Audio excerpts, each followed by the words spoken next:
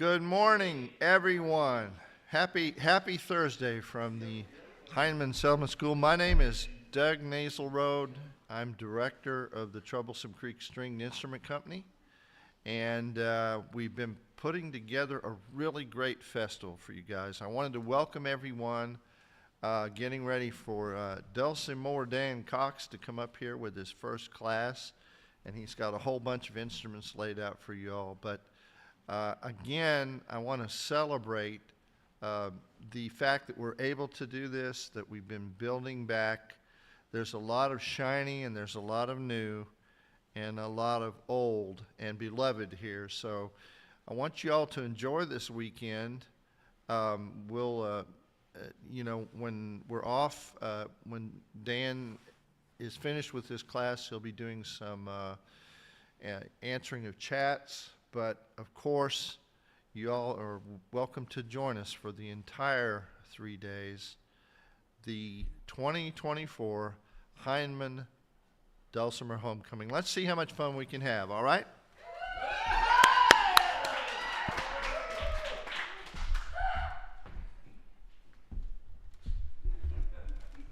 Thank you, Doug. Sometimes I worry about getting through an hour, but he just burnt the first 3 minutes, so that's all good. Again, welcome to the 2024 Homecoming.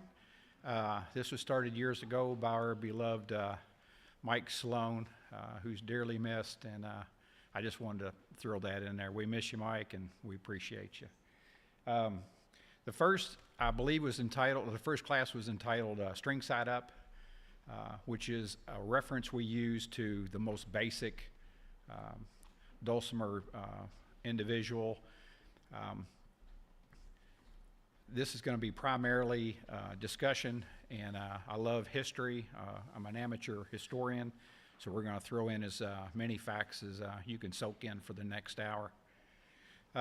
Historically, the instrument itself originated some 200 years ago in the southern highlands of Appalachia. I should be able to name you some counties in Virginia, but I'm drawing a blank right now. What they did is they came up with what we refer to as the Virginia Dulcimore, and it was a teardrop and some elliptical. Basically, they were all pretty simple built instruments. Of course, they were all handmade. Again, historically, most the pieces were one-off, and sometimes if a daddy made some for his kids, he might make a handful of instruments, but rarely there was a lot of instruments made. In this town, we had an individual, James Edward Thomas, who we believe about 1871 started making instruments.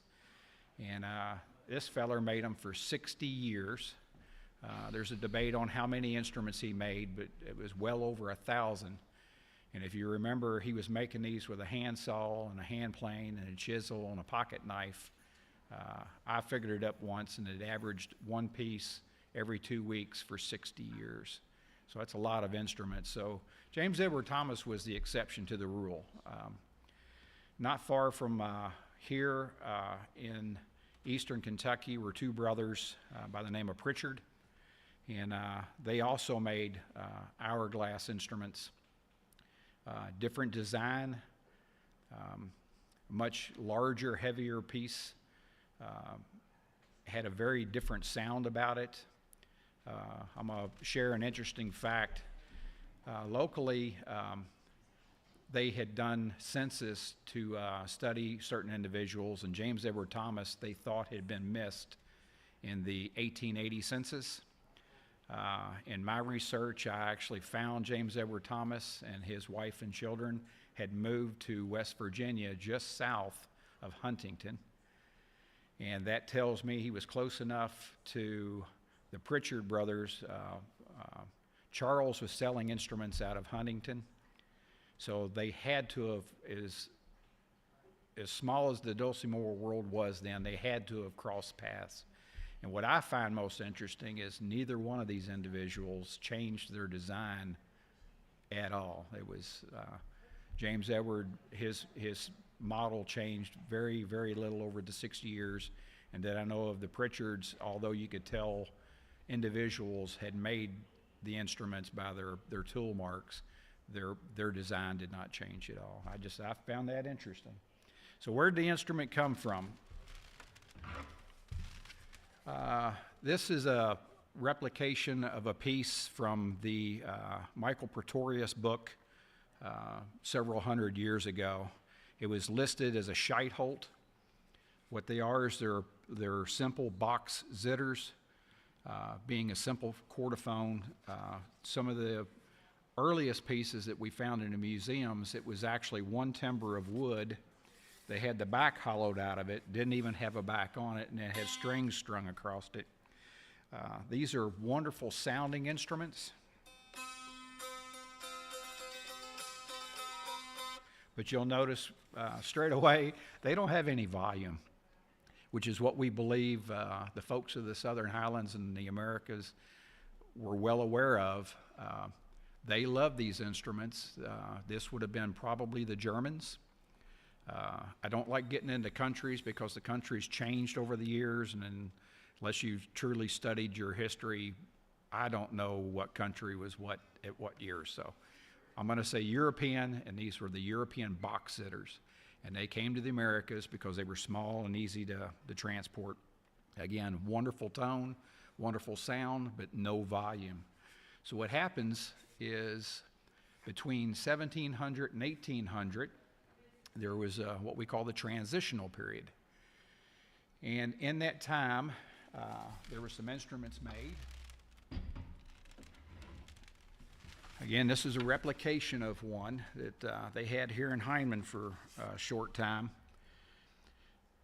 This is referred to as the Scheitholt on a sound box. And what some of the guys would do, or gals, they would have a very nice Scheitholt or zitter, and it would be in a case, a travel case. And when they took it out to play, they would set the instrument on top of the case, and the case would become the sound box for the instrument. It would give it a little more volume. This adaptation has also been referred to as a raised fretboard. Where I differ from that idea is it's more than just a raised fretboard. The fretboard becomes the zitter, which transforms it from a box zitter to a board zitter. And then the board zitter being set on the sound box does two things. It gives us a lot more volume, and now because it's differentiated from the box zitter, we can make the sound box any shape we want. And that was the big part of it. So obviously in the Virginias, they would either have the teardrops or the ellipticals and about anything and everything in between. I like to play this a little bit.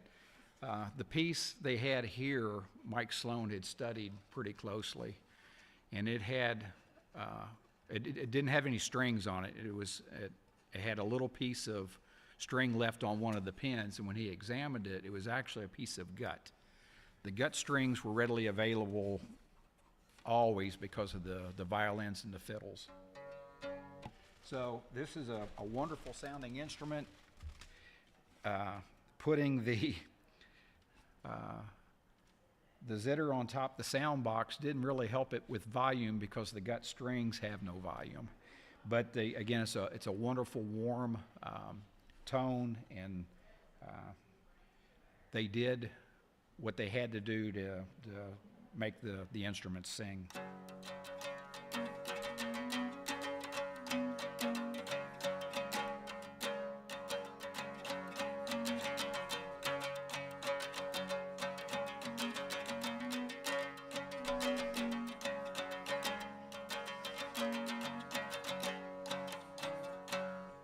So you can see it doesn't have a whole lot of volume, but then again, if you're watching this over YouTube, you may not have anything to compare it to. So it went from the raised fretboard on the sound box going to the oldest that I know of was 1832, and it was as close to a Dulcimore or the modern pieces we have now as you can imagine. If you didn't know what it was or when it was made, you wouldn't be able to tell. All right, this is a replication of about the 1870s. And this, the original piece of this was made in Jellicoe Creek, Kentucky, which is, if you don't know where that is, if you know where Interstate 75 runs down and crosses out of Kentucky into Tennessee, is just to the west of there. And it wasn't really a town, it was kind of a farming community. So in L. Allen Smith's encyclopedia, he had listed one of the Jacob Meadors pieces. Actually, at that time, we only knew of one. When I was working at the Museum of Appalachia, we had a lady come in and she wanted me to look at she's calling it an old Dulcimore. And one of the ladies from the gift shop called me and told me what was going on. I said, give her my email address, have her send me pictures of it, and I'll get back with her. Because I'd had people come in and tell me about this super old Dulcimer they had, and it was in 1980. It really didn't interest me much. So when she sent me the email, the hair on my arm stood up because I knew exactly what it was, and I contacted her. She knew this lady, and she was a direct descendant of, well, she was an in-law, but she was the family line direct descendant of the Meadors out of Jellicoe Creek, and that just excited me to no end. On top of that, she wanted me to restore the piece enough to where it could be played because she wanted to hear it played.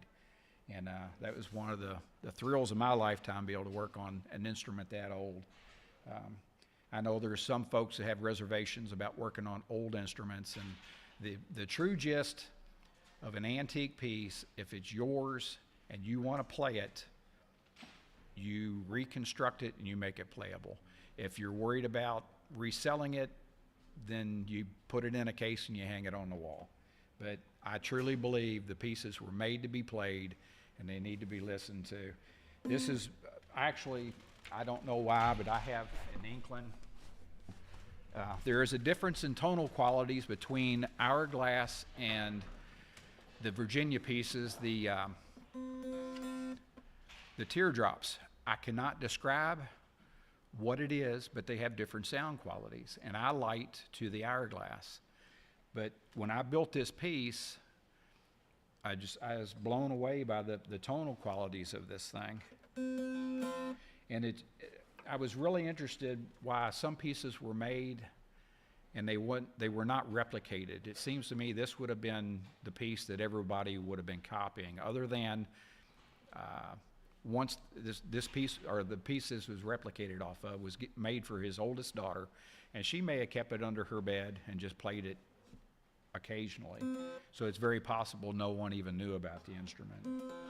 So I'd like to share I'm hoping the sound quality of this will come across.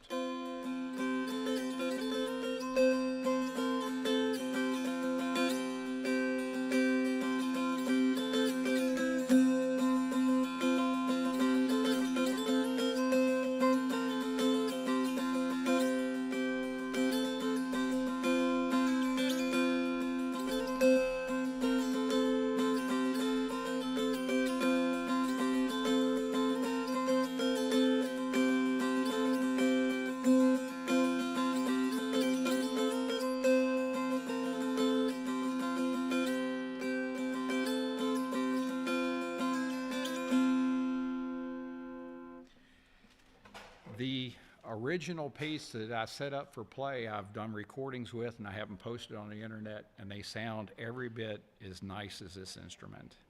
And again, it blows me away that a farmer could put together a piece like that and make it sound so good. And the biggest thing was staple placement, because a lot of individuals who were really gifted woodworkers did not have the ear, because the staples primarily were set by ear. They didn't have a STUMAC to go online and get the measurements for it. So they would string the instrument, which we believe James Edward Thomas did, because a lot of the instruments I've measured of his, it was not an exact scale. We believe, or I believe, that he had set them by ear. So having a proper staple placement made a big difference on an instrument as well. One more thing about the Jacob Meadors. I had noticed the first time around when I studied Jacob Meadors out of the Smith's Encyclopedia. It had 2 strange holes drilled in the side of the peg head, but it had 3 wooden pegs, and it was set up as a 3-string. After I found, or was set up with the second Jacob Meddlers, it had the same 2 holes drilled in the side of the peg head. And then the original, they said it had been set up with metal tuning pins. So those instruments that he built were actually 2-string Dulcimore using metal tuning pins.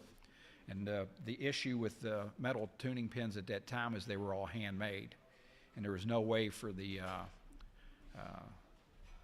blacksmith to make them perfectly round. And what happens in a wooden hole with a metal out of round pin is it wears the hole out really, really quickly. All right, I'm probably a little bit deep into this. Is there any questions? No? Anybody on, nothing in chat? Very good. Don't hesitate to ask a question. Mikey's in chat or has access to it. And if you have any questions you want to ask, we'll try to answer those. All right. Let's talk about the traditional Appalachian Dulcimore. This is one of my models called Dulcimore. The hourglass is what's called a Kentucky. I don't know if that's a good definition of it or not, but that's kind of what's stuck on it. All right, so this is the portion we're calling string side up. So you're just starting out and you have your new Dulcimer. What is it? It is a fretboard or a staple board set out with a diatonic scale. It has probably wooden tuning pegs. It has a nut and a bridge, generally made from a hard wood, and a lot of them went with bone because bone is a wonderful nut and bridge material. Back to the staples or frets. Originally, they were broom wire because it was the most readily accessible. But with that said, historically, they used what they had. One of my favorites was the brass wire, which they actually traced down. They were made from brass or bronze baby pins, or baby, whatever they call the diaper pins, I guess is what they were called. I guess at a time when you was raising 12 kids, you probably had a pretty good mess of diaper pins, and they would clip those and make the staples out of them. The problem with that is the material is so soft it wears out rather quickly. The next would have been the broom wire.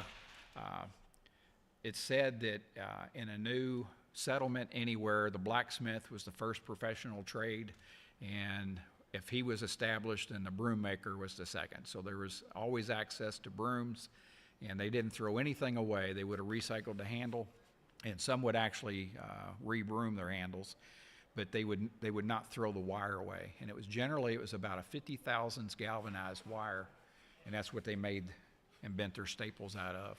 James Edward Thomas would come here to the Hindman Settlement School where they made brooms, and he would get broom wire from them for his instruments. Obviously, it would have been indigenous woods. Poplar is my go-to wood. There's something about the tonal qualities. To me, it's just spot on.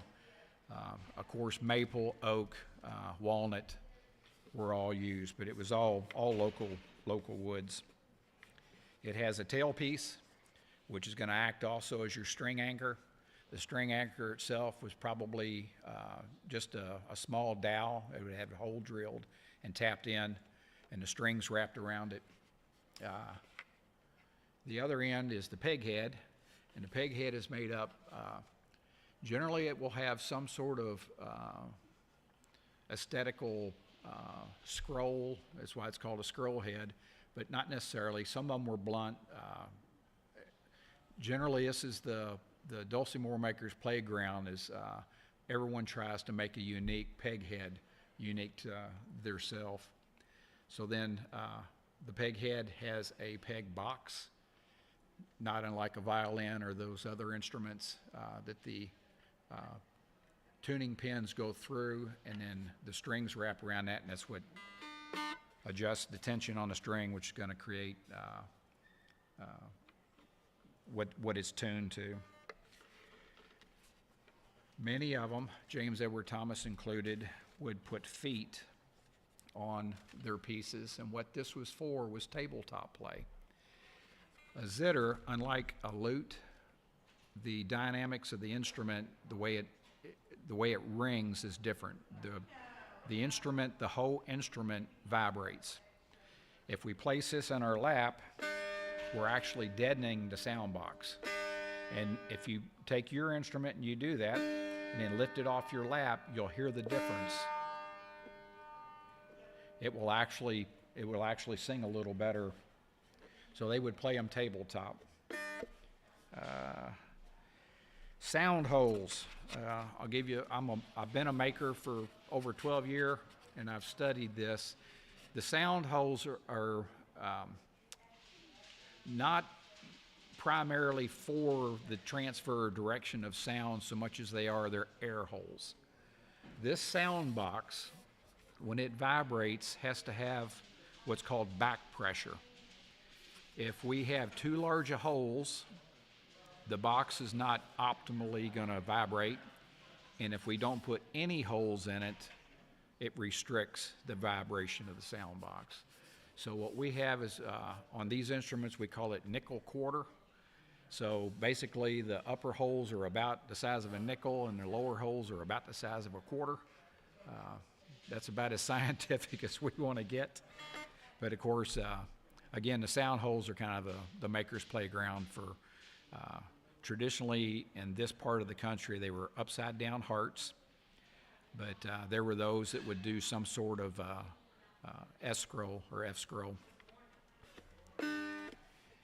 All right, so that's your instrument, string side up. Let's go back to the diatonics. If we look at our fretboard, or staple board, we'll notice that the spacing is different. So you have a wide tone, a narrow tone, wide tone, narrow tone. The reason for that is it's going to go back to ancient Greece. And in diatonics,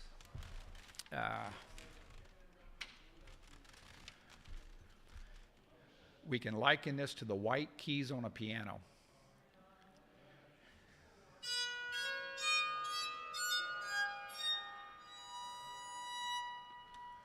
That is ancient Greek.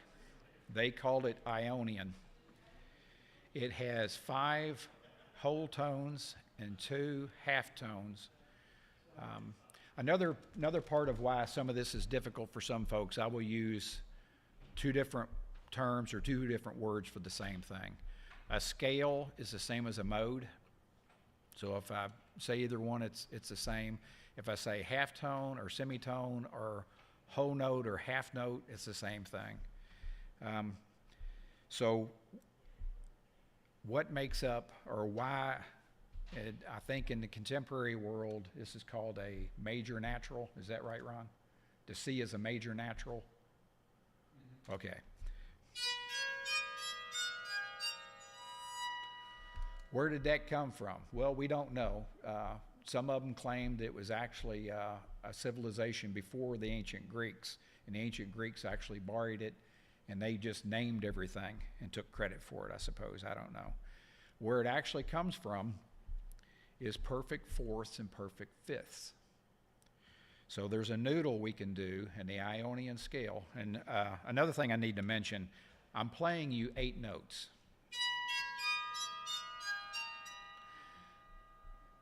The bottom is an octave apart, and it's actually the same note. There are actually only 7 notes. And then the same scale starts over again. So if you playing with your white keys on the piano, you go do, re, mi, fa, sol, la, ti, do, re, mi, fa, sol, la, ti, do, re, mi, fa, sol, la, ti. The do actually starts the next scale or mode. Again, when I was studying this, I was told it was perfect fourths and perfect fifths. And that makes sense. So then perfect force, and I struggled with perfect force for a while.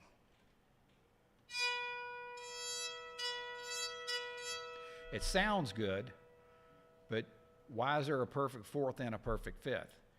And then I don't remember, I was reading somewhere and someone said it, and then the whole diatonic world opened up to me. The perfect fourth is a perfect fifth. It's in reverse.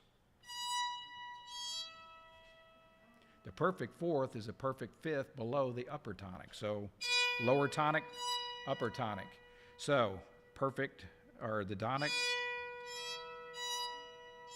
I'm sorry, 1-5. No, I'm gonna get this noodle correct here in a second.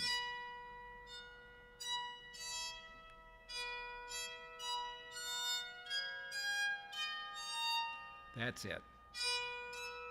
1-4-8. So that's perfect fourth, and then a perfect fourth to the upper tonic is a perfect fifth. And we go from the perfect, or the upper tonic, to the fifth, which is a perfect fourth below. And then we can go from that down to the second, because that's what I couldn't figure out. Where did 2 and 7 come from? They're actually perfect fourths or perfect fifths away from another note.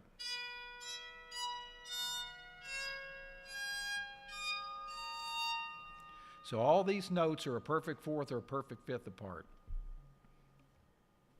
That makes sense to me. I don't know if that makes sense to anybody else.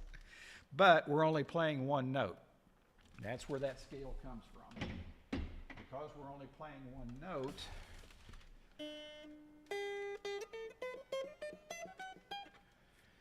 we can play any mode.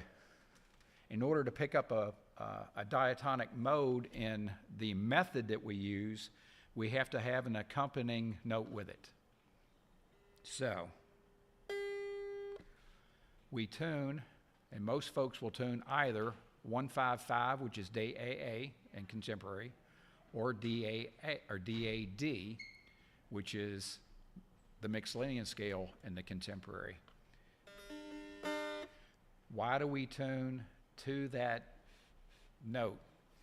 We tune to DAA so we can play DAD. And because of our scale on the melody string, our accompanying drones are playing the diatonic chord. Starting or in that mode, any note we play within that mode, everything's in tune.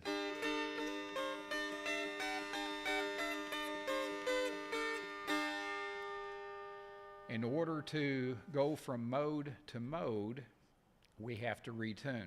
In the contemporary world, it's key, and in order to change key, they just throw a capo on it. Well, we can't do that because, one, we don't have any fret under the drones. So they're out there flying free in the wind. So what we do to go from one mode to the next mode is retune.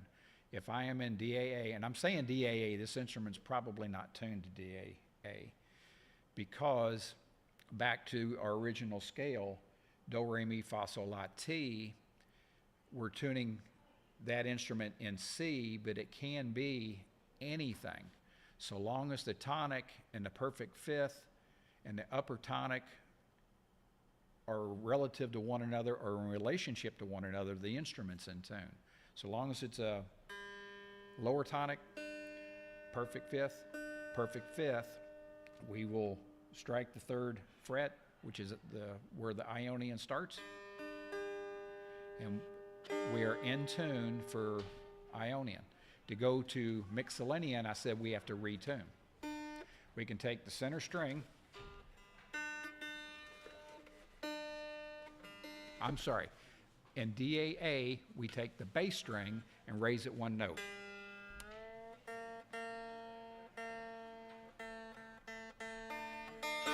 And what we've done is taken the bass string and the center drone and reversed them.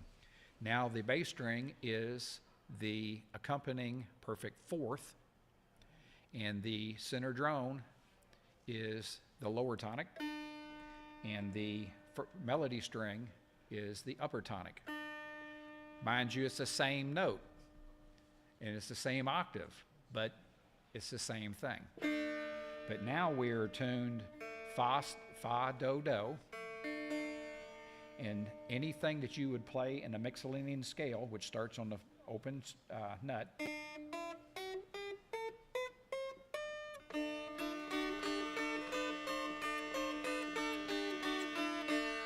everything's in tune.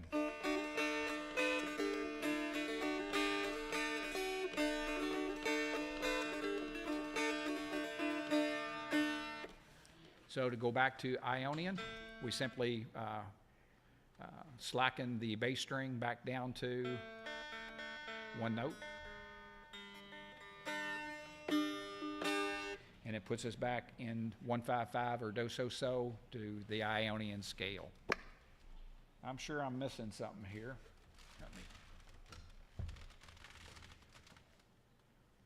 I've got plenty of time. Okay. Again, any questions? Nothing on the chat, Mikey?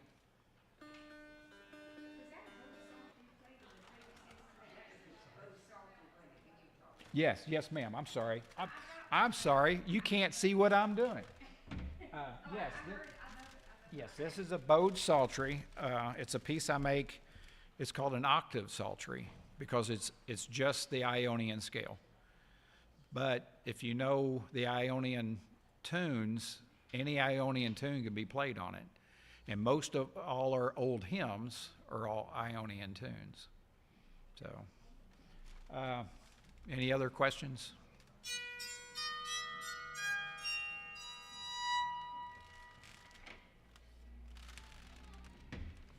All right. We're doing a little bit about the history, where the Ionian scales and the scales and the like came from. Other adventures in my diatonics, I realized that it wasn't just Greek. Diatonics is actually all over the world. And even in cultures that probably had no idea about any kind of music theory or the like, they still had the thing about the perfect fourths and the perfect fifths. This is a replication of an instrument that was made in the Shetland Islands way back, almost prehistoric. They found it in a tomb, or what was left of one in a tomb. And apparently the Shetland ponies had perfect tail hair for instruments and bows. But from the modern instruments, we know that they did the same thing. They were tuned either a perfect fourth or a perfect fifth. And then from what I've studied and found in the modern guys, what they said the reason the third and fourth strings were done is because you can only play, I believe, 5 notes on the melody string from the way the instrument's laid out. Then they would take the third string and add a 6th note on the third string. So they would play the scale on the melody string and then come across and strike the third string for the next note under that. So again, it was diatonics, and this was in the Shetland Isles, which eventually wound up all over Europe. We make a joke, and I talked to Ken about this earlier. When I started studying the Tauharpa and the European fiddles, they had gone through the exact same arguments and everything that we did with the contemporary Dulcimer versus the traditional Appalachian Dulcimore. Everyone was first and everyone was right, which it tickles me. So when I said it was worldwide, this was all over Europe. If we go over to Mongolia, now they have their contemporary piece is the horsehead fiddle. But that folk instrument actually was a very, very crude made piece, and it was a 2-string, and they still play them and actually play the same tunes on them today as they did prehistoric nearly. And then back to Europe, back to diatonics and two-string folk instruments. The very first hurdy-gurdies were 10-key, two-string. So the 10-key, if you liken it to what we have on the Dulcimore, is, and then the Ionian scale.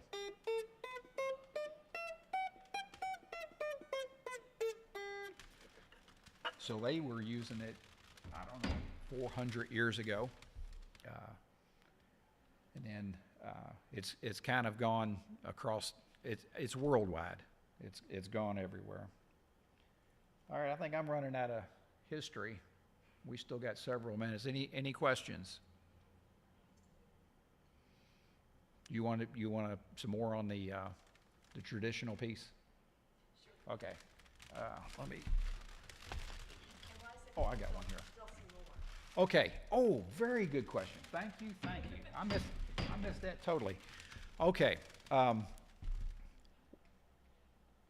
No one patented the folk instrument in 1800. So what happens is these instruments come up with local names. And in Hindman, and again, there was actually, Hindman is later. This was actually a piece of, and were we Letcher here? I think we were Letcher County here. There were several counties that donated property to create Knott County. But again, in this region, it was referred to, they used the term Dulcimore. Don't know. I can read you.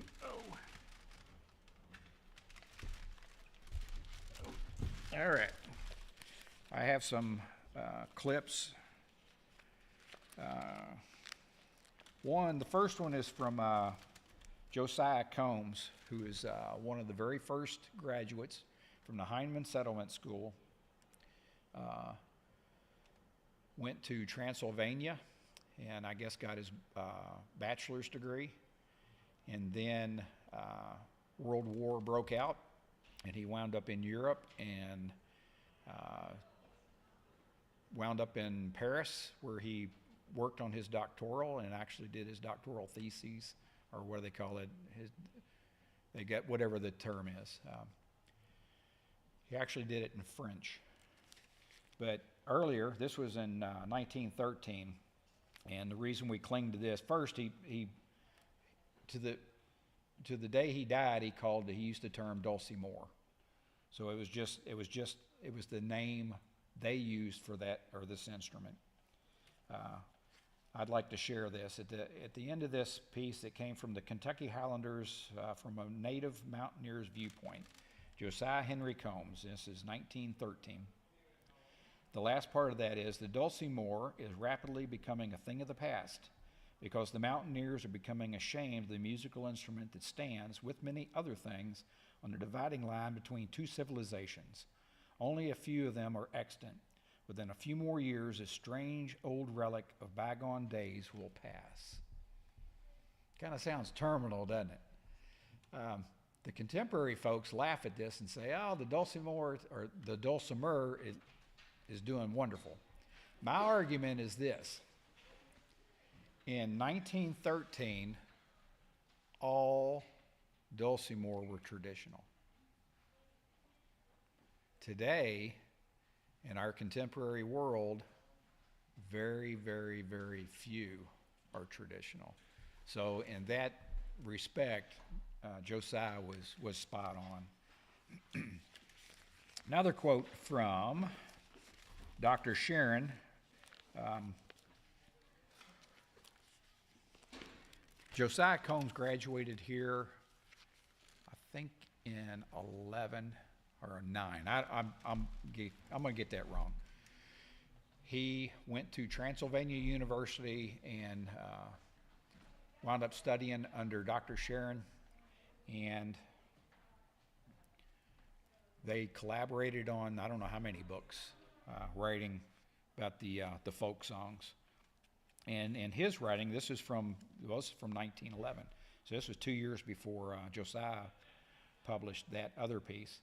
He starts out, the Dulcimore, M-O-R-E, better known to dictionary folks as Dulcimer, is an instrument indigenous to this region.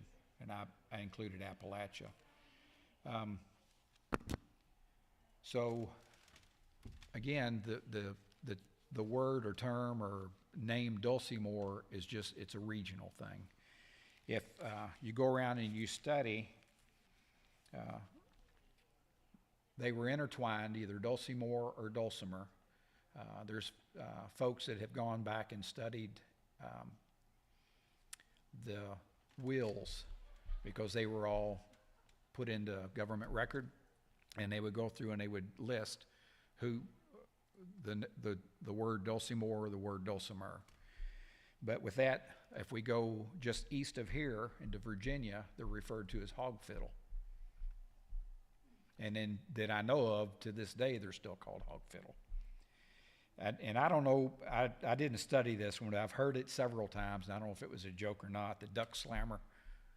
Was that a joke, or did they actually call them duck slammers? I think that's a joke. Okay. I'm not absolutely certain of that. Missy Struthers had a story that she told about that. Mm-hmm. Or dew climbers, I think somebody said, you have any of those dew climbers? I heard that before. Yeah, there's something about a fence. Music box.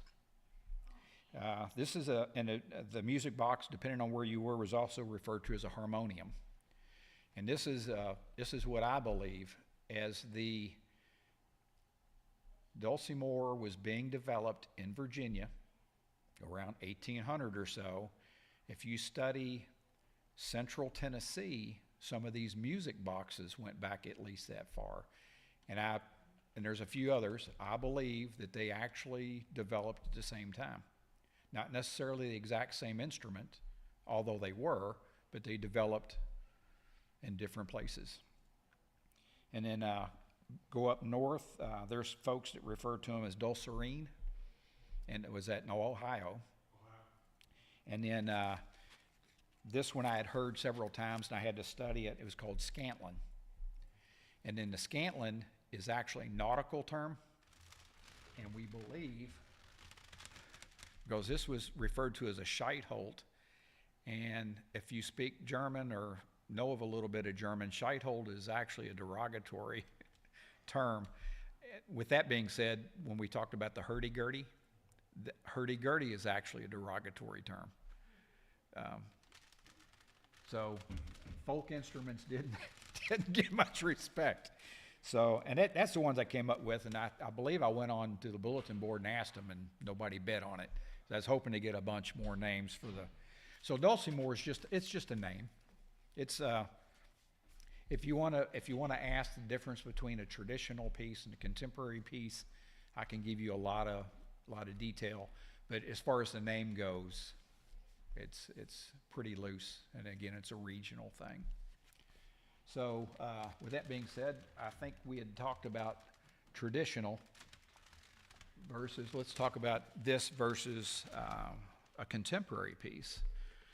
You have some contemporary aspects to your piece there. You have Whitner tuners, which are actually they're machine tuners. And a lot of folks have gone to those. I've installed a lot of Whitner tuners, and I love them too. I've always used wooden tuners, and I guess I'm partial to them. And I don't have an issue with them. I can retune, and just everything's good.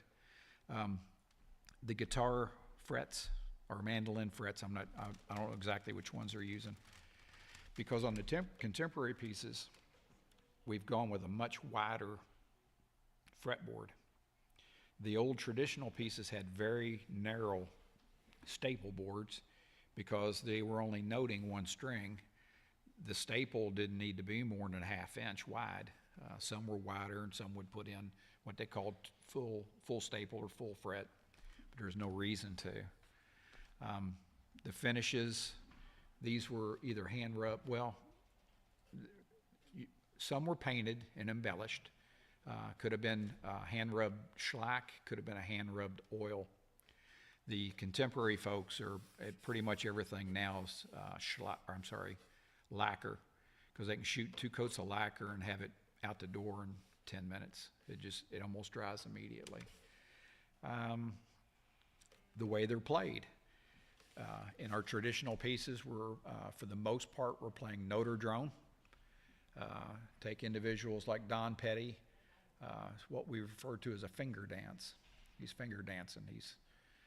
He can play with a noter, but he prefers, and I don't know, he's probably over 40 years now. We'll find out. We'll ask him when he comes up. So the play's different. The contemporary folks are chording for the most part. And it's different. Fit, finish, tuning. 100 years ago, most tunes were Ionian. And again, if we go back and look at most of our hymns, and I don't know what Civil War tunes would have been then, but I'm assuming most of those also would have been Ionian tunes. I don't know why.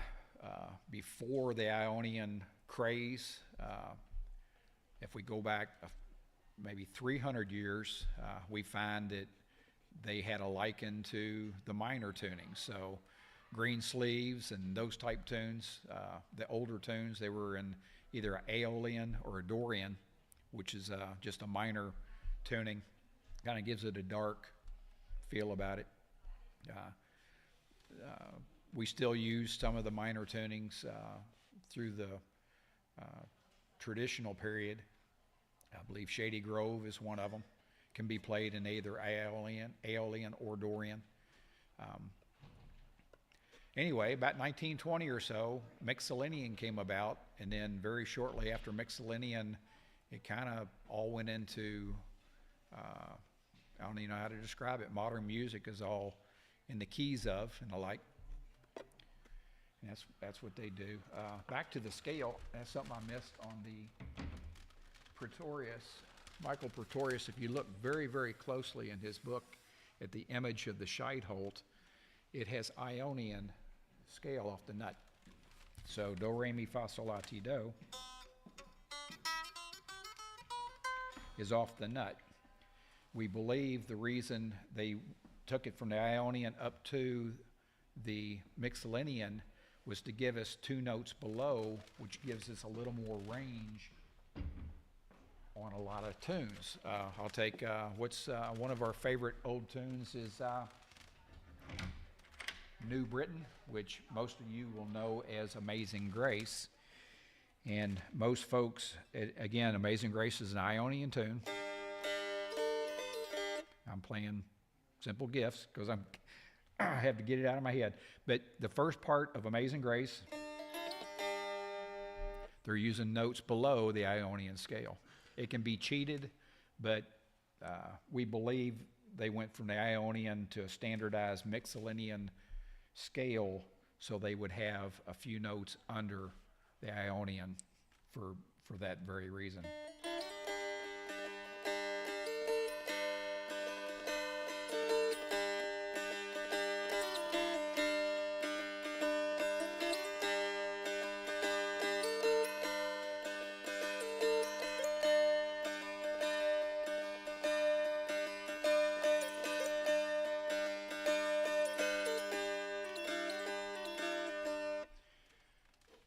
Again, the hurdy-gurdy, tinky, was an Ionian instrument, but had a few notes under there to where they could pick some up below. Nothing in chat? Any other questions? You were playing with a quilt. Yeah, oh, yes. What's the difference? Why do you choose one over the other? I don't. This is traditional. Actually, I think in their descriptions, they refer to that. Yep, let's see. Dr. Sharon, let's see. It is plucked by a crow quill held in the right hand. Again, all this had to do with use what you had. They would have had, because I think some of them actually ate crow, so they would have harvested crow. A lot of these ladies would have a goose or more. Goose, yeah, not the gander, the goose. That's the female, because they would pluck down. I had a neighbor lady that had 3 or 4 of them, and once or twice a year, I think it might have been twice a year, she'd go back and sit on them poor things and plucked her down, and she collected it. But they would have done the same thing. And if you're around geese, if you have geese at a local lake or something, go look, because they lose their feathers. Mine are actually all turkey. And is that it, or have you added anything to it? Yes, I can't hold a quill. I have arthritis, and that's another reason I went with the instrument. I can hold this all day long. But when I was playing guitar, I can only do that for a few minutes, but I can hold that all day. And then a quill is a wonderful plectrum. And again, it's historical. Gene Ritchie, and then with that being said, the thin end is called a whip technique. And then I can't remember what Gene Ritchie played with it upright and used the thick part, and I can't remember what that's called. But when they would use quill for writing, they would do the same thing. They would trim the end. Well, she would trim the end that she used as the plectrum. All right, you asked what I added. That's just a little piece of leather thong. Again, I can't hold it, because what happens, it wants to turn on me. But if I have it wrapped with the thong, I can hold it. And then again, this would have been traditional. They called it a bit of reed. All right, a lot of folks don't realize bamboo's not from here. Bamboo is Asian, but we had probably millions of acres of river cane. And river cane is a wonderful, if you can get a hold of it, it's perfectly round. It's just like bamboo, but again, there's something about having something indigenous in your hand. Like the bamboo, it's very high in silica content. So this noter is probably several years old, and I play a lot with it. And you can see wear marks on it, but it's still got several years to go. So when they referred to it, it would be called a bit of reed, and that's what they're talking about, is a short section of river cane.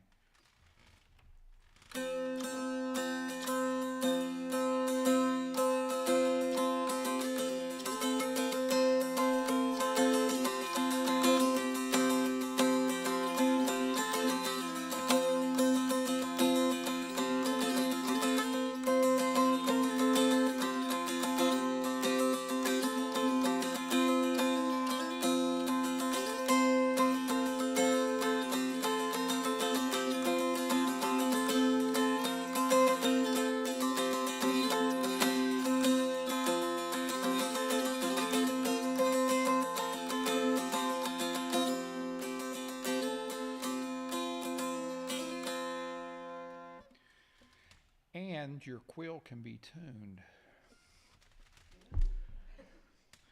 When you first set it up, the whip part will go almost to nothing. It goes down very, very, very thin. So what you do is you trim it back until you get the way, I guess you could call it rigid maybe, but you may play a little more aggressive, or you may play a little less aggressive. So if you had a real flexible tip, it'd be probably a little quieter, versus cutting it pretty stiff. It can be the Galax folks usually cut theirs pretty rigid. When they're playing fairly aggressive, and and that with the addition of the Galax piece can get a lot of volume out of those pieces. And the tuning. We have 9 traditional tunings. The Galax added the 10th, which is very similar to what we call bagpipe. Bagpipe is All right, we are do, so, so. We're gonna lower it to where they're all a lower tonic and an upper tonic.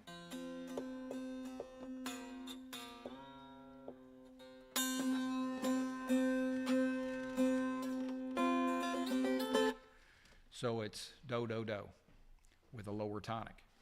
The good thing about the bagpipe is I can play both Mixolydian and Ionian without retuning.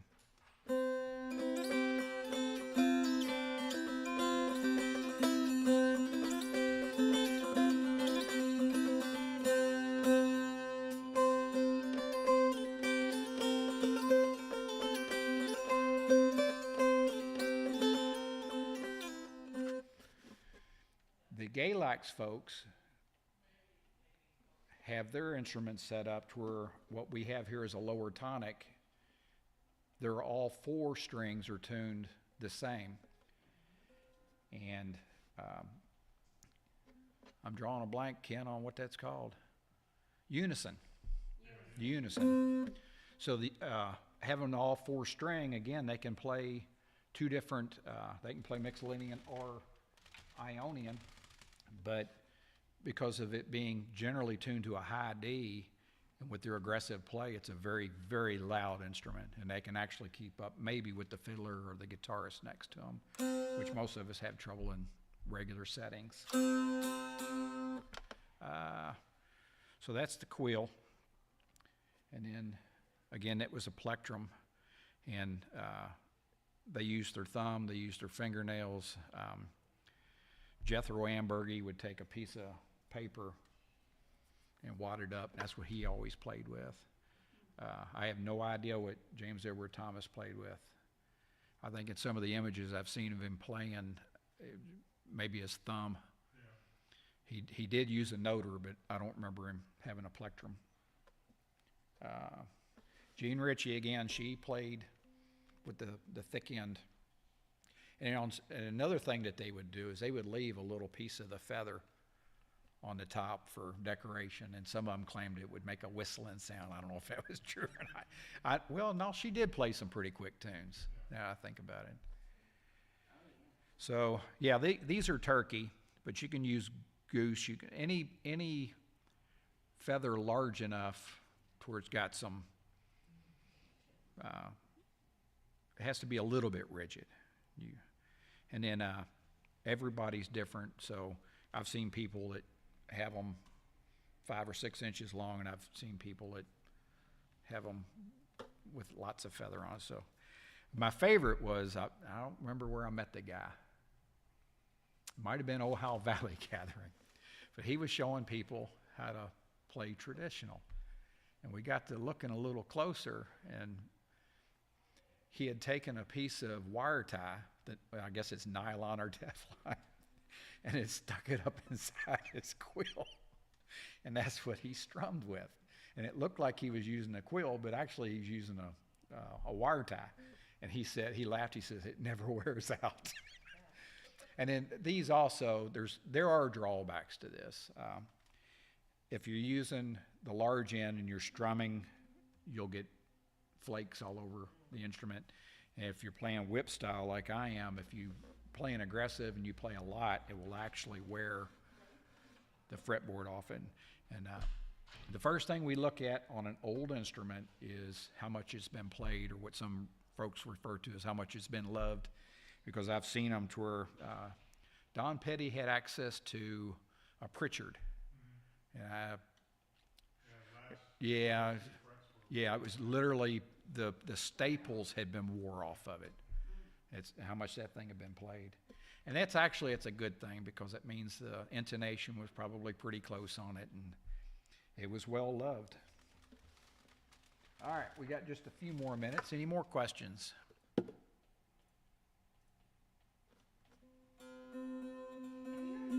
Reverse capo on a Galax Dulcimer. I have a Galax Dulcimer. They call it a little stick, and it goes into the bass strings. And all Yes. so cool, because I Yes. can play in E and A and E minor and A minor. It's just great. So do you do or do not retune your melody string? You just simply using that, She's the reverse capo. okay. Reversal. And, and it goes under the Bass string. the two bass strings. Yeah, so- I can Okay, okay, very good. All right, we've only got a few minutes, so I'm gonna play something. I don't know what I wanna play. Oh, I know what I'm gonna play. All right, this is a tune I wrote for my mama years ago. And it's called Brown Eyed Janie. And we'll close out after this one, Mikey. We'll close out after this song.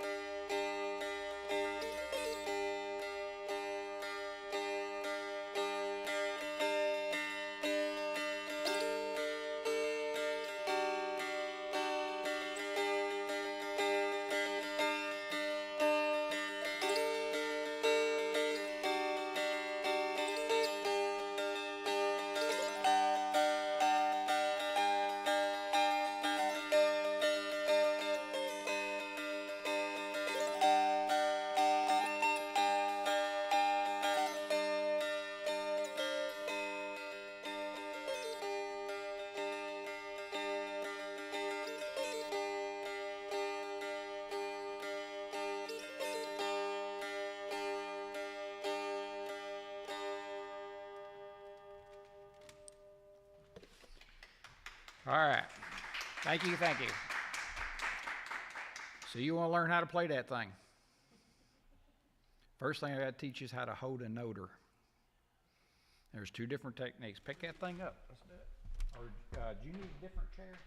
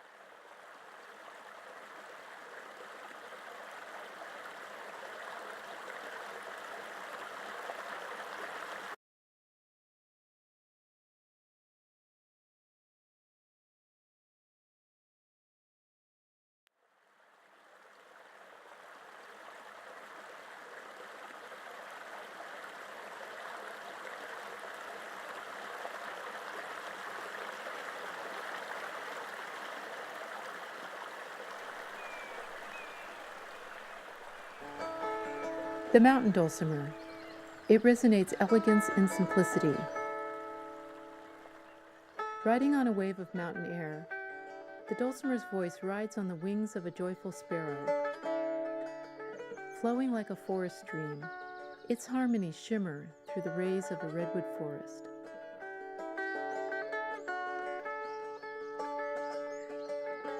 It doesn't have the chromatic range of the piano, the popularity of the guitar, or the respect of the violin.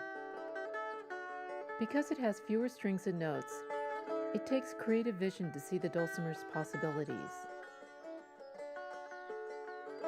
The dulcimer's sound echoes its humble beginnings in the Appalachian Mountains of the American South during the late 19th century. It was built with simple tools and local timber. It was homemade self-entertainment after a long day of work. But this story is about what happened out west. In the late 1960s, the dulcimer made its way to California. Embodying the California spirit of innovation, an itinerant group of dedicated dulcimer enthusiasts created new traditions in both building and playing.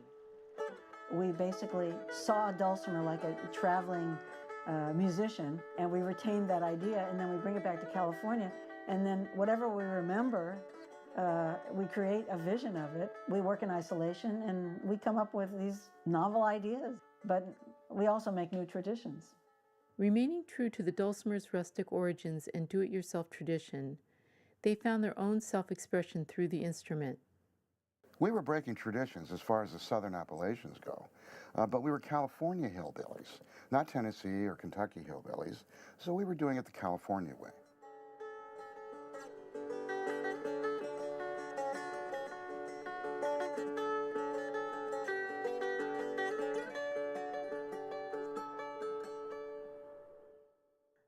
First, what is a dulcimer? The dulcimer is diatonic, and it does not produce all the notes that are possible to produce, say, on a piano or a guitar. So by that limitation, it makes it easy to play. So if you play any string at random at any fret location, you're going to play a note that sounds good because it's in key, it's in tune, you see, because you have the open strum. This is Michael Rugg. For 2 decades, Michael and his brother Howard's life centered around playing and building dulcimers. That's marvelous. Okay, folks, get on your dancing shoes because Michael is going to play. Is this one that you've composed, Michael? Sure, I'll play one that I wrote. Okay, here we go. What is it? Does this have a name, Michael? Yeah, it's called Mojo Clock. Okay.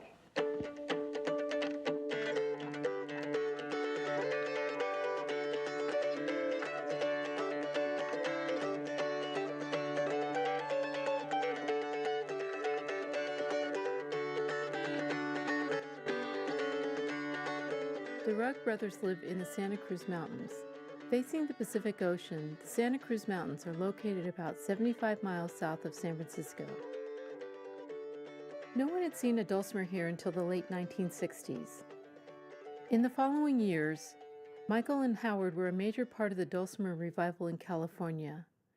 Their efforts still resonate today. But before we tell you this story, we need to explain how the dulcimer got here.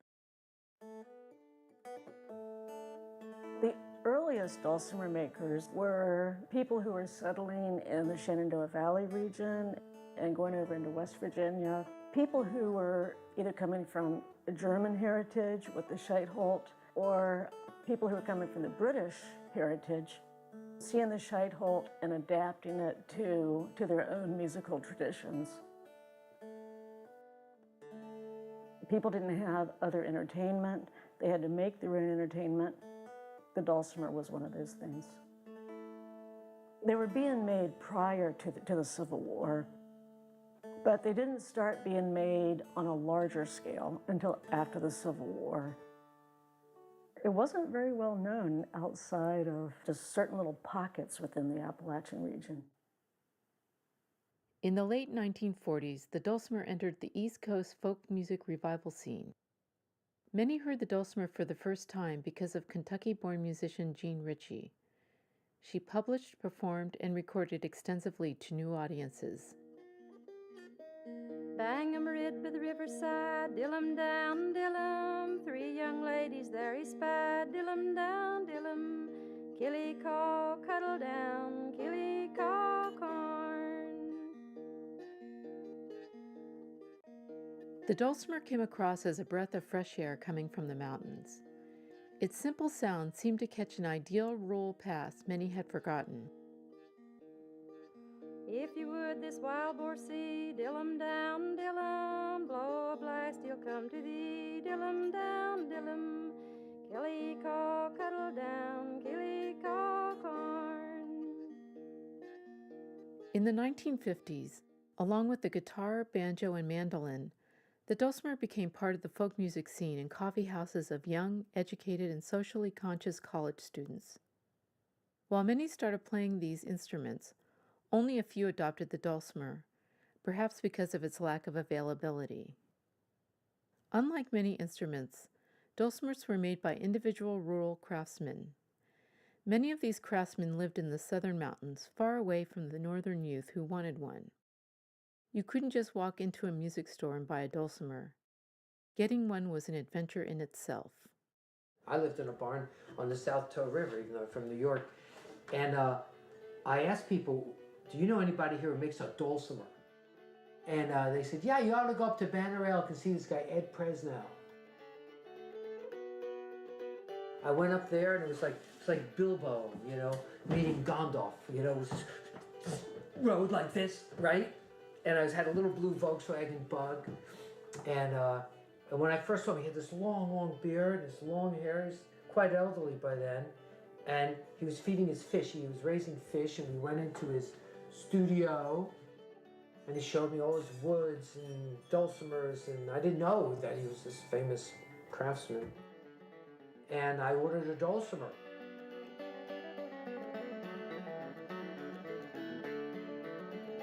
California tended to be a place where people wanted to experiment with new things, especially during the 60s. Anything new was embraced, and the dulcimer seemed like something new. My brother and I were introduced to the dulcimer by a pair of itinerant hippie types who had themselves recently learned to build dulcimers. My wife noticed a couple of hippies in front of the shop, and she said, hey, there's some hippies parked in front of the shop. You better stop and find out what's going on. And they then arrived in an old Nash Rambler, and the back seat was full of pieces of wood. And they said, do you know anywhere around here where we might be able to rent a cabin or something? We want to build dulcimers for the summer. So we said, you could stay here? And they said, fine. So they started putting together these dulcimers, and as it turned out, they were just terribly horrible woodworkers. These guys, neither of them had any woodworking experience. Went back and saw them where they were in the cabin back there, and he was soaking the wood in water, and he was trying to bend them over this form to make the sides, and I remember thinking, wow, that's a pretty crude way to do it, but they didn't have any tools or anything like that. And I was, you know, quite intrigued by this musical instrument. So I inquired about it, and I pursued, and I eventually made my first dulcimer.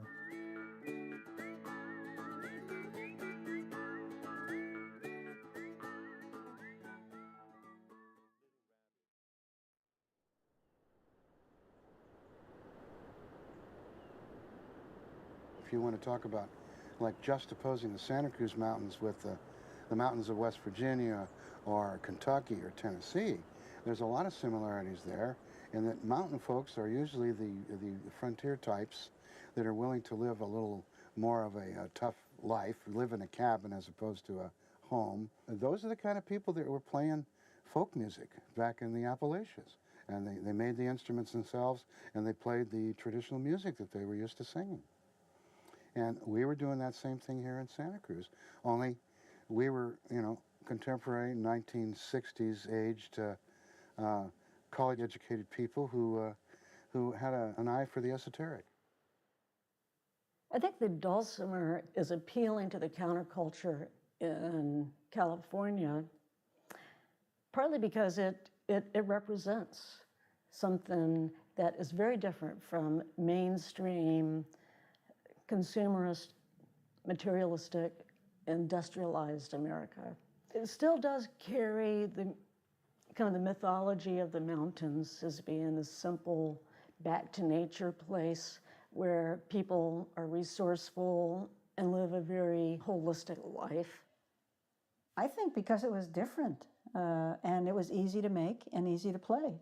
You could become a luthier quickly and you could become a pretty decent player quickly. And I think because you could improvise easily, you could make stuff up. We racked our brains, you know, what are we going to call it? Should we call it the Rug Brothers? Well, no, people might think we make carpets, you know, or toupees. So we were struggling, and this was in the late 60s, as he said, so it was the dawning of the age of Aquarius. And so I came up with, how about we take your birth sign, Capricorn, and mine, Taurus, and we hook them together. In '69, we launched Capritaurus, and that's how it all started. We were hippies, long hair and granny dresses, and we were living that lifestyle. And we ended up living in Ben Lomond. We were driving down Highway 9 a lot, and I saw the Capritaurus store and wondered what it was. And I stopped in and saw they were making dulcimers. I thought to myself, this really fits my ideal. There was kind of a communal air about it, and I thought Michael and Howard were great, and it was a wonderful opportunity. And I think I came back every week for 6 weeks till he finally gave in and hired me. What it sort of evolved into was more of a cooperative kind of a setting. A lot of the people that we worked with also lived with us in a communal household. We were attempting to be into sort of cosmic consciousness, and that was to be doing business without the normal capitalistic attitude about it. In other words, we were building dulcimers not so much to amass a fortune as to do something that we felt good about doing, and at the same time make a living. We would frequently have lunch down by the riverbank and talk about making the world a better place and how what we were doing was a step in that direction, providing music to the world. It appealed to my very core. In the early 1970s, the Ruggs, along with their new partner Steve Jackal, were producing a large volume of dulcimers. They found that the Renaissance Pleasure Fair was a viable venue to sell dulcimers. These Californian fairs were designed to reenact the Elizabethan time period in England. Although the dulcimer was not a medieval instrument, its simple and delicate sound seemed to fit right in. Because of the free-spirited environment at these fairs, they attracted the footloose and fancy-free countercultural youth. Perhaps this atmosphere helped to make people open to trying new things, such as learning to play a dulcimer. Most of the people who bought these instruments were novices who wanted to learn to play an instrument. For years, it was mostly they would walk up and say, "What's that?" And I would play the dulcimer, and then I would turn it around and say, "Try it yourself and see how easy it is. Just run your finger, just put your finger next to the fret, strong, now move it up and down, and you'll see it sounds musical, yes." Just the instant gratification. Their faces lit right up when they realized that they could play it almost immediately. That was the most wonderful thing. The Renaissance Fair wasn't all work. After the crowds left, the real party began. Live in that booth on the weekend, show the dulcimers during the day, and we just party at night, sit around and play music. People would always come to the booth, and Michael was such a good player that he'd attract the fiddlers and hammered dulcimers, so we'd have a whole little band. It was like a real gypsy camp at night, and it was a wonderful setting to jam and play music, I'll tell you that. It was a gas.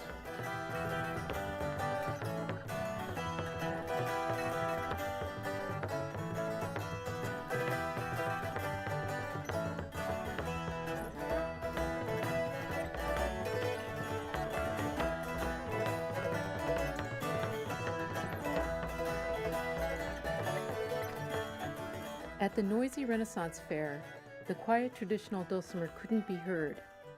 To solve this problem, the Ruggs built dulcimers that were bigger and louder. Their two lines of dulcimers, Capritaurus and Folk Roots, were well-crafted and professional instruments.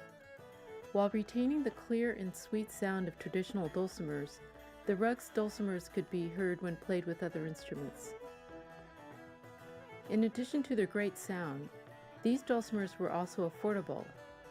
This combination motivated musicians and non-musicians to buy their first dulcimer at the Renaissance Fair. Many of these new players introduced dulcimers to their friends. Over time, dulcimer players were multiplying throughout California.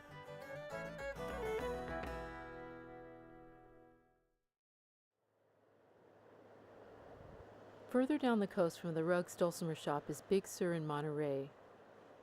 Here, a different dulcimer story unfolded. The dramatic landscape in this area drew many creative outsiders. Edward Weston, Henry Miller, and Jack Kerouac took residence in this bohemian community that dates back to the late 1800s. In the early 1960s, while living in a cabin near Big Sur, the New York-born musician and writer Richard Farina began composing songs on the dulcimer with his wife Mimi. In this untamed wilderness, they created music with a unique combination of topical poetry and world rhythms. Under Farina's hands, the dulcimer became an instrument for serious songwriting in contemporary music. His music showed the peace and love generation that the dulcimer's musical possibilities extended beyond traditional mountain music. Songs like Pack Up Your Sorrows continue to resonate with many today.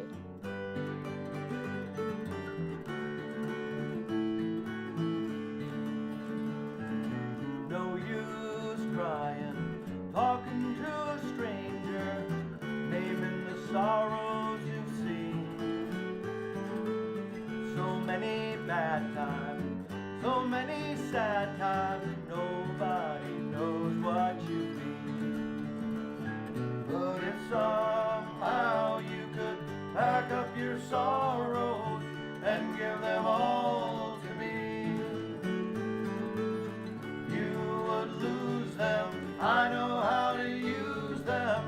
Give them all to me.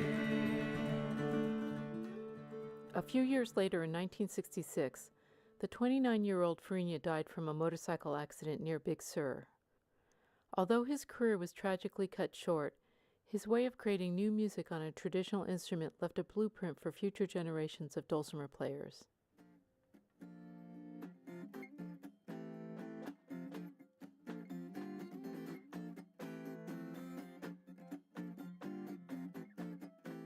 The first time I came to California in 1965, I passed through Big Sur looking for the spirit of Richard Farina. 2 years later, I ended up actually living there for a couple of years, and I met a lot of people who knew Richard, and I understood where that music came from. The landscape in Big Sur is magnificent. It's like one of the 7 wonders of the world. I mean, it's just everywhere you look on that coast, it's wondrous. We'd stay up all night playing music and, you know, watch the sunrise, and you did a lot of improvisation.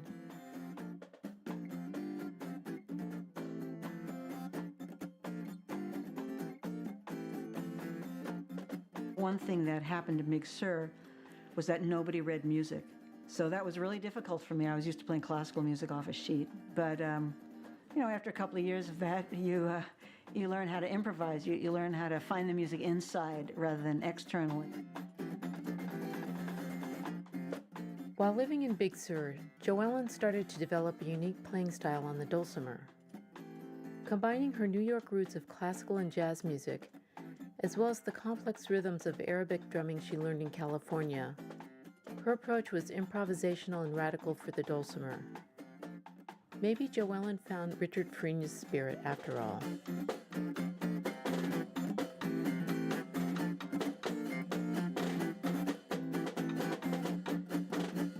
Jazz seemed, in some ways, the oddest genre to apply to the dulcimer. The basic aesthetic of jazz being very improvisatory and very innovative, it was kind of in contrast to the image of the dulcimer being very traditional.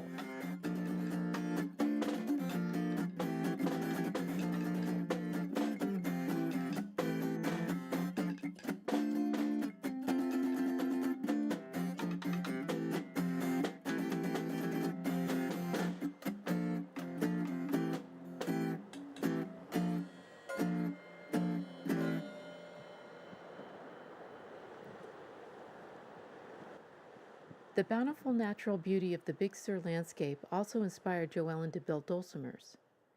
The aesthetic of her dulcimers were just as improvisational and radical as her playing style. You're so in touch with nature in Big Sur, and that definitely affected my building. Everywhere you looked, there were things, butterflies, birds, the wild columbine. These elements on her dulcimer are not just decoration. Joellen's dulcimers are her own form of visual and musical self-expression. Behind the symbolisms on each dulcimer are often her personal stories. This is the crying seahorse. The design came from deep sadness of a series of unrequited loves. So it features a seahorse and the tears that are coming down its face. And then down here on the body of the dulcimer, these sound holes are tears. And I was much happier by the time I was building the rest of the dulcimer. So you see the hummingbirds and the butterflies, kind of the feeling of spring, that happy feeling of spring and a new beginning, drinking the tears. And then down here, you see the full seahorse. At the Big Sur Folk Festival in 1968, Joellen's unique dulcimer design caught the eye of Joni Mitchell, a famous folk singer and songwriter. Joni immediately bought a dulcimer from Joellen. This chance encounter helped bring the dulcimer to mainstream audiences. This was made for me by a girl named Joellen, who's this dynamite girl who lives in California, who makes these. And she carved all the sound holes. You can't really see them maybe, but they're so beautiful, little birds here. And that looks sort of like a bird with big cow eyes. There's a hawk on the end here. Using the dulcimer she bought from Joellen, she wrote and recorded 4 songs on the Blue album: All I Want, California, A Case of You, and Carrie. The dulcimer's simple and reflective sound resonated with the intimately personal nature of these songs. Blue was a critical and commercial success. With Farina and Mitchell's embrace of the dulcimer, it entered the contemporary music scene. The dulcimer became cool and hip in the 70s. A dulcimer boom is coming. People don't know that there was a big dulcimer boom from 75 into 1980. And, you know, a lot had to do with Gene Ritchie and Richard Farina, but a lot had to do with Joni Mitchell, the Blue album. I think once that album came out, every long-haired moonchild was playing the dulcimer. As the popularity of the dulcimer increased in the 1970s, dulcimer festivals organically started popping up on the West Coast. The Kindred Gathering was one of the first festivals. We got together one day and said, you know, what we need to do now is just get every dulcimer player we can think of to show up, and let's see if we can learn something together. And that was the birth of the Kindred Gathering. Approximately 75 to 100 people showed up, and they came for one reason, and that was to play the dulcimer. That was my first experience of the dulcimer community and meeting other dulcimer players. And it was also an extension of hippie life. It was very hippie-ish. We had this big gong that was tuned to a D. It was like God, you know, and everybody would go boom, and you tune your dulcimer, and we're just having a really good time. Dulcimer players who were once isolated started to gather in great numbers at these festivals, finding out they were not the only ones inventing new ways of playing. Accomplished players showed off their exciting new playing styles. 2 notable players were the organizers of the Kindred Gathering, Robert Force and Albert Daucher. To fit their unique stand-up playing style, they designed and built their own teardrop 6-string that produced a punchy sound. Playing their own compositions fast and furiously, they showed that one could rock out on the dulcimer.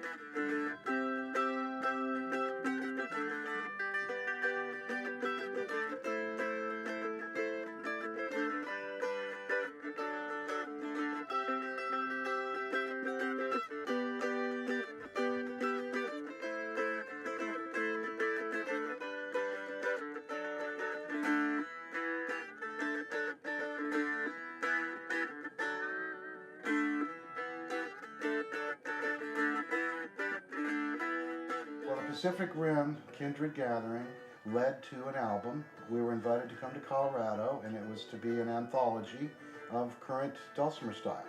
Got contacted by a Denver record company, and they wanted to make an anthology, and so I collected those people from the Kindred Gathering to be on this album.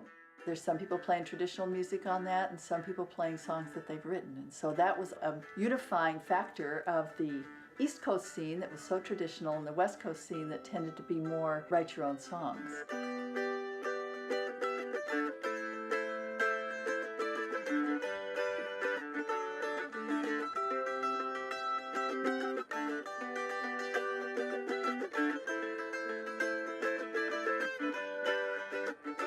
As the 70s turned into the 80s, genres played on the dulcimer flourished. Innovative West Coast dulcimer players recorded LPs in styles such as Celtic, Cajun, jazz, rock, ragtime, swing, and classical. Many of these players also published instructional books on how to play in these exciting new styles. On the West Coast in the early 80s, with its growing popularity and its ever-expanding musical genres, the dulcimer seemed unstoppable. Fueled by the dulcimer boom, the builders at Folk Roots Dulcimers in the Santa Cruz Mountains worked hard to keep up with the demand. Working in the dulcimer shop in '74 was really a time of dynamic growth, if one can say that about a folk business. We had a reputation. I don't know if we were the biggest dulcimer producer in the United States, but we were certainly in the top 2 or 3. In order to maintain high quality and affordability of Folk Roots dulcimers, Howard Rugg, the master craftsman, repeatedly invented new efficient building processes that speeded up production. When Howard would figure out a different way to do something or a design change, we would talk about it like on a break and then implement it. It wasn't like working at Martin Guitars if to change one process, you know, it would be like turning around an aircraft carrier, you know, it was just took so long to implement something, whereas when we saw that we could improve something, we could implement it really quick. With his small but skillful crew, Folk Roots was on its way to making 20,000 dulcimers.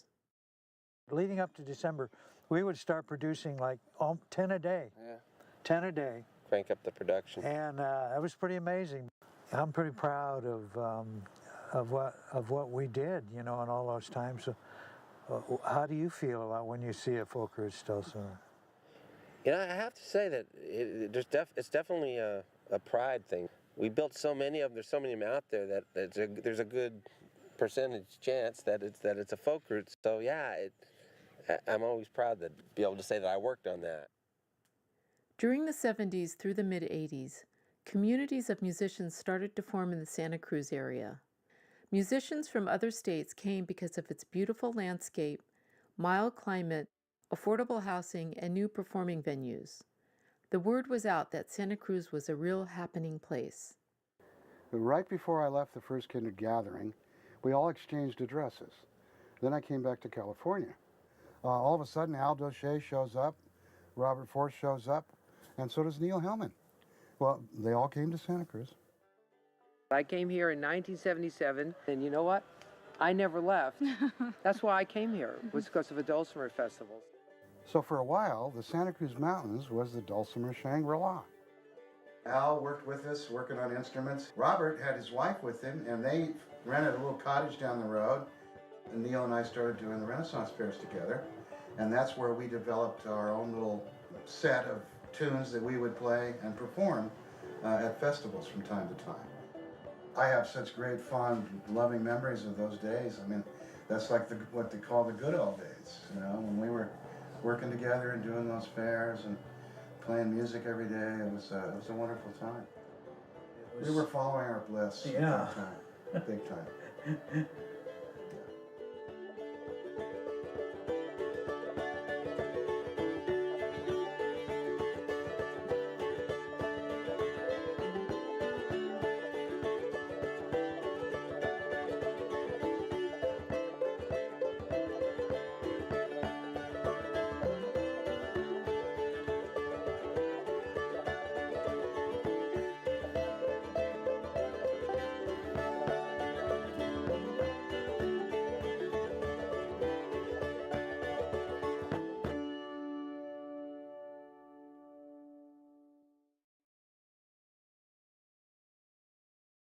During the 1970s and into the early 80s, the Dulcimer's popularity had swelled because of the counterculture's influence. As the 1980s progressed, the counterculture's influence started to decline, as did the Dulcimers in California. It's still just a dulcimer, you're not a rock star. Probably people walked away from us because they probably got married and had a kid and they wanted some stability and they wanted to have a real job where the money would come in. I had met Paula, and she had a couple of children, and so I had a ready-made family from '94 on, and so it also became important that I make a little more money. To support his family, Michael Rugg stopped playing and selling dulcimers and became a computer graphic artist. After moving out of Big Sur, Joellen Lapidus eventually landed in Los Angeles. She became a psychotherapist and quit building and playing dulcimer. In the Santa Cruz Mountains, the dulcimer building business was having difficulties as well. The acoustic music market and folk music market started to contract at that time. People were not as much interested in dulcimers as they had been. When demand drops, there would be times when we had 70 or 80 dulcimers in stock. It was way too much. In 1989, Howard Rugg and Steve Jackal sold their dulcimer business. Steve started a lumber yard. Howard went back to antique restoration. The Santa Cruz Mountain Dulcimer Shangri-La was no more. As I looked in the valley down below, it was green just as far as I could see. As my memory returned, how my heart did yearn for you and the days that used to be. High on a mountain, wind blowing free, thinking about the days that used to be. High on a mountain top, standing all alone, wondering where the years of my life have flown, where they've flown, where they've flown.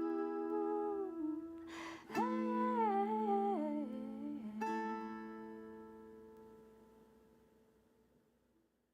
In the late 1980s, many had left the dulcimer world to pursue new interests. Still, few found ways to remain in the music field. Neil Hellman was one of them. I was going to walk away from it and become a history teacher, you know, but the dulcimer gods wouldn't let me. I had some money from a college loan, and I thought, at that time, I thought this would be like my one really good album where I don't sing and I have a really good production in it. And that was going to be my kind of farewell, because it was student teaching. In 1987, Neil recorded his breakthrough album, October County. Playing his dulcimer with classically trained musicians he met in Santa Cruz, October County was one of the first albums to create a rich blend of textures using the dulcimer. With the commercial success of October County, he launched his own independent label, Chord Music. Chord Music is part folk, part classical, and all acoustic. Using instruments such as the harp, oboe, and cello with the dulcimer, they record traditional music from all over the world.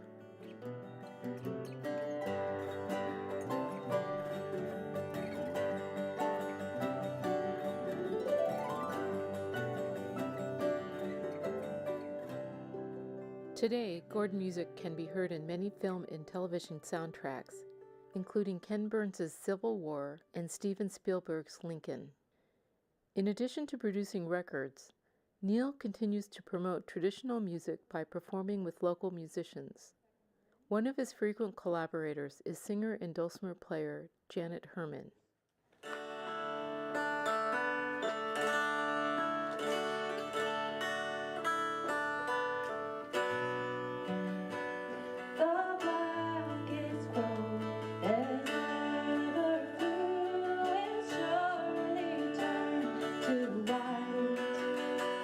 If everybody belongs to you, bright day will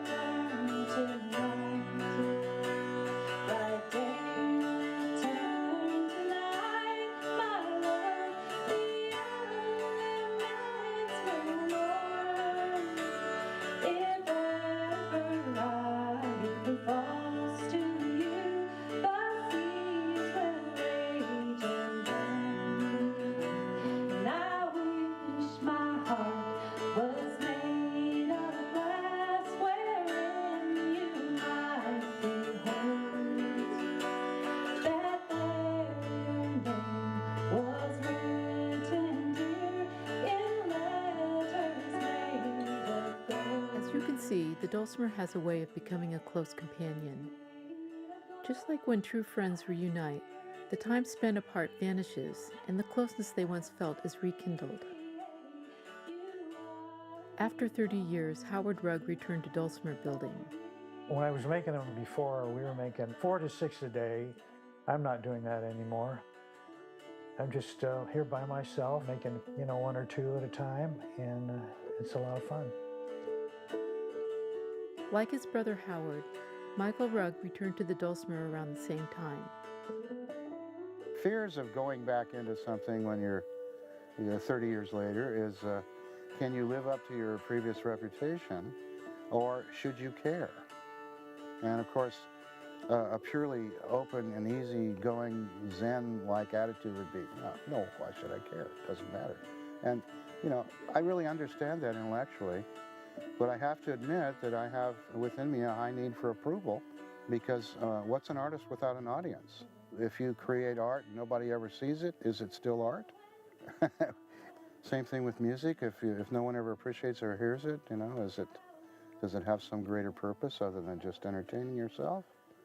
But to put it simply, yeah, I am enjoying playing again. In Southern California, Joellen Lapidus returned to playing and building dulcimers after a long hiatus. This is my most recent dulcimer. I just finished it. It's called The Pelican. And the theme came from some experiences I had here on the West Coast with a flock of pelicans.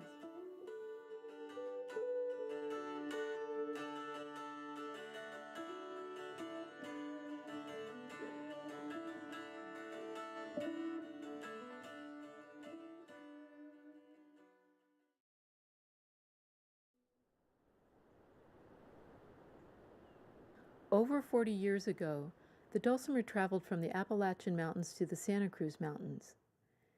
It became part of the cultural landscape of the area. During that time, it went from being obscure to being hip. Then it fell out of favor. Today, the dulcimer is obscure to the general public, but there's a steady rise of interest. If you know where to look, you can find people passionate about the instrument. And I'll count us to 4. Ready?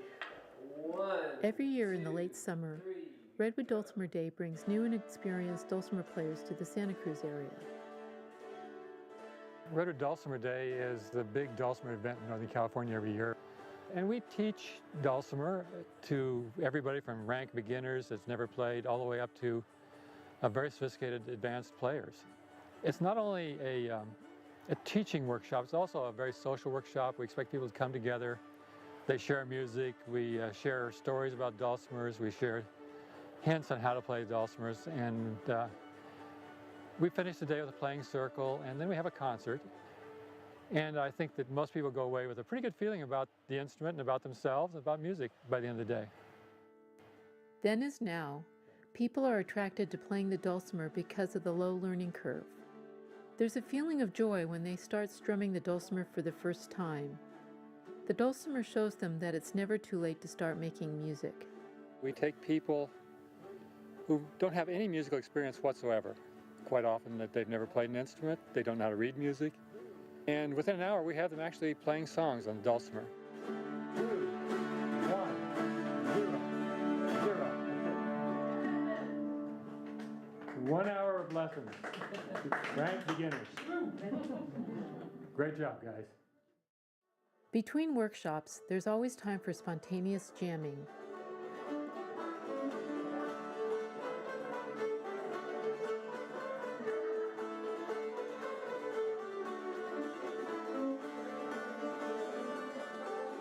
The joy of playing the instrument seems to transcend time and space. Regardless of the ebb and flow of its popularity, one thing is for sure. The dulcimer is here to stay in the Santa Cruz area due to the past and continued efforts of dulcimer players both old and new.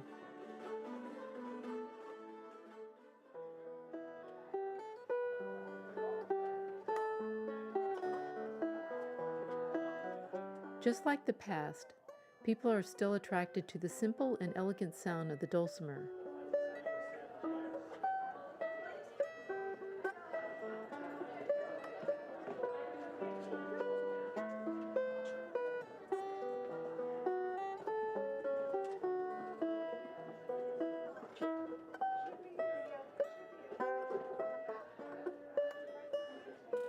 So, can you describe the sound of the dulcimer? It's like the wind across the Shenandoah Valley. It's like angels. The sound of the dulcimer to me is like a baby sleeping. It's that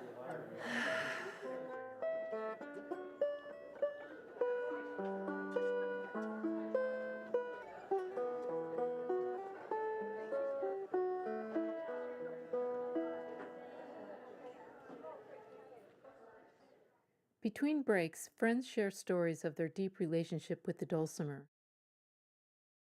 Well, what the dulcimer has meant to me is it brought me closer to family, to my brother.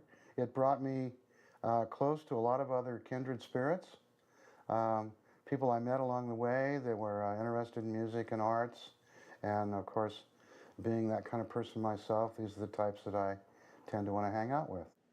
Well, the dulcimer's been a companion, a fine companion for me since I was, I don't know, maybe 15 or so.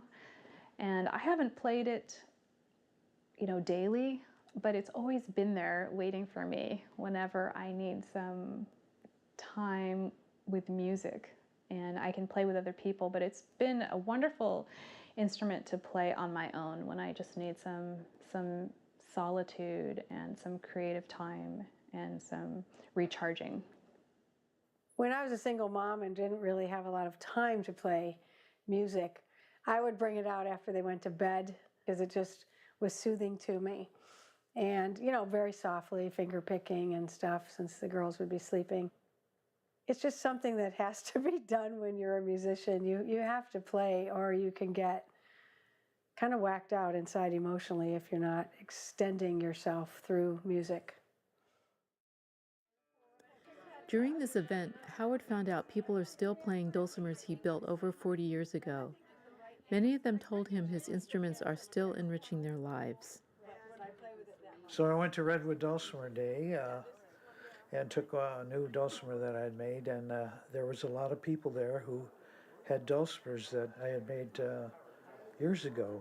They thanked me for the dulcimer. They're real happy with their dulcimer that they've had for many years, and I've gotten a lot of enjoyment out of it. I really enjoy hearing about it. It gives me a lot of pride.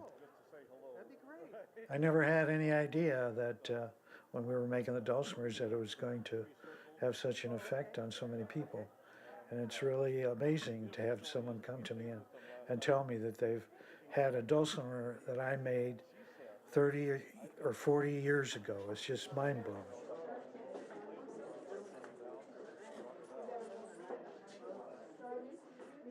At the end of the festival, there's a concert which features a guest artist from out of state. This year's artist is Aaron O'Rourke, an innovative player from Florida.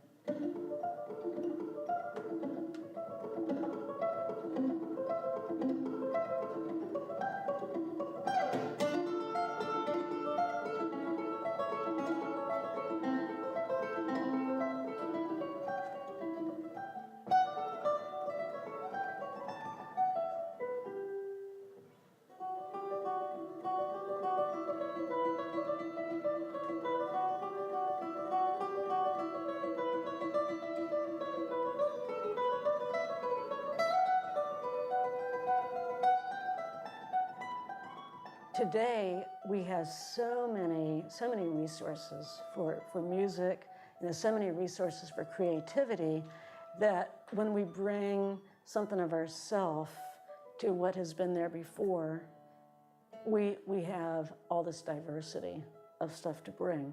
So I think now some of the things that are happening seem much more drastic, and they seem like much more radical changes to the tradition than things that were happening before.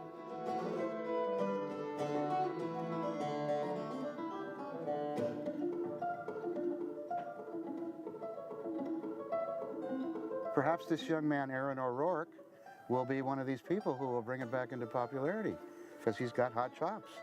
And he's playing in contemporary types of music with contemporary licks and getting lots of notes in there.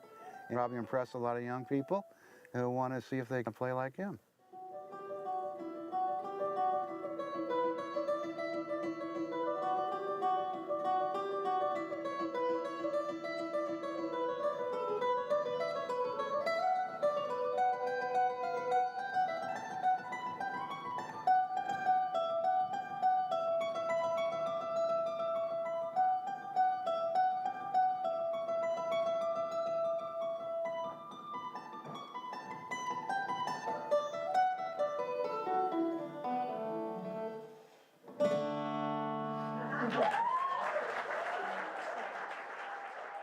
Today, dulcimer playing styles are more diverse than ever. At this concert, the styles range from old time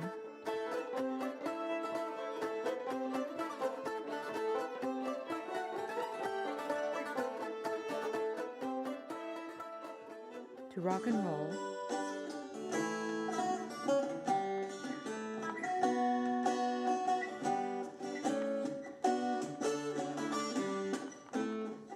to singer-songwriter,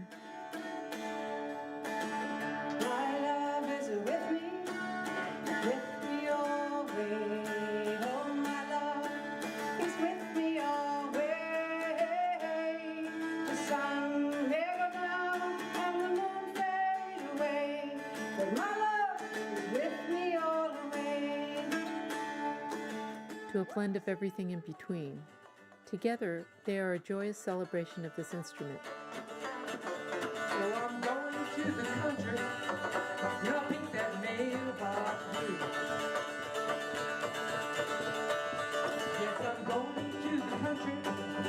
I'll paint that mailbox blue. For some big city women, I'll make a fool out of you.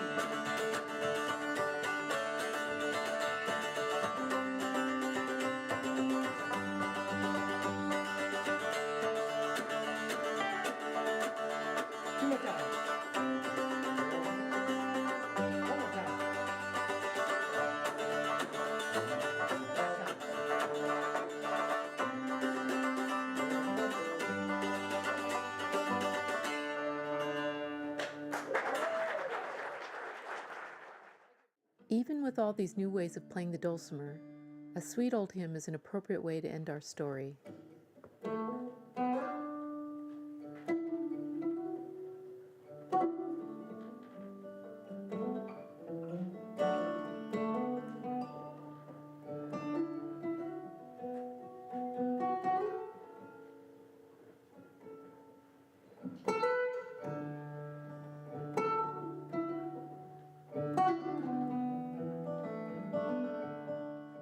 When the dulcimer first appeared in the southern mountains more than 100 years ago, many dulcimers had heart-shaped sound holes.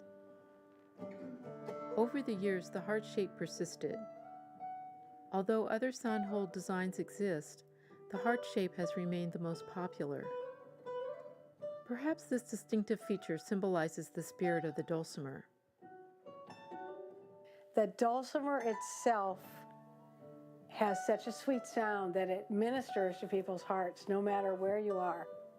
You could be in a cafe, you could be in a concert hall, you could be playing to some senior citizens, and somebody in that audience is going to come up to me afterwards and say, "That touched me so much." From the Appalachian Mountains to the Santa Cruz Mountains, you can find variations of the heart shape. These design variations mirror how dulcimer builders and players are able to stay in a tradition while expressing their own individuality. Play it your own way. Build it your own way.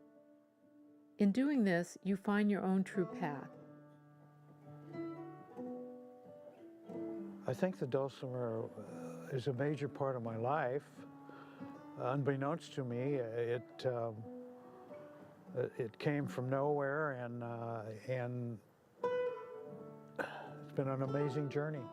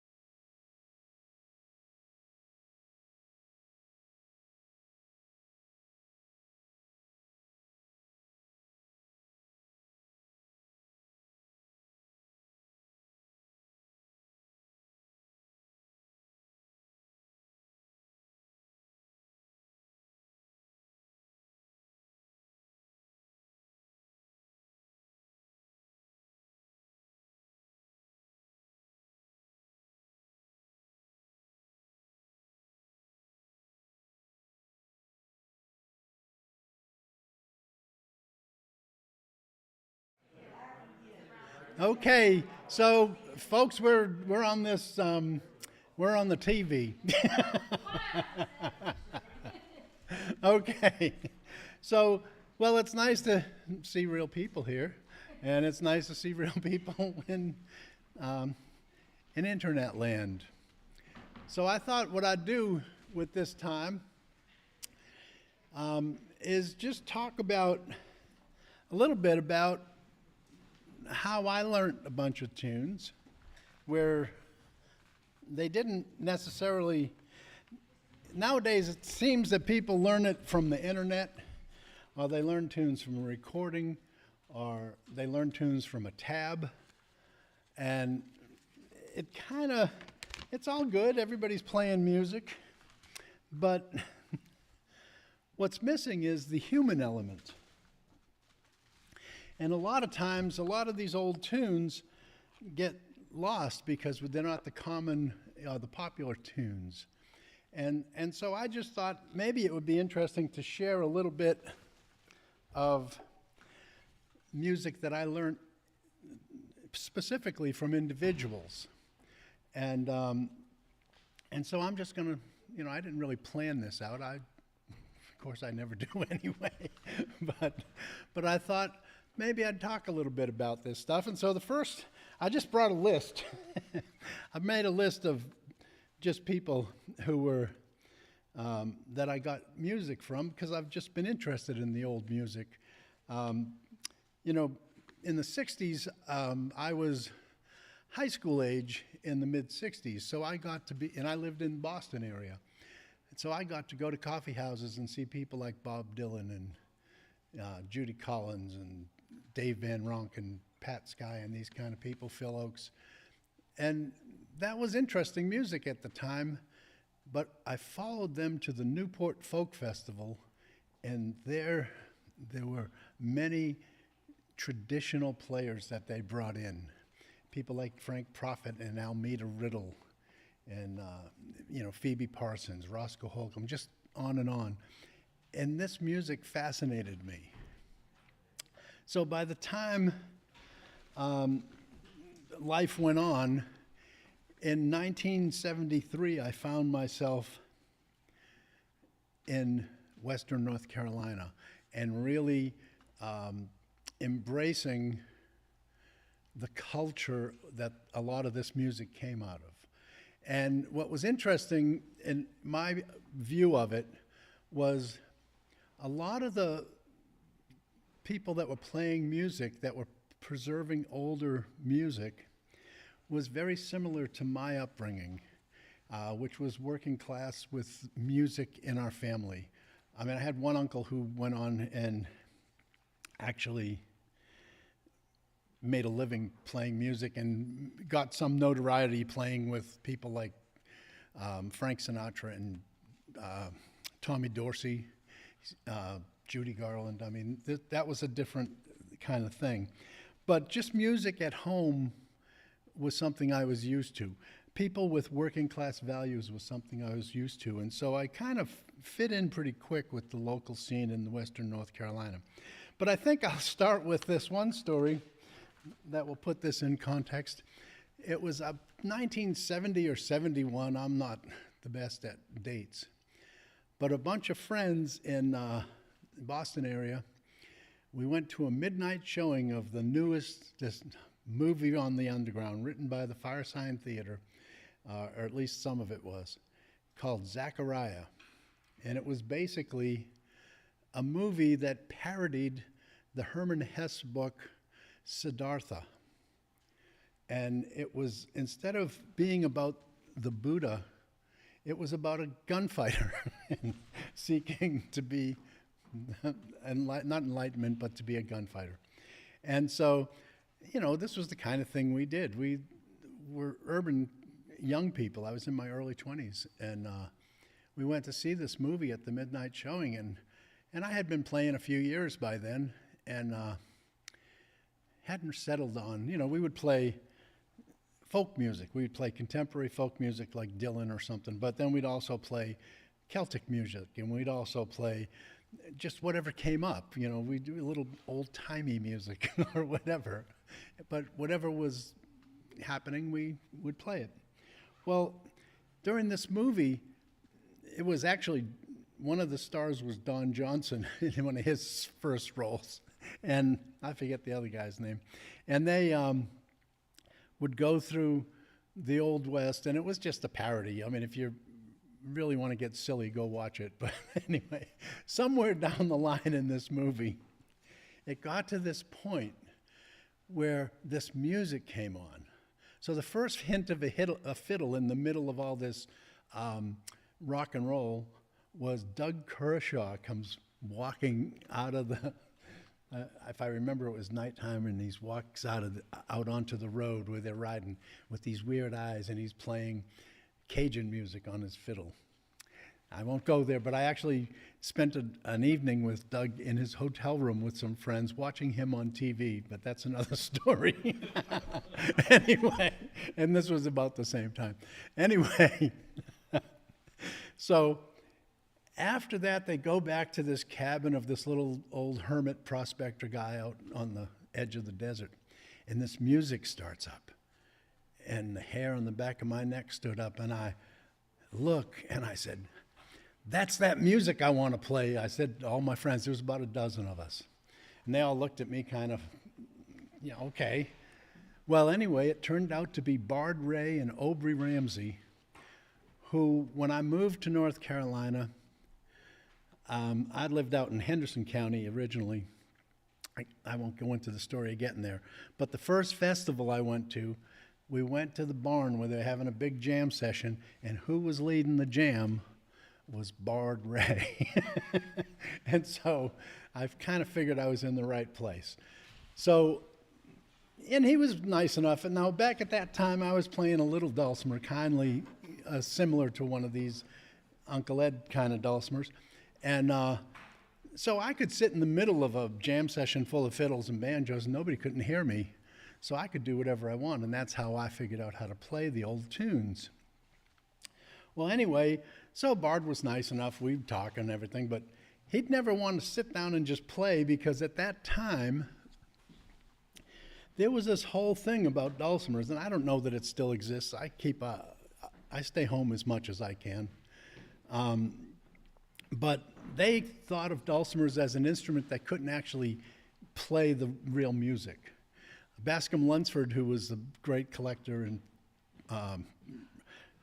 preserver of traditional music, once said, "Yeah, those dulcimers, they're nice. What you should do is tie a pretty ribbon on it and hang it on the wall and get you a banjo if you want to play music."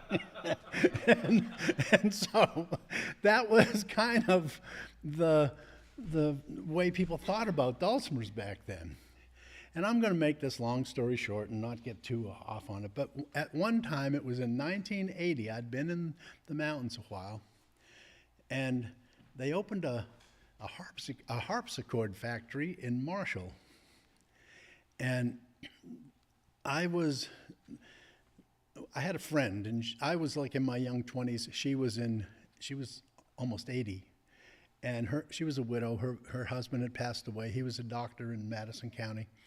And she had a bunch of properties, and I had hurt my foot, and we had met, and she liked my music, and she liked my artwork, and she was supportive of me. So she'd give me a place to stay in one of her places while my ankle was healing.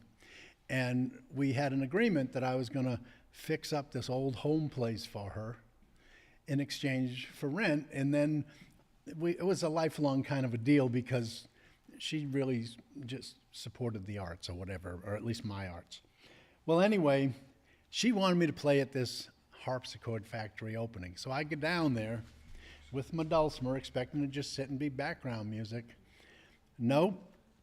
Who's sitting there? Somebody else had asked Bard Ray and his son. It's like, so here we are, thrown together in a place where we have to play together. I mean, it just no getting out of it. So, and this was typical, and I only mention this because this was very typical of the time.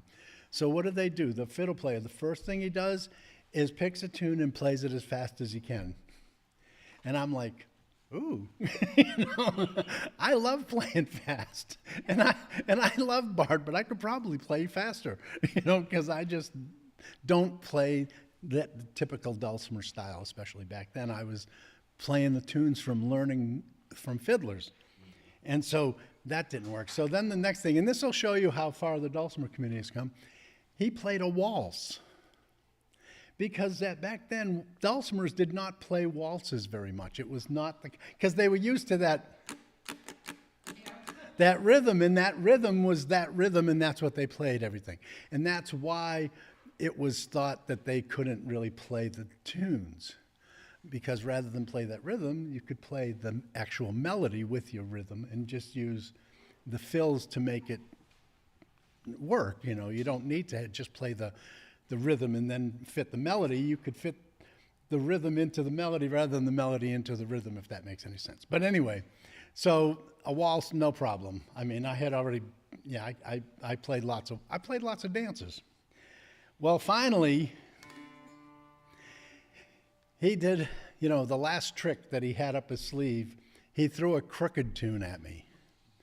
Now, dulcimer players always play bum-diddy. They can't play them crooked tunes. Well, anyway, I was already at that point, I had been playing, I don't know, 6 years or so, but I played a lot, I never played with dulcimers. I played mostly with fiddles and banjos. And when he started on a crooked tune, I've played them before and I love it. I love that. And so I just followed and picked it up pretty quick. After that, he just shut up and we played for like 2 hours, and we just had the best jam session. And in fact, he had a festival, the Bard Ray Festival, and I always had played at it, but we never played together. But after that, we always just, we became much better friends. Anyway, all right, so I'm going to play, here's the tune that I remember that he threw at me, and it's called The Slow Buck. So this is a tune, and I don't write these tunes. There's some tunes I just don't write out. If you're going to play them, just play them, and if you can't just play them, then don't play them. So this is one of those.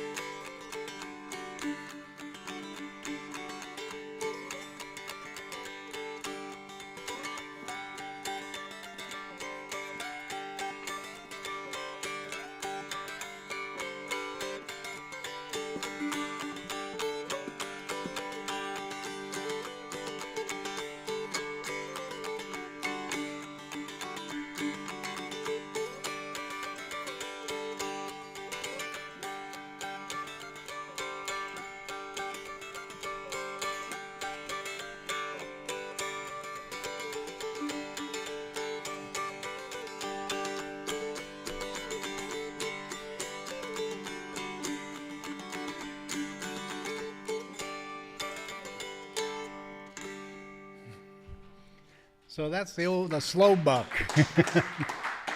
All right. So. What waltz did he throw at you? Do you remember? I don't remember. To me, they're all the same. It's just a waltz. They have a low part, then they go on the high part, and that's about the difference. I don't know. I play a bunch of waltzes, but that was an interesting one. Okay. So there's old Watt Sloan. I mean, Watt Sloan is the next one. I thought I'd do Bard, and then I'm just going down the list. I didn't put them in any order, really. But now another fiddle player that most people never hear of is Watt Sloan. And he was a fiddle player that lived down in Ardell County, North Carolina, down in the Piedmont. Some of you might know about Fiddler's Grove. It was a festival that went on for many years down there. And again, I kind of keep to myself. I mean, after all these years, considering I grew up inner city, kind of in the not the best situation in the projects. I mean, it was just a different kind of life. I live on the side of a mountain in the mountains of western North Carolina, and I just live the life when I told my friends in Boston, I said, I'm going to live in the mountains, they looked at me like, yeah, right. You know? And now when people from there come down and visit me, it's like, how do you live here? You know, it's like so different. I mean, my studio is, 100 feet away from my house, and it's like, yeah, so if I get tired and I want to, if I wake up in the middle of the night and want to do some music or something, I don't want to bother my wife, I just walk down to my studio. And they say, you walk down there at night?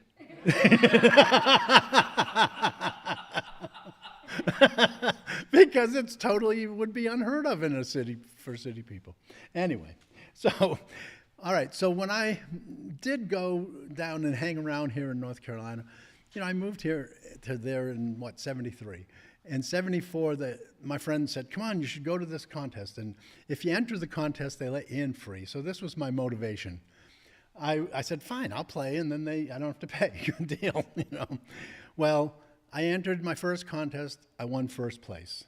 After a number of years, like late 70s, they made me master dulcimer player, and I couldn't compete there anymore because I would always win because I was playing the old fiddle tunes, and so it's just the way it was. Anyway, so one of the people that played there, and this is something that people don't get. People think, oh, old-time music, it has to be this. Well, no, there's mountain music, and then there's old music, and there's country music. People played music, whether it was in the Piedmont or up here in the mountains. Some people played old-time style, some people played bluegrass style. If you had a cello and that's all you had and you played music, yeah, sure, come on, we're playing music. We're not playing, even the old, that's what the old folks did. So Watt Sloan was a fine old-time fiddler. He played a lot of those tunes that would be like, I don't know, When You and I Were Young, Maggie, or, these kind of parlor songs were in his repertory. But he had tunes he got from his father and grandfather. And I won't tell too many stories on old Watt, but, well, I'll tell you one that I was a vegetarian when I lived down there. And he needed help building a pole barn. He was in his 70s. And I said, well, I'm a strapping lad. I'll help you. Well, he was a lot more strapping than I was in his 70s. and I thought I was pretty good, But anyway, we just went in the woods with a tractor and pulled out some locust posts and built us a pole barn. And then later that evening, we started in the morning. We got it pretty much up. And in the morning, in that evening, I was going to go back to the house. I was living with a woman who was an accomplished contest fiddler. And we would jam every week. And so we were going to go back to Watson and jam. And his wife Edna come out and said, well, wouldn't you like to just stay with us for supper? And I said, well, all right, Edna, I guess that'll be easier. And she said, we're going to have chicken and dumplings. Well, we were vegetarians. And I wasn't going to refuse. I was being polite. I said, well, I can always eat around that chicken, I said, sure, that'll be fine. And so I'm from the city still. She says, what? We're having chicken and dumplings. Well, he didn't hesitate. He just walked out the back door. He opened the door, and on his way out, he grabbed a .22 and he shot a rooster. And as soon as it stopped flopping around, she had the feathers off. It was on the table in an hour. And I'm like, and anyway, we ended up eating supper out there, and I said, that's when I decided, you got to kill a carrot too. I said, if that's, just the nature of it, if it's going to be that natural that they just got them a rooster and we're going to eat it, I'm going to eat it. And I've eaten chicken ever since. I like chicken anyway. But anyway, well, let me see. So this is one of the tunes, like I say, we would play all the, the old spinning wheel in the parlor and all these kind of tunes. But then this is one that some people know there's a tune that's kind of more in the popular vein called the Twinkle Little Star that people play. And it's a notey kind of a modern tune. And, but this is an older version of a tune that is called Twinkle Little Star, and we used to do it as a medley. We'd play it and then go into the more modern one. But it's been years, but I just got to thinking on this. I hope I can play it now.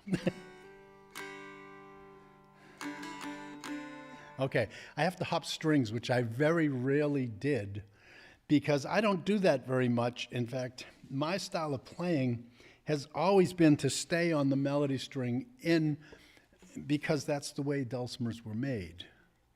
And I mean, again, I'm sure that Dan and other people have talked about that. It was the folk revival where the frets went all the way across. And so people, now people play them like guitars, or little lap guitars, I call them, when you do all this stuff.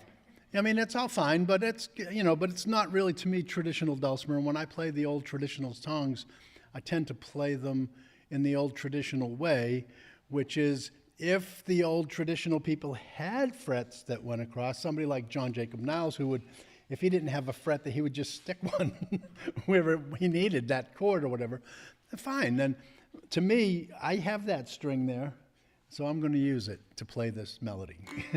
So.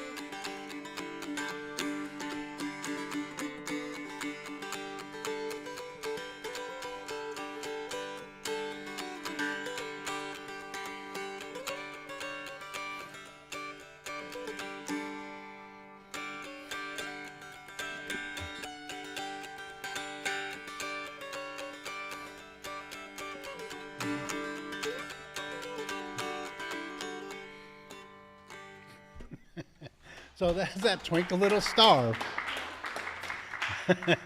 But now I ain't never heard anybody else ever play that tune. Nope, I've never have heard anybody else. Let's see. Well, there's a bunch of these. I mean, I could go on and on with these folks. Let's see how we do. I need to talk to a person about how to make that phone stay on longer or something. I need to find me a young person or a smart person, one. Well, so Ken brought this instrument over, and I just want to play it before I do anything else. So this is one of the replica models of an Uncle Ed Thomas that they make here at Troublesome Creek. And this is an actual old Uncle Ed Thomas. And so Ken, what number and stuff you? 1931. Well, it's a beautiful instrument. What's it tuned, do you know?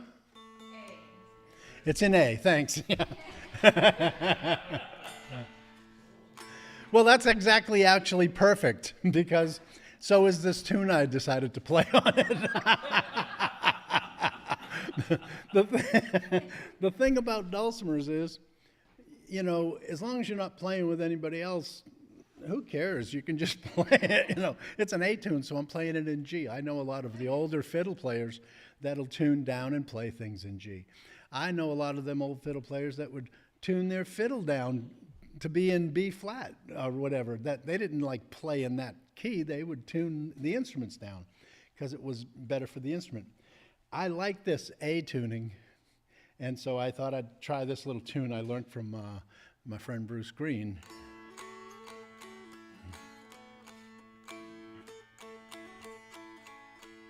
Yeah, anyway, it's a Kentucky tune called Say Old Man, I Want Your Daughter.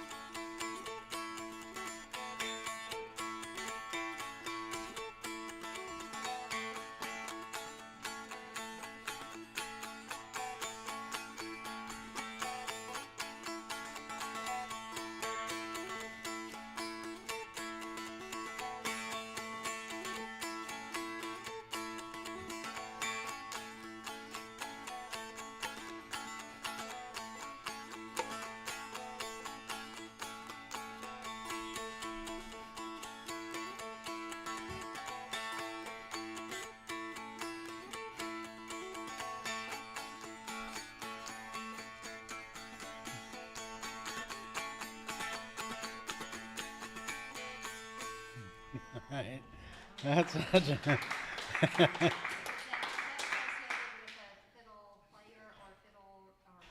yeah, I can't remember. I've got it wrote down somewhere.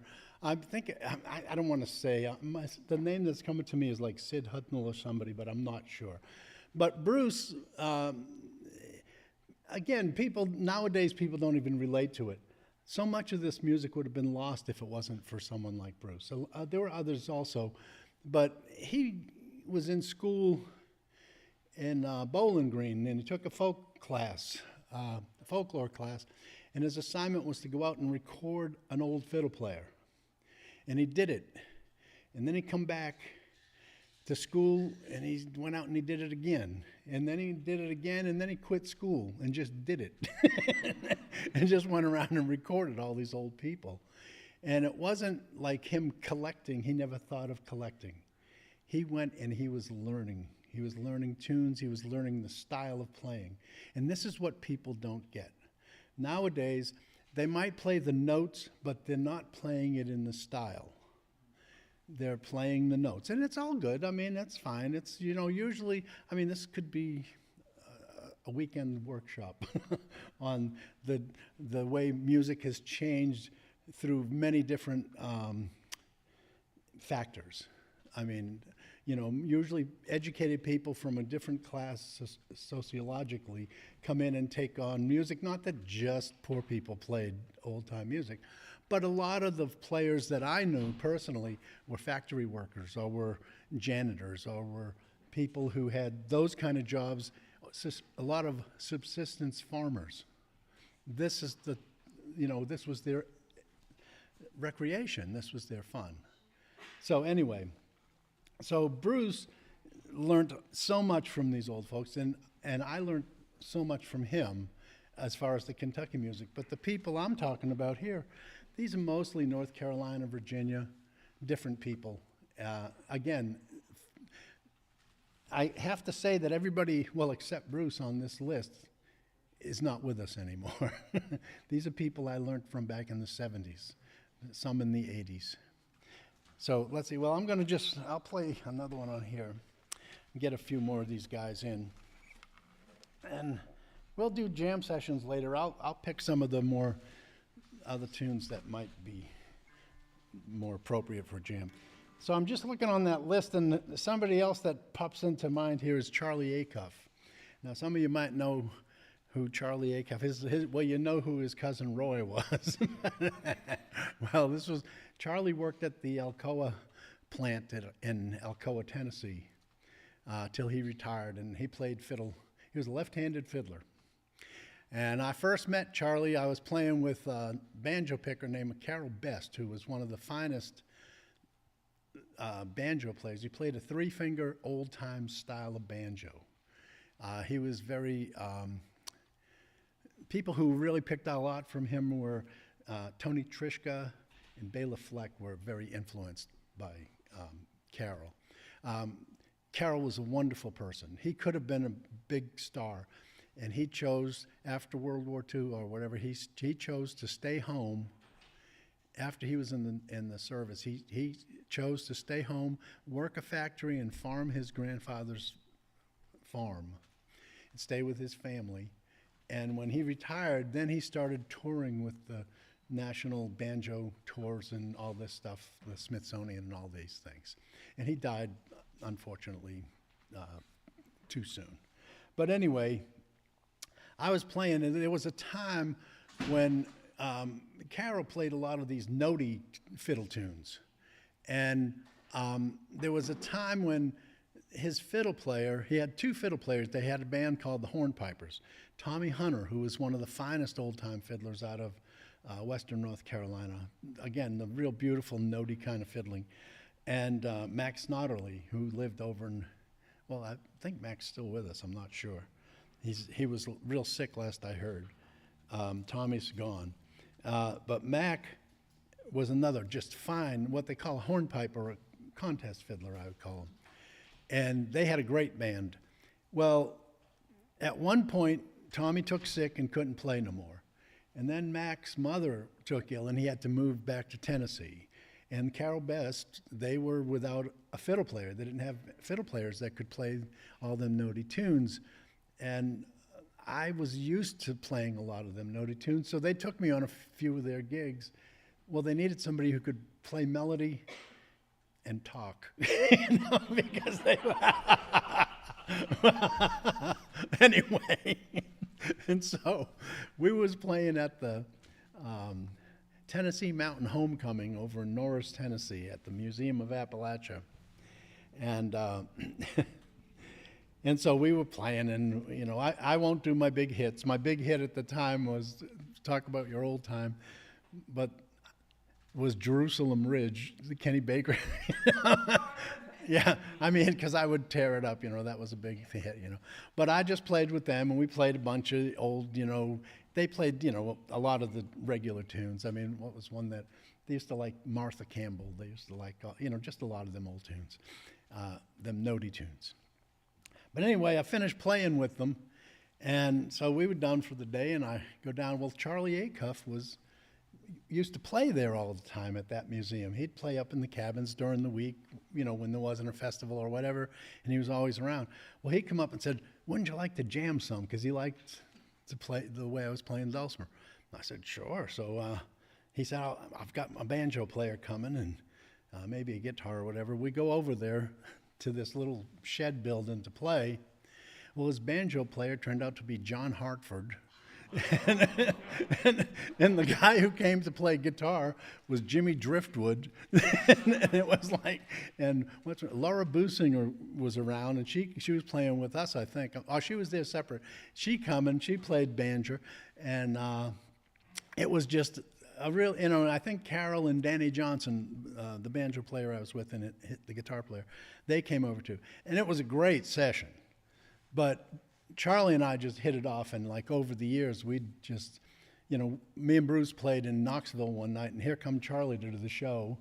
And then, you know, so we got him up to play a few with us, and then we finished the show, and it's like 11 o'clock at night, and Charlie's like, well, let's jam some. I mean, he's late 80s, and okay. And now it's like almost 2 o'clock in the morning. and he's got somebody driving him. I got to drive 2 hours back to North Carolina. I said, Charlie, I just ain't as young as you are. And so we quit. But anyway, he was a really fine man, and we did a lot of playing together. So I'll play something of his. Let's see. We don't know what it is yet,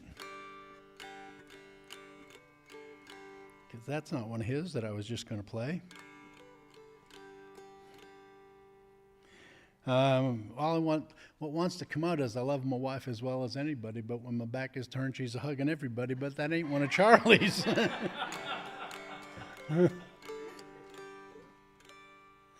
All right, let's see. No, that's not, I can't believe, well, maybe I wrote one down on that paper. Oh, I know. Here's one that a lot of people play, and I'll bet this is where everybody got it, called The Old Yeller Dog, come trotting through the meeting house.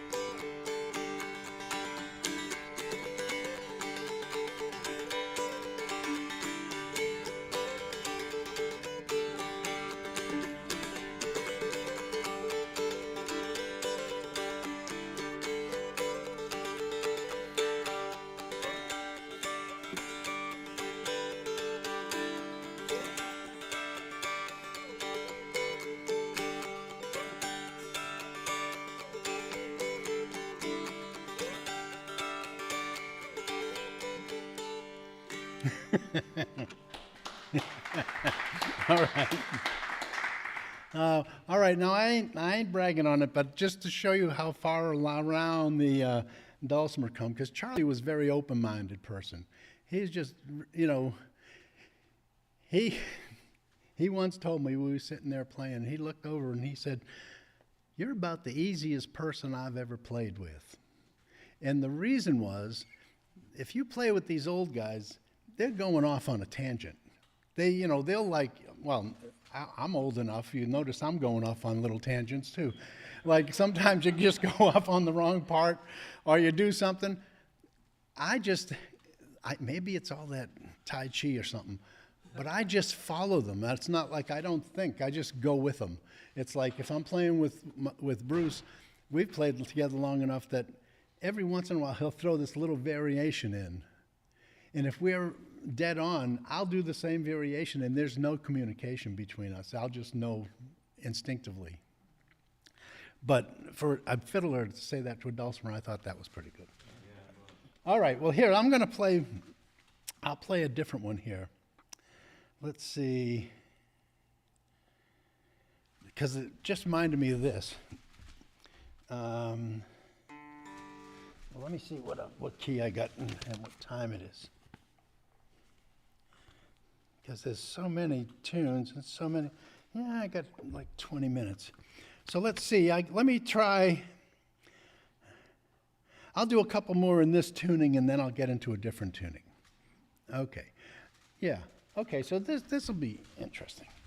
All right, so.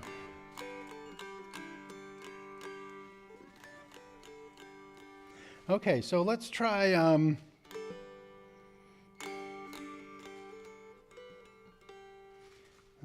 it's hard to choose.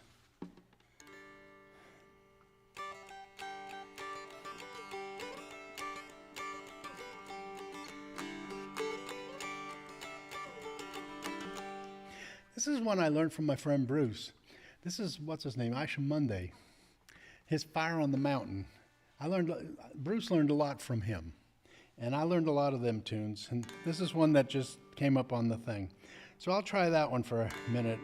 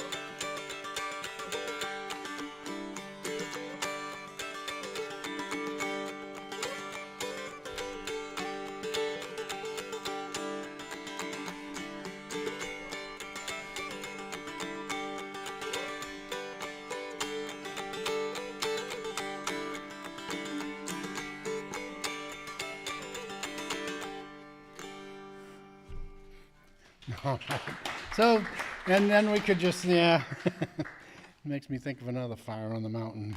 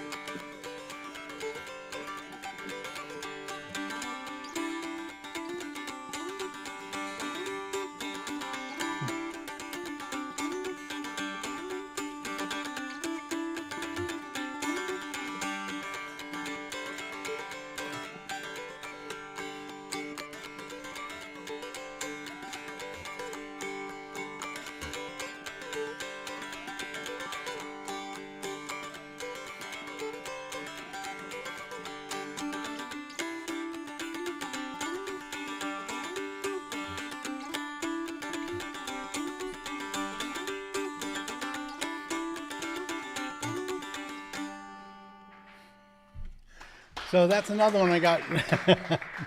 It's another one I got from Bruce, but that's from John Salyer. These are all Fire on the Mountain. We could sit here and do Fire on the Mountains, but let's not. All right, so let's see. Let me play one here from now talk about people that just become family. This is one I got from Lee Sexton. Now, many of y'all knew and loved old Lee. And I won't even get too, I'll just say this. I moved up to New England for about a year and a half. I lived up in Maine. Couldn't find work when we were down in Ardell County. And my first wife found a job up in Maine, so we went up there, and we were kind of a little bit homesick for the mountains. And we went to see that movie, The Coal Miner's Daughter. And who pops up but old Lee and Marion Sumner playing at the dance. And it just, oh gosh, that feeling just, you know. And so a few years later, I had moved, we split up, I moved back down here. And David Holt had a bunch of gigs up here, and he didn't like to drive. It would make him too tired. And so I drove him, and so I drove him up. And one of the first things we did was we went and visited Lee Sexton.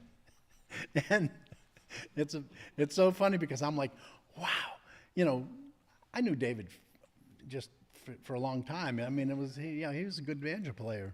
I'm not real starstruck kind of. I mean, well, I was starstruck with Lee. You know, he made me feel so good when I was up in Maine. So we're going to go visit Lee. And Lee was so starstruck with David, and I was so starstruck with Lee. It was a funny situation.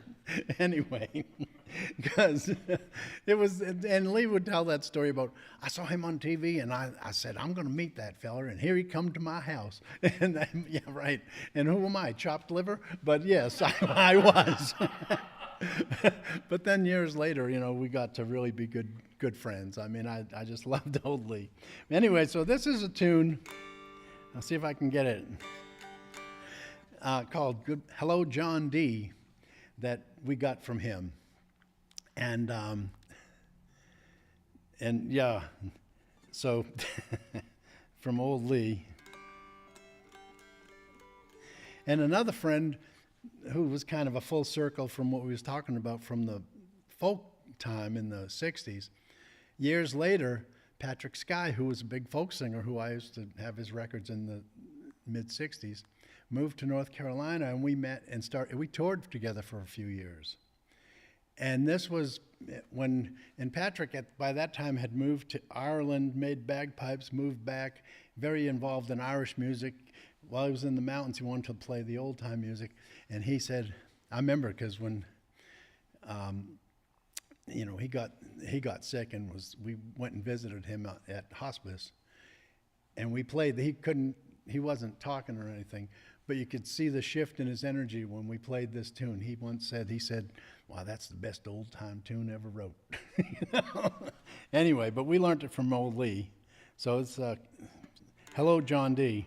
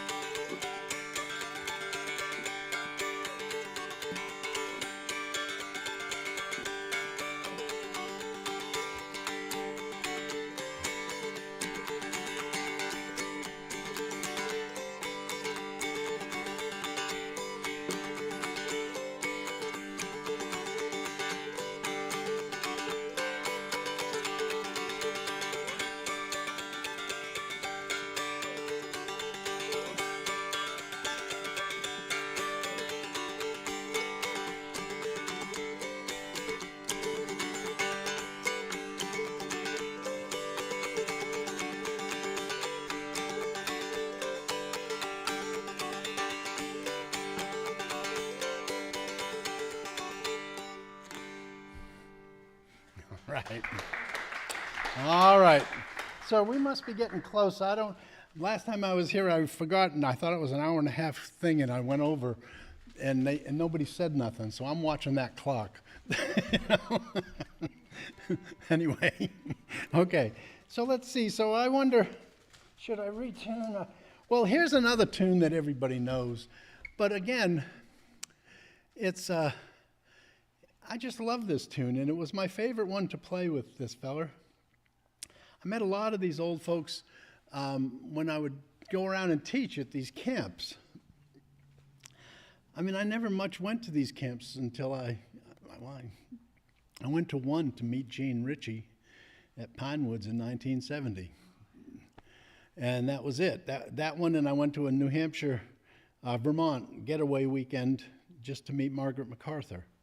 That was in 1969. Other than that, I've never been to one except for to be hired at them.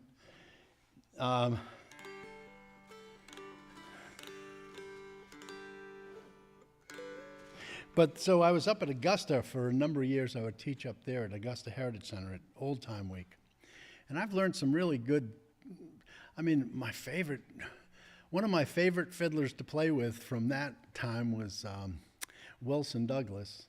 I just loved playing anything he played. Suited me just fine. He just had the most beautiful little rocking style. But the other one that I really enjoyed playing with was Ernie Carpenter, and I always loved this tune that he played. And it turns out that it got real popular because, all right, I mean, I won't even tell the story of how they got it, but anyway, I was playing it somewhere and other people in the Dulcimer community heard it. and then they kind of Nashvilled it and played it up. You know, they did what they do to these things. And it got very popular. And, what I would say about this is I played this tune and I really, just kind of loved it. And so I go up, I always thought it sounded Oriental. So I went up to this contest. I used to judge this banjo and fiddle contest. 32 years I judged it up in New England, once a year. And I thought this banjo player that ran the contest would really like it, so I played it for him. And he looked at me kind of funny. And then, after we finished, he played the same, almost note for note, played this tune for me. And it turned out he got it from one of the park rangers. They had an international day, and he was playing a Cambodian folk song that he had heard through the Cambodian social clubs in Lowell, Mass. And it was almost exactly this tune. So my theory is that Ernie Carpenter might have been in the Army or the Navy or something and was over in the South Pacific. I don't know. I never could find out. I've had people research military records and his own, newspapers. I've never been able to find out. But if this don't sound Oriental, it's called the Elk River Blues.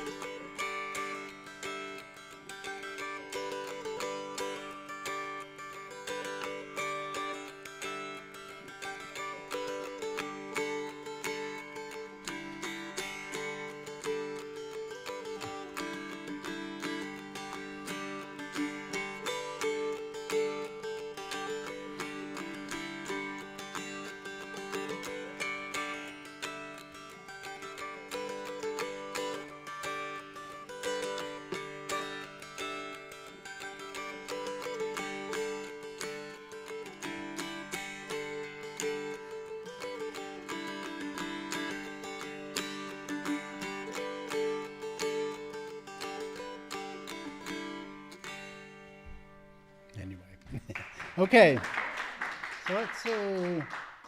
Oh, okay. All right, so I'm gonna, I'm going to do it. All right, I'm going to play one here.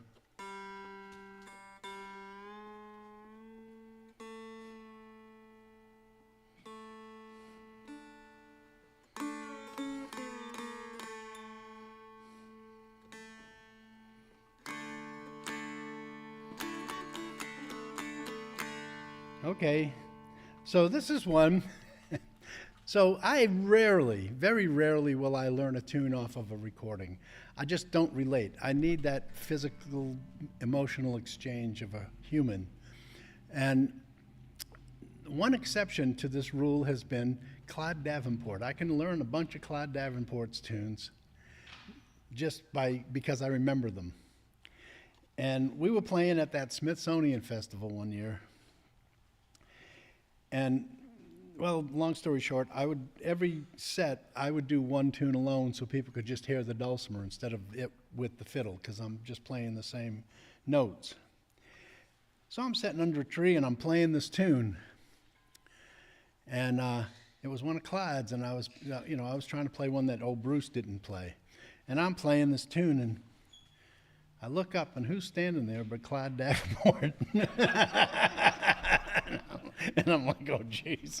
And he looked, I don't think he knew what a dulcimer was.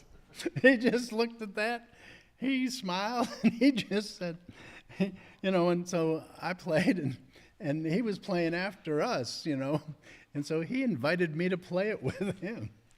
In fact, I played with him his next few sets at the festival. So that was a big deal to me. But I'll give you an insight into somebody like old Clyde. He was a trickster. So that night after the festival, we were up at the hotel, and we'd all sit around and jam. Or usually Bruce and I would just sit there and jam, and we don't care where we are. That's what we do. And well, here comes Clyde. He comes walking up. He says, "Hey, Bruce." He said, "I left my fiddle up in my room. Could I use yours for a minute?" Well, Clyde didn't like to play with other fiddle players. And so he borrowed Bruce's fiddle, and we played for like 2 hours. Anyway, it just cracked me up. And we all knew what he was doing. We were just making a joke. But anyway, I'll play that tune. And Bruce is so, he's so cool. I have a photograph of Bruce just sitting there watching Clyde's fingers, He ain't going to waste a minute. He's just, catching every lick, So here's that tune called The 5 Miles from Town.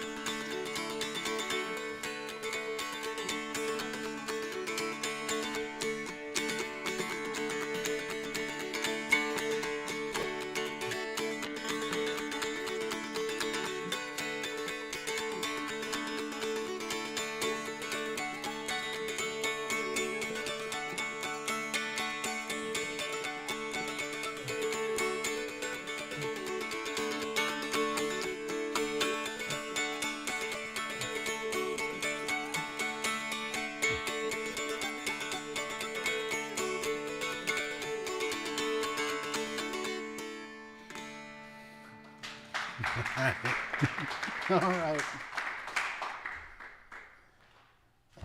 All right. Okay. Well,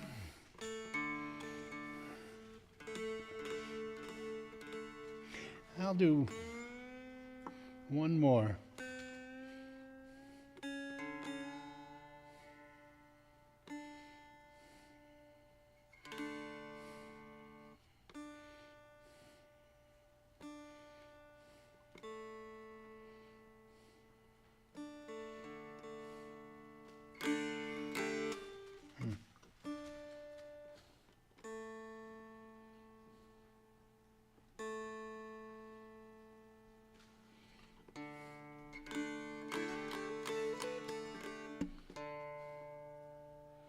I think it's close. Okay, I'll just do one more out of this DAD, and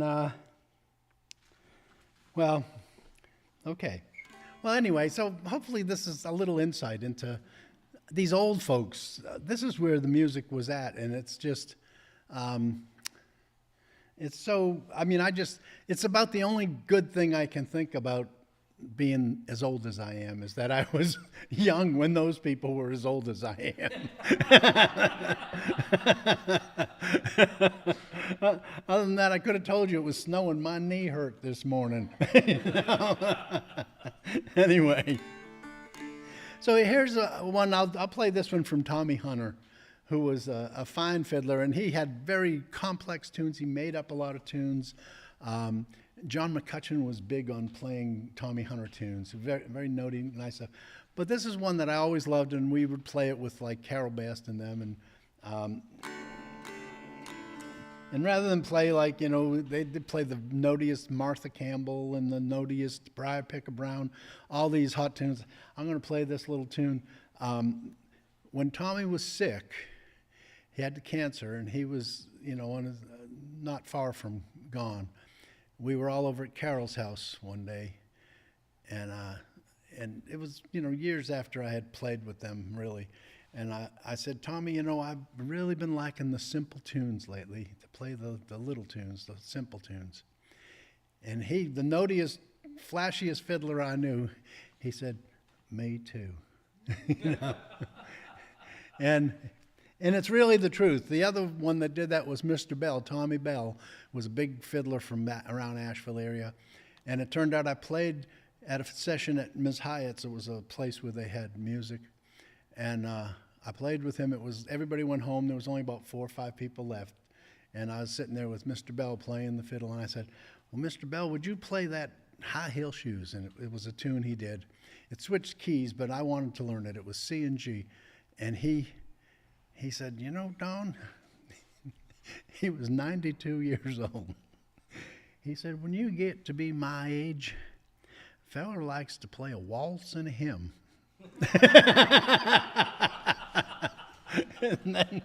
And then he played the tar out of it. But anyway, I'll play this one. Anyway, I appreciate you listening. I'll play this is this little version of, what do you call it? The Little Stream of Whiskey. It's one we really like to do on our Wednesday night jams. And it's, Tommy said, well, it's such a good tune. You know, it's the song about the rambling hobo or the you know, the dying hobo and the little stream of whiskey comes rolling down the rocks. But they'd play it as a fiddle tune. And he said, but it needed a second part. So he put a second part to it. So I'm going to close out with the Little Stream of Whiskey from Tommy Hunter, lived in Mars Hill.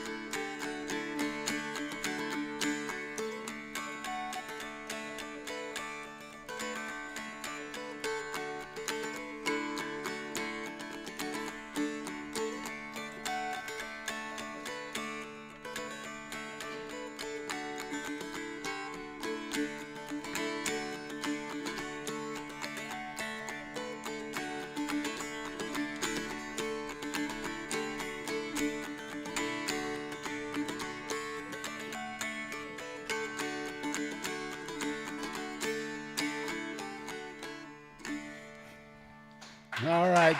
Thank you.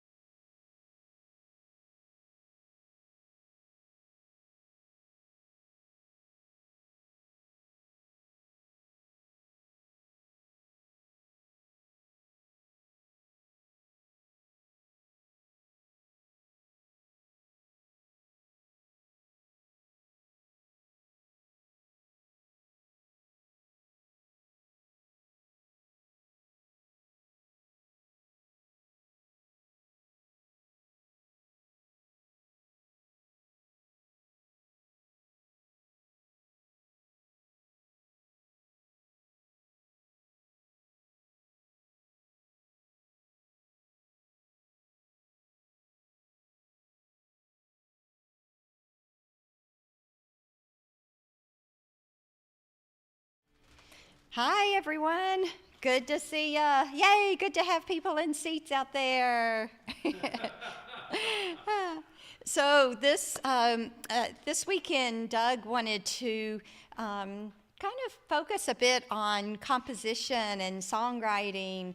And so I told him that perhaps for the first day, the first workshop at least that I could offer, would be something that I've done with a lot of students, and especially those people that would like to play dulcimer in a setting, perhaps where they're just improvising music for relaxation purposes. And that's a perfect place to not be tied to a specific song, but rather something that you could make up yourself and interact with people in a very personal way. And I've done that a lot in my own music therapy work, and I find it very rewarding. So I wanted just to take you through some very basic steps on how you can do this as well. And I don't know if you're used to doing this, if this is something, or if, oh, it's new, okay. Well, whether it's new or you're a little bit experienced, I hope that I will lead you into perhaps some ideas of your own that you can use this. So I'm tuned to DAD. So everybody get tuned up out there. And what I like to do in the first part of the workshop is to kind of to get you back in tune with, what drew you to love the dulcimer in the first place. And for me, it was just when I strummed across my dulcimer, or the dulcimer that I made in my very first cardboard dulcimer that I made in a workshop. That was my first experience. But I loved it because I loved the drone sound. And I love the simplicity of that sound. And so I want you to get back to just what is that sound?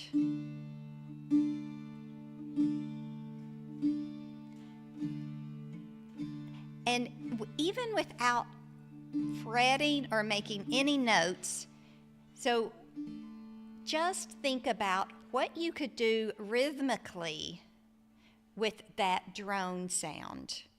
And you can use a pick or your finger. I'll probably just use a pick. I think it'll be a little easier for you to hear, but you can certainly, you might prefer using your fingers for this, and sometimes I do too, but I think for the workshop I'll use the pick.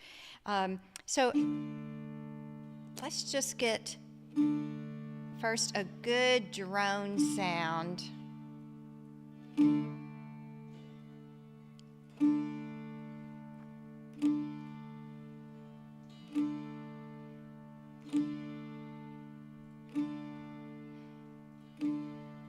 There we go. Now when we start adding even just a little bit of rhythm,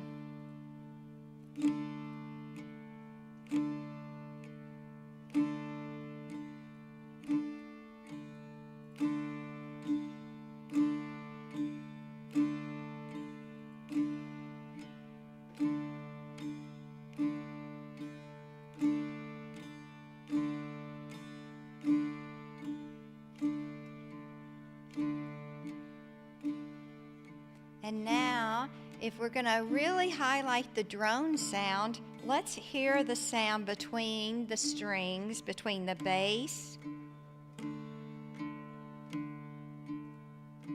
and the middle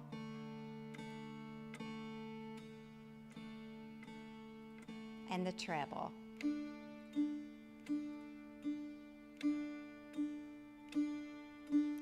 Bass, middle, treble, bass, middle, treble, bass, middle, treble, bass, middle, treble, bass, middle, treble.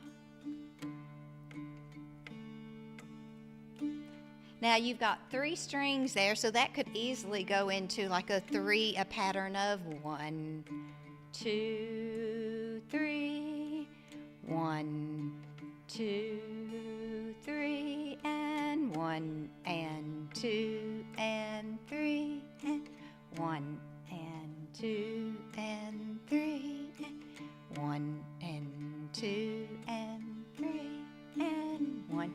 And now let's take it back to a feeling of 2. Let's go 1 and 2. 1 and 2. 1 and 2. 1 and 2. So we're getting a little bit of kind of foundation built with our rhythm. Now just using the D scale, the D chord, not going into any chord changes. Let's see what we can do with just moving along the chord notes. Now the chord notes in D are D, F, A, which are O, 2, 4, right? D, F, A, those are your chord notes in a D chord. So let's do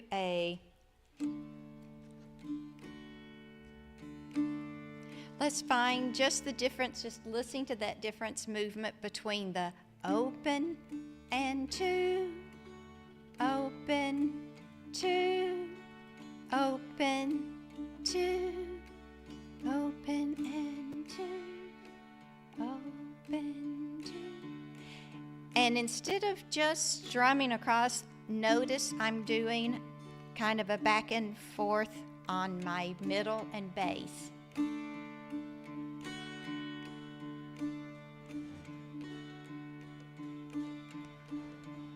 Now let's go to open to 4.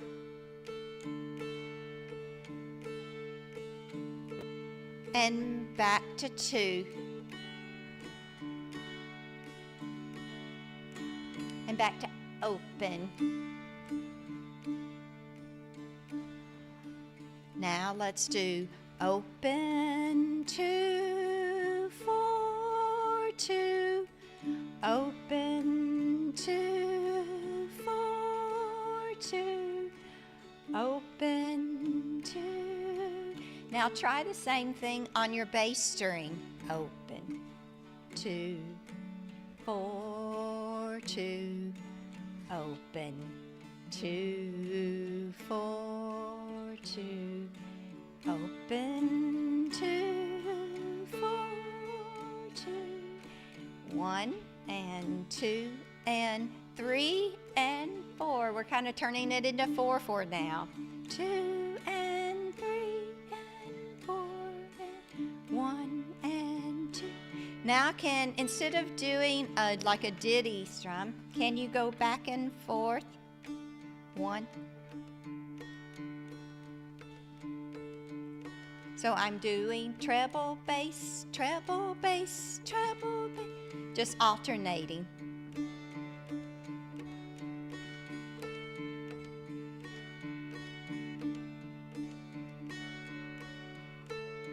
My pick is going from treble to bass, but my hand is staying on the treble. But you can do it on the bass.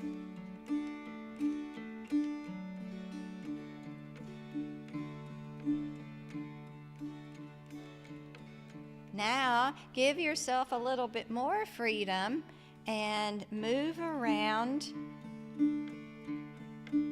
You can move around to add the middle string in to pick, but I want you to stay on the melody, but only be on open, 2, 4, 2, any combination of that.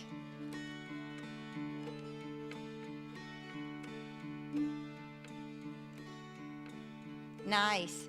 And let's slow it down a little bit more to a resting pace, which would be 1 and 2 and 1.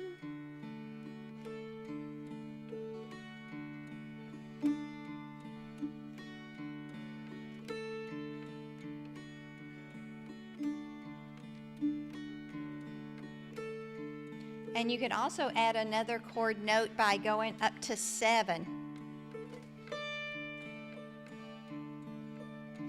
and 4 and 2 and open. 1, 2, 3, 4. Yes, open. 2, 4, 7, 4. You can go back and forth between any of those two. 2, 4, 2, 4, or 4, 7.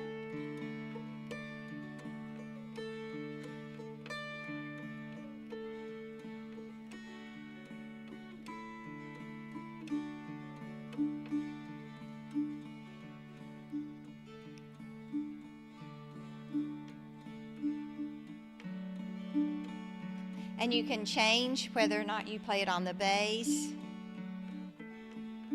or treble.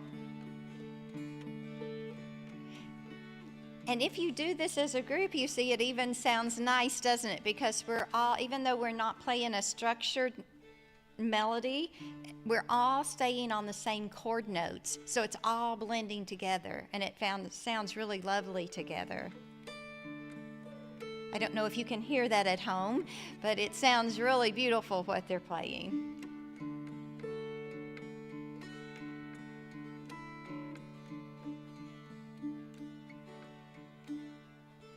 And then come back to just an open pick.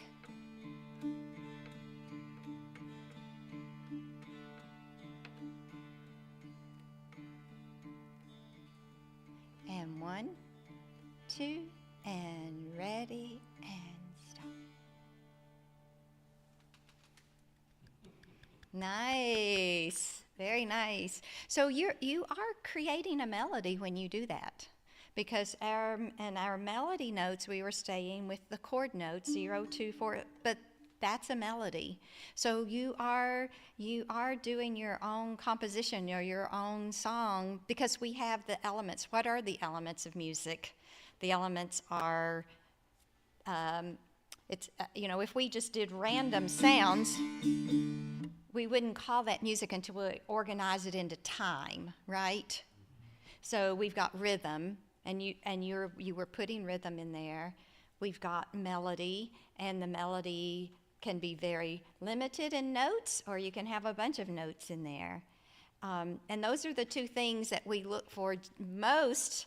And we think about with that melody and rhythm, but we also think about form. Did we have some kind of form? Did we have a beginning and an ending and a middle? Yeah, we did. And then even within that, how did we change up the phrasing of it by going back and forth to the different notes and thinking about how we organize that rhythm. So we had all the elements of songwriting. So congratulations, your first song.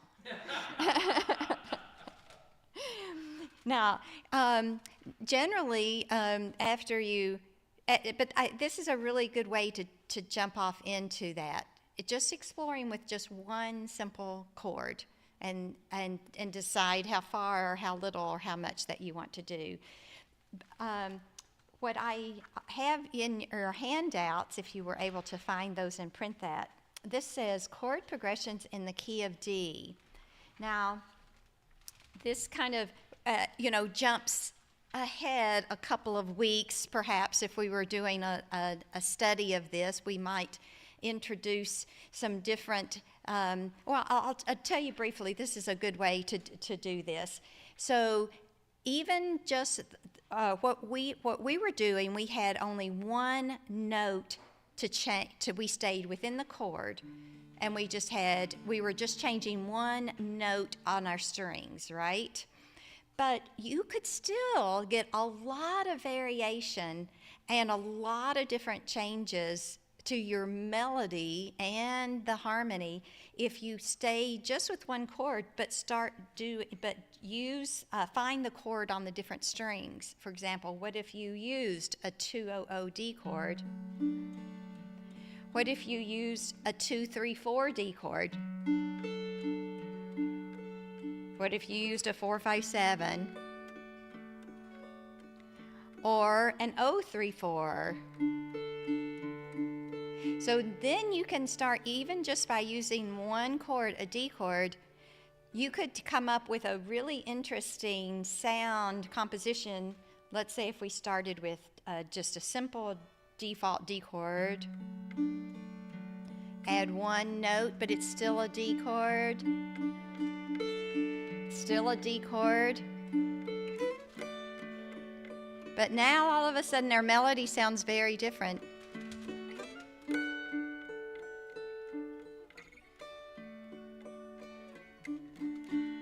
You could just invert the D chord, go from this position to this position, just upside down.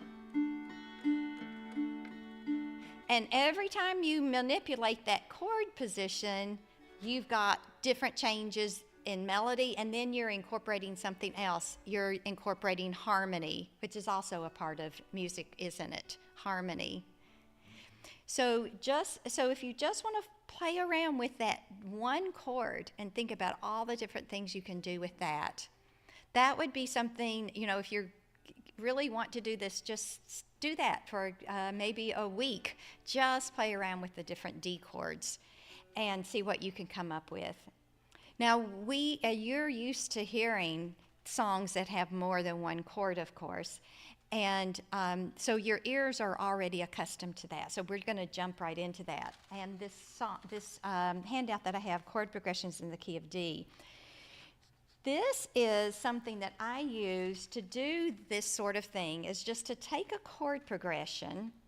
That first one goes from a D chord to a G chord, and these are all built on the bass string, and then the B minor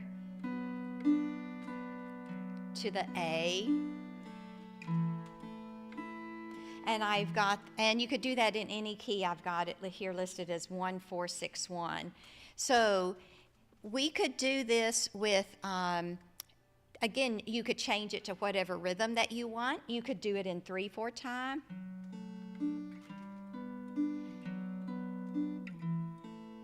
You could do it in 2/4 time, 1 and 2 and 1 and 2 and, or you could do it in a slow 4. So it's really up to you. Just for the sake of our time and doing this in a workshop, I've got it written in a 2/4 time. So the easiest way to do 2/4 time with your 3 strings is to do 1 and 2 and, which would be bass, middle, treble, middle, bass, middle, treble, because I'm thinking 1 and 2 and 1 and 2 and. So let's take that first progression and let's just repeat that. And we'll play each note separately of the chord. Ready? And here's D, G, B minor, A.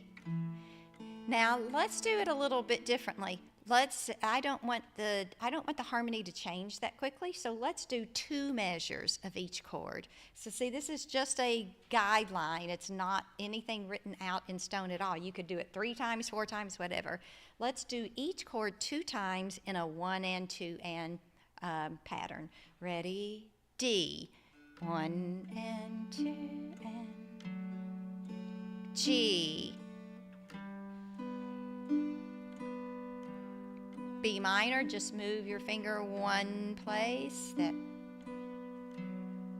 now we're going to the 5 chord, the A. And we're going to repeat back to the D. This is always a nice progression to go to the 4 chord after the 1, and then to substitute to the B minor, because it's just 1 note difference. And then that 5 leads you back to 1, doesn't it? One more time.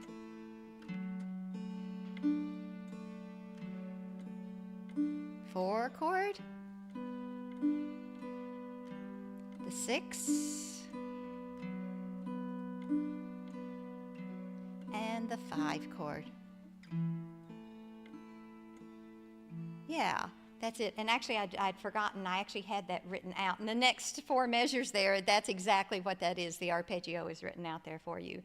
Now, you can, another simple thing that we did is, that we talked about before, is inverting the chords.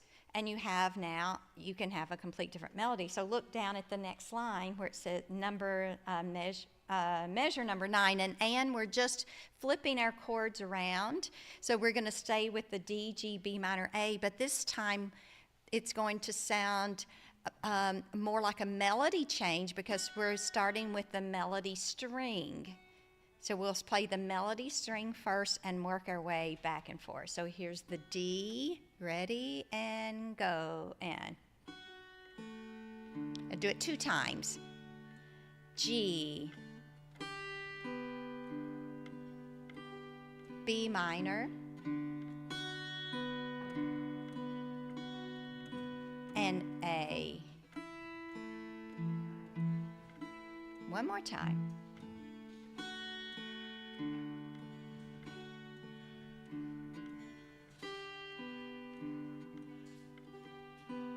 B minor,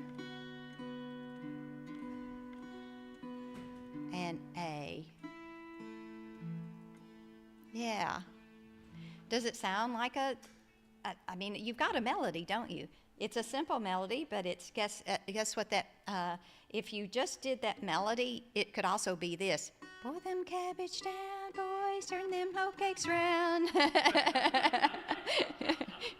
That's the same, believe it or not, that's the same melody we just did. But we transformed it by doing an arpeggio and by throwing that B minor in there. It didn't sound anything at all like Buy Them Cabbage, did it? But it's just based on a very simple melody there. Let's look at, and I have 8 progressions here. We aren't necessarily going to go through all of those, but just to show you how you can come up with your own progression. These are some that I thought were very nice and playable right away. Number 2, it's still a movement from the 1 to the 4 chord, D to G, B minor, but we're going to make one subtle change. Instead of doing just A, 101, we're going to do an A7, 301, and that's going to give you even more tension and pull going back. So just changing that one little thing will give you a different feel for this. So let's do number 2 now. 1 and 2, D, G,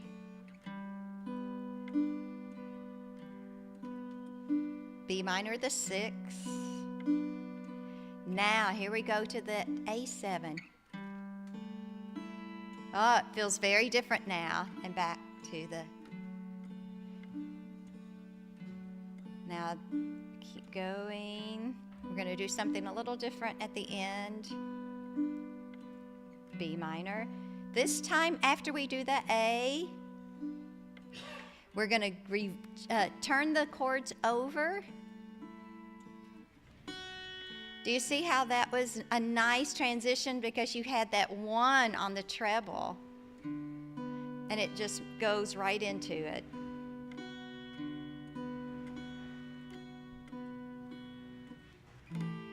And that gives you a higher note. And then you can do either one you want. You can go back to the treble or the bass, either one.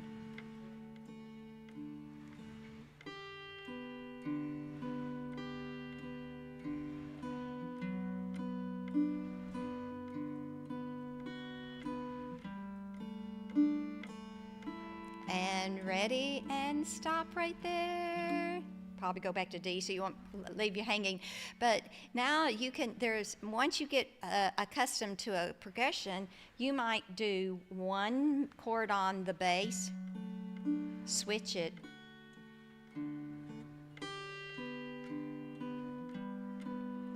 If you want that, if you want the jumping around, if you want that sound to move. But every time you just turn it over, you've got a different melody then when you do that. There was something else I thought of that. And then it gets really fun. You can start putting in suspensions with your chords. So on that 301 A7,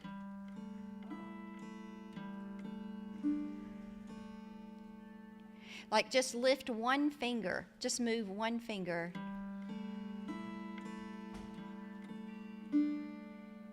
It brings that A out. Like you're interrupting about that chord with putting one note in there that's not part of the chord. And I'm not going to get into a theory analysis because I don't even remember it enough to do it. But we're just interrupting, we're just putting one note that is a non-chord note. Usually the suspensions are just one note difference. So if I just move my hand one, if I just move, either take it up off the one, that moves from an E to a D. Another popular one is, that's a nice one, going from, like, instead of just G, G, B, do a G, A.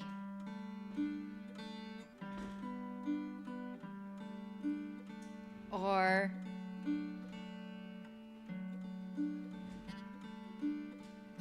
here's a nice one. Do the D, then play the G without anything in the middle. So go from D, just like we've got here, but instead of doing 3-1-0, just do 3-0-0. Here's the D, here's the G without the B. Hear that little bit? And then it really makes you want to come back, though, to it, doesn't it? Yeah, yeah. So you can play around with this and get all kinds of different patterns and ideas for melodies. And then the next thing that you might want to do, let me pick one more. Start in, let's see.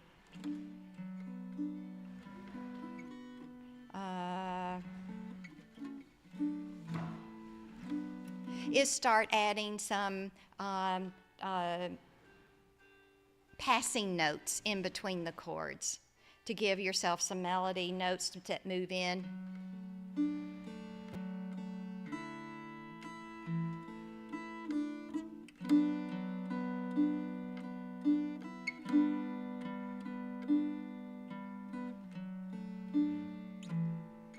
Just moving up and down one note. So instead of thinking of it, what I was talking about before, it made different harmonic changes, but now I'm thinking about it in terms of melody changes. So keep playing something with them, and you might even want to go back to a strum.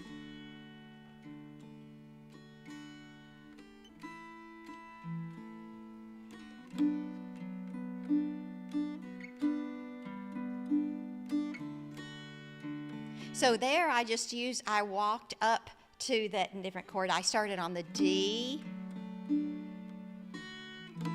A. Now I'm going to put in an F to go back down. I'm going to walk up. So I'm using just one or two notes in the melody to get myself to the next chord, keeping it all very close. But that's a way of starting to introduce some melody into just those chord progressions. Does that make sense? Yeah. And this is something that just takes, you just play around with it. And most of the time, I'm not even really thinking it through. Like, I'm trying to analyze it and think it through with you right now. But usually it's just play, play, listen. Oh, yeah, I think I need to move. Been there a long time, I think I'll move, So it's not something that I want to give unless it is something I want to eventually write down, but for this purpose, we're just experimenting. And now I'll do what Don did. I'll check my time, make sure we're okay. So, yeah. Any question about that? I've got a couple more things that we want to do. I threw in this one that was very high up on number 5 because but I don't really prefer the higher chords, those 3 fingers higher chords when I'm doing this. But I did want to tell you there's an omission there that you want to make note of. I've got 6, 7, 8, and that really should be 6.5, 7, 8, because it's an A chord. But you might want to go up high. There might be a reason that you'd want to do that high chord.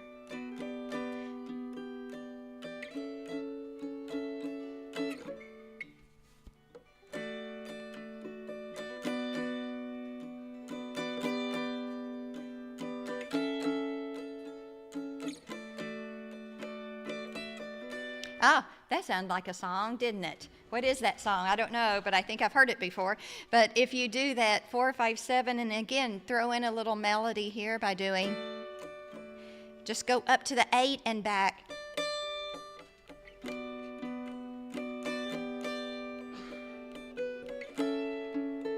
So just start using some melody notes to get you to the different chords.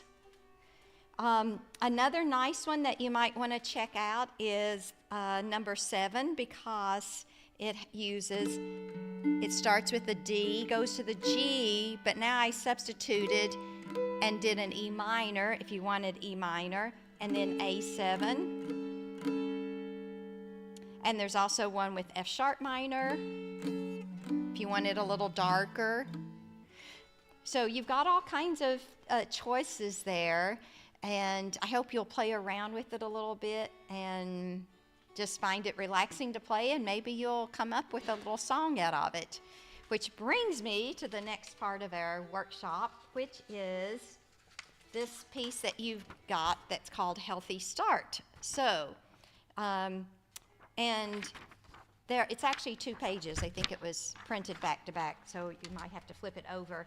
This is, now, remember me telling you about how even a simple melody like Bow Them Cabbage Down, you can start with a very simple melody like that, which is what we did with that chord, and that's where this actually came from. I took that chord progression, D, G, D, A, and turned it into the arpeggio like we did. I came up with a second part that was mostly minor, and then I added it with another song. And that song, the second part of the song, let's see. No, this one is all, what do I have written here? Nope, don't think, okay. This is all just part A and part B. On the second part, it is the same part of it. I thought it was a different one, but it's not. Okay, so if you want, we can just play through this. So what I used this for, this was actually a recording that I did for a video that was used in the hospital when I did a voiceover. So as the dulcimer was playing,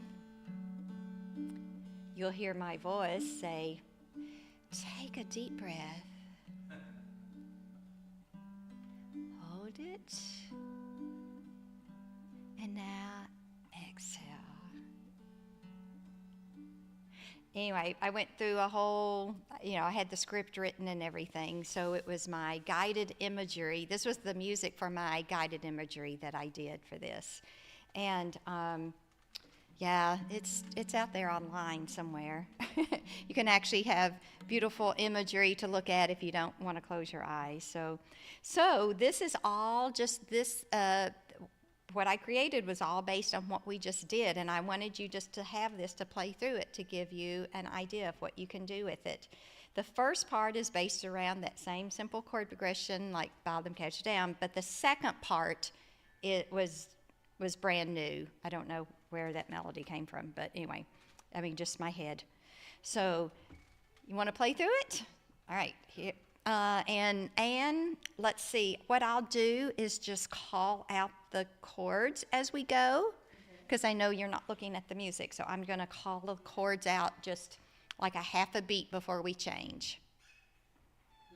Okay. All right. 1, and this is in 3/4 time. So it's 1 and 2 and 3 and 1, 2, 3.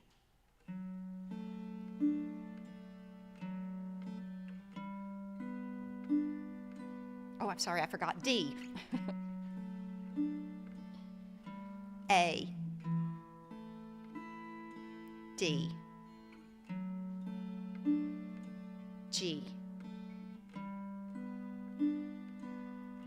D. A, D. Repeat. D, G, D. Little melody to A, little walk down. D, G, D. Another walk down to A, D. Now here's the new part, G, F sharp minor, E minor, little melody, D, G, F sharp minor, E minor, A, and you have to flip your paper over right there. This is dangerous to do after lunch. Everybody's going to go to sleep. Okay, G chord, ready, and F sharp minor, E minor, D, G, F sharp minor, E minor, little melody, and here's a little walk, A, suspension, back to the beginning, D, and this time the chords are inverted, G, D, A, D, G, D, A, D, and I'll explain that at the end. It's supposed to be D, then at the end. Yeah. And that there is a mistake on the tab there. That next to the last measure, 1 and 2, and open. That should be 2 in the middle. Da. So do you see how what we did as warm-up and discussion, how that actually got written out then? So I took I started with just that progression exactly like we did it. I made up my own, I thought of a completely different progression to go into the minor section, repeated that twice, and then came back to that beginning, but flipped the chords upside down. So we have rhythm, we have harmony, and we have form. So we have a whole composition there just based on these chord progressions. And occasionally, like I said, doing a little bit of neighbor notes up and down as I transitioned from chord to chord, put a few notes in between. And yeah, so depending on what you want to write for or what you want to do, if it's just for your own, fun, that's certainly a good way to get started at doing it. Chord progressions are a great jumping off way, to get you in, because they have the melody contained in them. All right, so you have another piece in your handout, and it says American Folk Song Chord Progression. I didn't name it because I want you to see, we're going to play this chord progression. I'm going to see if you can name the tune that goes with this chord progression. Can anybody name it without playing it? But you'll see that the first, it's actually,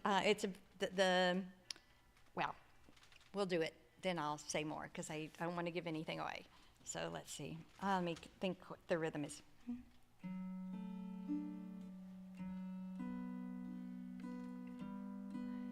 Yeah, okay, that's a song. Okay. Okay. I'm not going to sing the melody yet. See if you can figure it out. So it'll be 1 and 2 and okay, 1. I'm going to sing it in my head so we keep the rhythm going.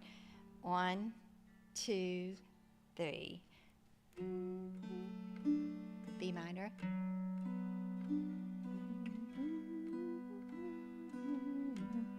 E minor. G. A. Now we're reversing the chords. Keep going.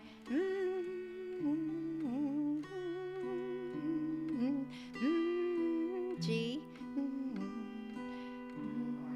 Do you know it?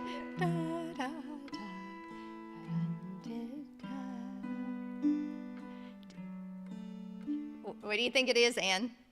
You got it! Dang, girl, you're good. So I'm just going to hum it and see if you can see how it's. There is a pickup.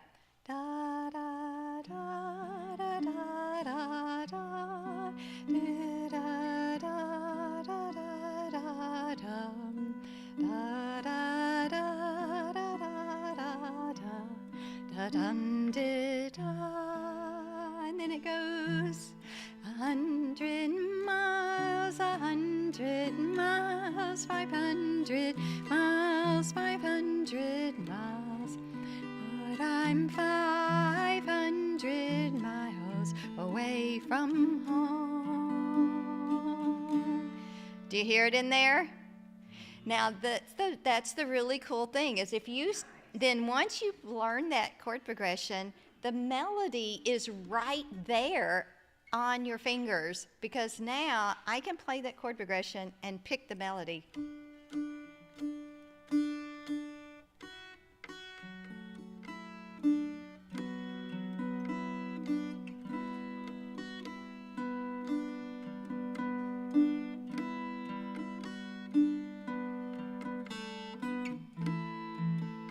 See, my hand hasn't moved from the chord progression. All the melody is right there. And then when it flips to the next one, 100 miles.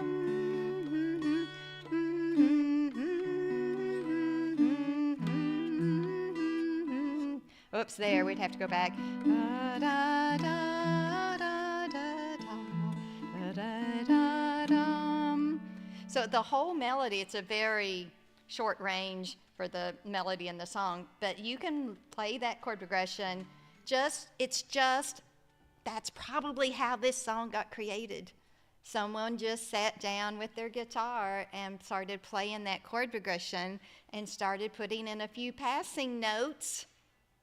And then they said, oh, what do we want to sing about? I don't know, 500 miles away from home. And that's how it, it makes sense, right? There's probably a lot of folk songs probably a lot of popular songs that got started with lots of chord progressions. There are a lot of chord progressions that are repeated in other songs, and that's why you can't copyright chord progressions. Because this could be the beginnings of another song if you just put different passing notes and arrange different things, but chord progressions can't be copyrighted.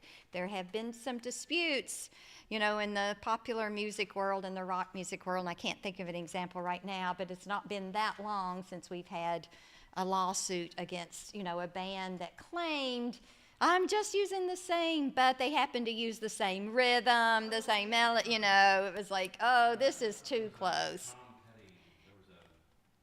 Don Pedi, it was a popular song that was recently done. Yeah. And it was basically Don Pedi's song. Yeah. And they could pretty much demonstrate. Yeah. It was awfully, yeah. Yeah, it was close. Yeah, it was very, very close. Is there time? So, okay, we're doing great on time. So, what do you think? Do you see how this could? Who knows all the words? I thought I had the words of this song here, but I don't. But you want to just do the chords, and all the audience members can sing. Anybody know the words? You know the words, Ann? Yeah. That's right. It would take a whole village. It would take all of us to go. Well, we can hum the melody, okay? Let's do that. Let's do the melody. Da dum da da da da da da da da da da dum. E minor dum da da da. G G, da da da da, A da, D da dum da, to B minor, E minor, back to G, E minor, back to A, and G and D. You have to make that chord change a little quicker there. One more time. Da da da da da da da da dum. Dee da da da da da dum. Da dum da da. 500 miles, 500 miles, 500 miles, 500 miles. Lord, I'm glad to be back home. Da da da. Yeah. Yeah. So you can be a songwriter. Just find you a chord progression, and you got it. Yeah. Any questions among all of you out there? I don't know if all those in the back can see, if you could see very well, but oh, there's a question. Yes, you way back there in the in the hat. Okay. Interesting, but you could also kind of flip the process and have a melody that suggests the chord progression the way you're doing it, but you know, it would outline some of the chords. Absolutely, yeah. That way too. Yeah, and probably there are just as many songs written that way too. Yeah, start with the melody, and then, I mean, I'm sure it comes both ways. Somebody hums a melody and you pick the melody out, and then, yeah, and it's like, okay, what chords would go with it? So, yeah. Are there any other songwriters out there? Don, have you done any tune writing, songwriting? Just by mistake. Yeah. Yeah. So yeah, certainly with fiddle tunes, I would think that would be, because they're probably thinking more melodically than harmonically. Wouldn't you guess that it would probably be more along that line of thinking the tune? Although they might, as they're even doing, but you know, the melody suggests harmonic movement, so yeah. It's hard to do one without the other, because music is all that, you know, all those components of music lie within each song. So it is hard to kind of pull apart each piece and say, in fact, I just did a survey recently and talking about, I asked some different players, you know, what do they listen to first when they're learning songs by ear? And I listed those different, the melody, rhythm, harmony, form, and then the other choice was all of the above. And it was very interesting, the answers that I got, because it's really hard to separate it. I think, you know, at first you're listening for that, I'm listening for that melody, but I'm also listening, okay, did that melody repeat, which is part of form, and where did that melody go? Did it finish up like on a 1 chord, or did it leave me hanging on a 5 chord? So now, you know, you're thinking about harmony, and of course, it's not existing at all without that rhythm. So it's like, it's really hard to say, oh, I'm not gonna listen to that. I'm only gonna listen to the melody. You know, you can't hardly do it. You can't hardly just listen to one aspect of it. You are hearing it as a component. And then later on, as you're learning it, I think you start zoning in and saying, oh, I need to hear whether that's a half step or whole step, or was that a long note or a short note? But it's really hard to kind of pull apart those elements, which is kind of what we were doing today, though, in starting. So just making you aware of all those elements as part of it.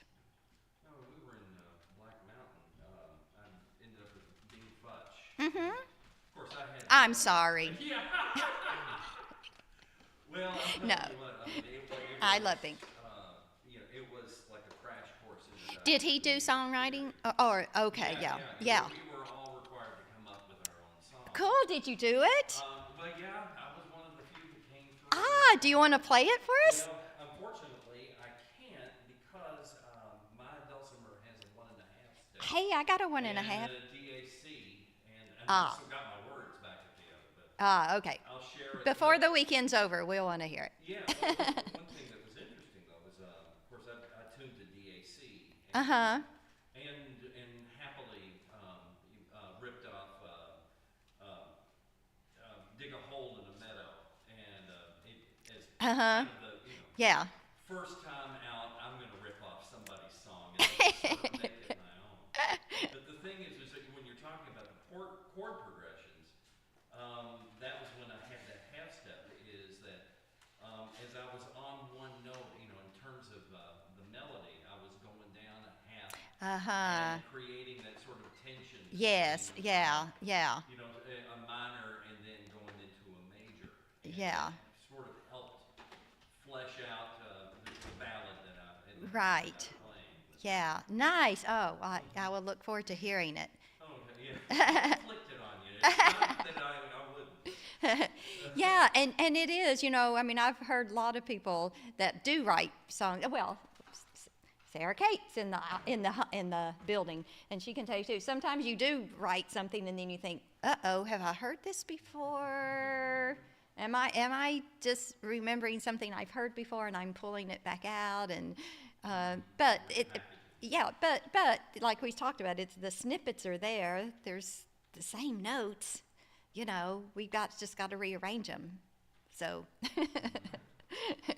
it's hard not to get some snippets of things, just like when Don was doing the Old Yellow Dog, and we said, "Oh, that's kind of like the Old Gray Mare." So you're going to hear snippets of other melodies in songs. So we won't turn you into the BMI. We're not going to call ASCAP on you. This one, I think, was in the public domain, so I'm okay. All right. Well, that's, I think, the close end of our workshop, and I hope this has been helpful for you. I hope it's been maybe a gateway to the songwriting or composing world to you. So thanks for those here and online.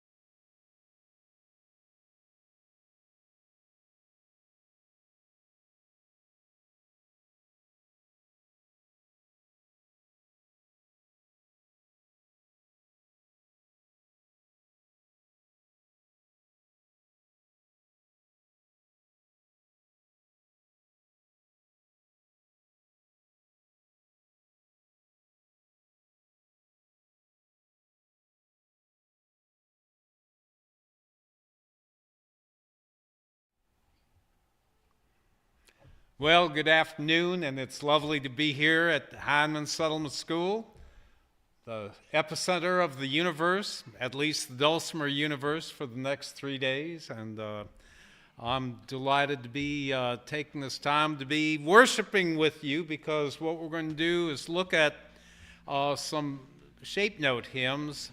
And this is part of the repertoire that people played. They played music, whatever they knew in their heads. That's what they would play on the instruments that they had. It wasn't just, well, I'm a fiddler, all I'm going to do is play fiddle tunes. It's, well, I've heard rags, I've heard parlor songs like Old Grandfather Clock, Little Stream of Whiskey we heard, tunes like that. But they played hymns as well. And even though the devil's instrument was the fiddle, and the dulcimer is probably a close second cousin, they played the music that they knew. And shape notes were an important part of people's lives. It was said in the South, if there were two books in the house, one was the Bible and the other was the Sacred Harp. And the Sacred Harp was one of those shape note books. So, slide. You're probably looking at the Southern Harmony, the cover of it. Is that there? No, you're there. There? It's coming. It's coming. All right. This is a replica of an 1835 book that was the most popular book in the country at the time, William Walker of South Carolina, but it spread by way of covered wagons to the west of Kentucky. Next slide. Where today it is still sung at Big Singing Day in May, and it's the site of the oldest continuous indigenous American musical tradition. So what we have here, slide, is shape notes being sung from these tune books, like you all have these oblong books here, in which you would have 4-part harmony or 3-part harmony, with each of those lines being a very independent line. Much of this music came about during the colonial days, where people were thinking about one thing in the 1740s, 1750s, 1760s. They're thinking about freedom, they're thinking about democracy, they're thinking about independence. And it's musically encoded in this music because each of these parts is an absolutely independent melody. And they worried about, how do we come together as a union, as a country, if we're all so independent? And so that's encoded in the music. Slide. And slide again, and we can look at the one that should be there is the Isle of Lewis and the Outer Hebrides. So what had happened in the America at this point, as people are settling the eastern seaboard, is the one kind of music that was supposed to be sung were the Psalms. And they had to translate them into a language that people could sing. And they had to put them in American vernacular. So the very first book published in this country was the Bay Psalm book. There were only about 8 tunes that people could sing those psalms to, and so they didn't have books, and the way they would sing was by lining it out. A presenter would call out a line of text, and then they would respond. So there we are at the Isle of Lewis, and the next slide, Old Milky Meeting House. So what I wanted to show was this stuff is rooted in place. This music belongs to a place. It springs from a soil, and that traveled with the people that came to this country. Slide. This should be the back Free Church on the Isle of Lewis. And if you click it again, I think you should be able to hear it. There's a monkey. Pardon? There's Old Milky, if you could go to the next slide. There's a delay. That's showing the YouTube stream, so when I change here, it's going to delay. Okay. You know what I'm saying? I don't think it will play sound though. Oh, it won't play sound? All right.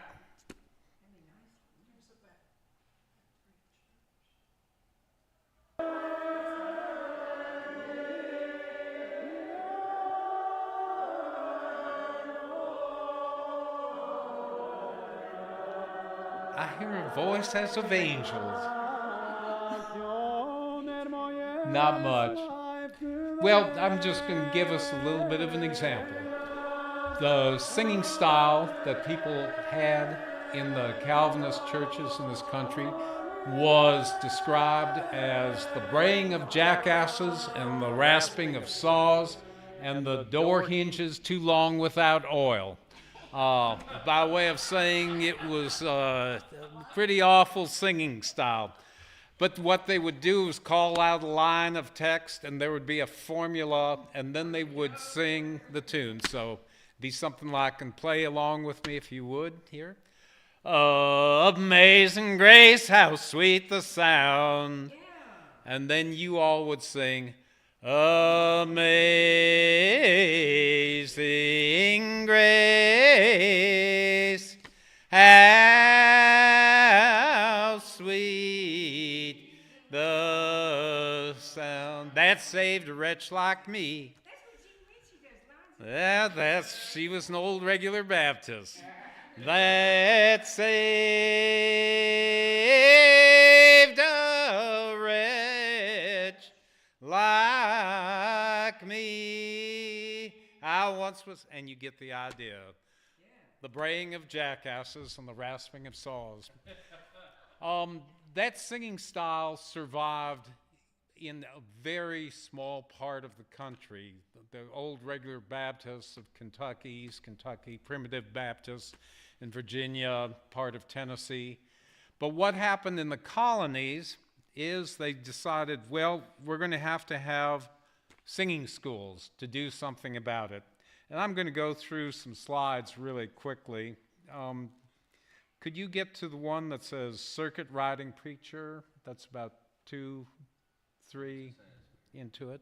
Should be a picture of a carriage there with folks.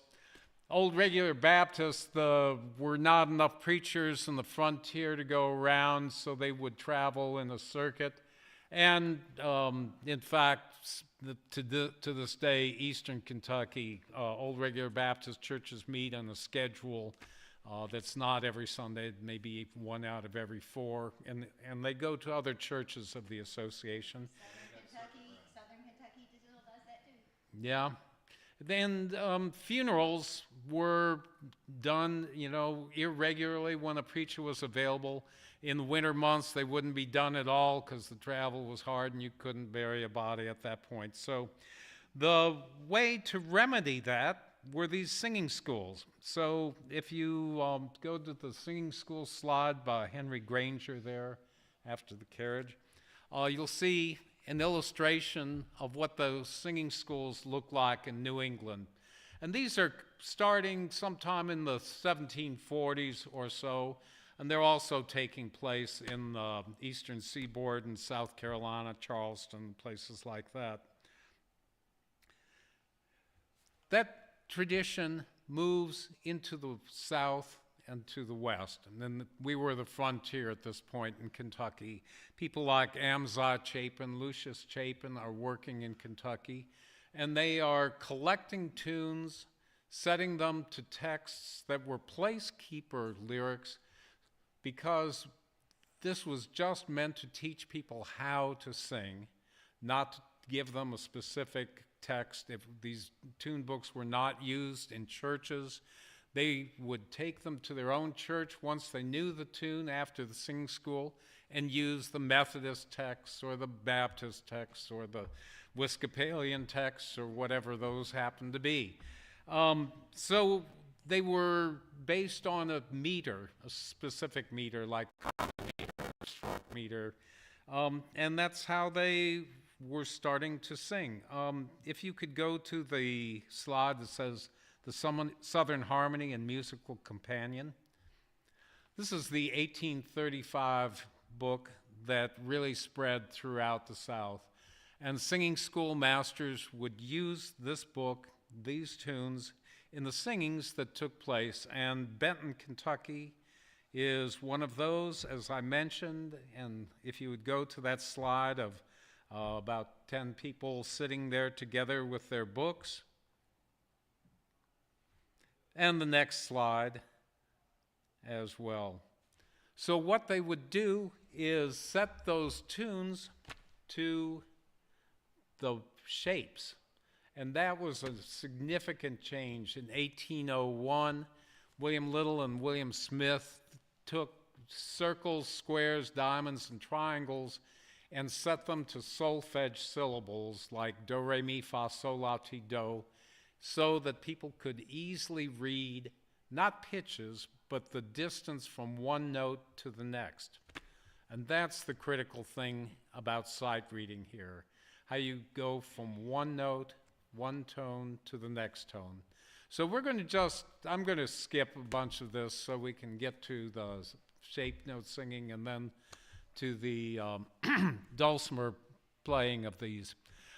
We would sing a scale just using 4 shapes, 4 syllables, fa, sol, la, and mi. And fa is a triangle, sol is like the sun, a circle, la is a square, think of 2 right angles there, 2 L's, and mi, just think of diamonds are for me. Yes. So, did he give you a diamond yet?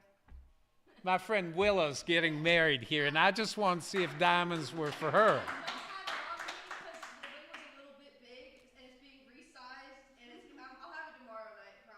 All right, we can look at the glare as she's playing fiddle on stage. So let's try a scale together. I can pitch it anywhere I want. I don't have to worry about what key it's in. I can put that fa anywhere. Fa, the next note up, sol, sol, la, the square, and then it repeats. Fa, sol, la, then finally at the diamond. Mi, fa. Let's try that again. Fa, sol, la, fa, sol, la, mi, fa. What happens if you get one of the syllables wrong? Nothing. It's a singing school. You can go la, la, la, and be right about a quarter of the time. You can go fla or sla and get 2 syllables for one. But remember, these are just singing schools to teach people how to sing. So I'm going to pitch it differently. We're transposing. No one would ever think of that. Anne is the only one that's going to be driven crazy because she's got perfect pitch, and she's going to look at a note on a page or know, oh, that's supposed to be a D. Why is he singing a B flat? So my apologies, Anne. We just won't tell you what pitches we're doing. So let's put fa here. Fa, fa, sol, la, mi, fa, fa. If you can already read music, you're thinking at this point, why am I bothering to do this? This makes it even more difficult. Remember, this is to teach people who don't know how to read. And we're at a time where we are pre-literate. We don't have the books. The singing style of the call and response is because people are not reading books. They don't have them in their hands. But now we're putting books in people's hands. And the preachers were saying, this is the way that God ordained singing to be. This is the singing style that people like Thomas Sims wrote sermons about. So, let's give one of those a try. I think Happy Land is one of those that you've got there.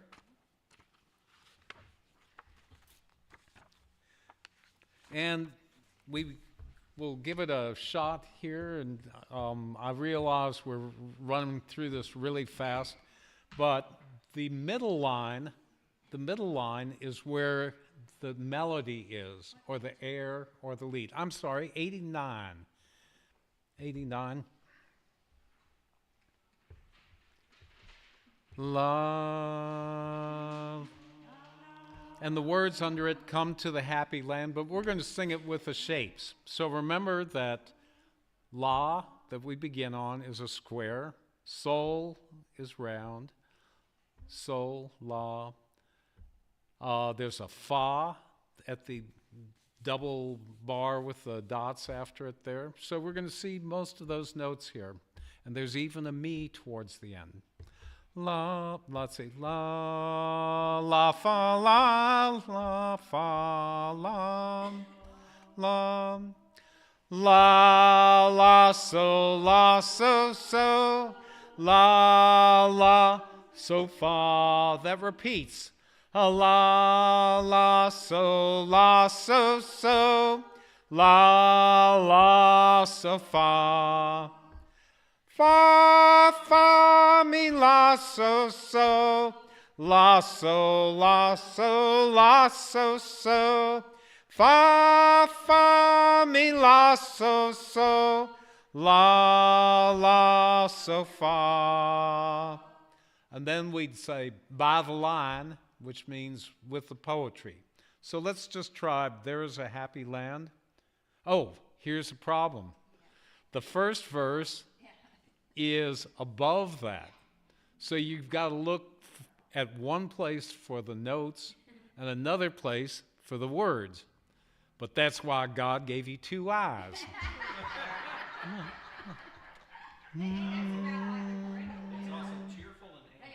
All right. So, cheerful and animating. One of the few that has any kind of tempo indication at all. So let's try it once with the words. There is a happy land. And you see that repeat is there because you got to go back for the words for that second part of it.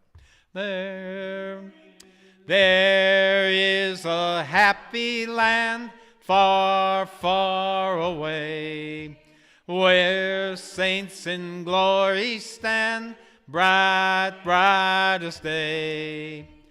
Oh, how they sweetly sing, worthy is our Savior King. Loud let his praises ring, praise, praise for A.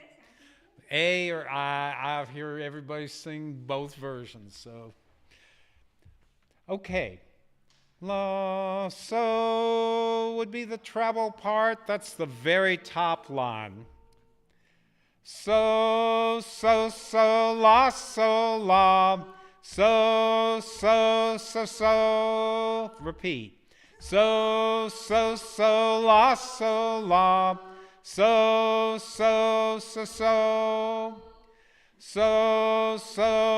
la, fa, fa, la, fa, fa, la, fa, fa, so, la, fa, fa,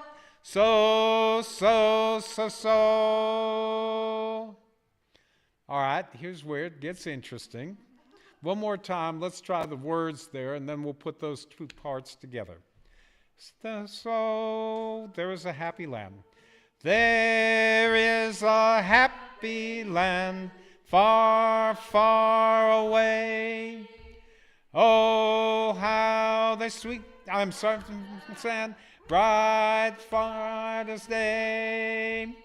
Oh, how they sweetly sing, worthy is our Savior King.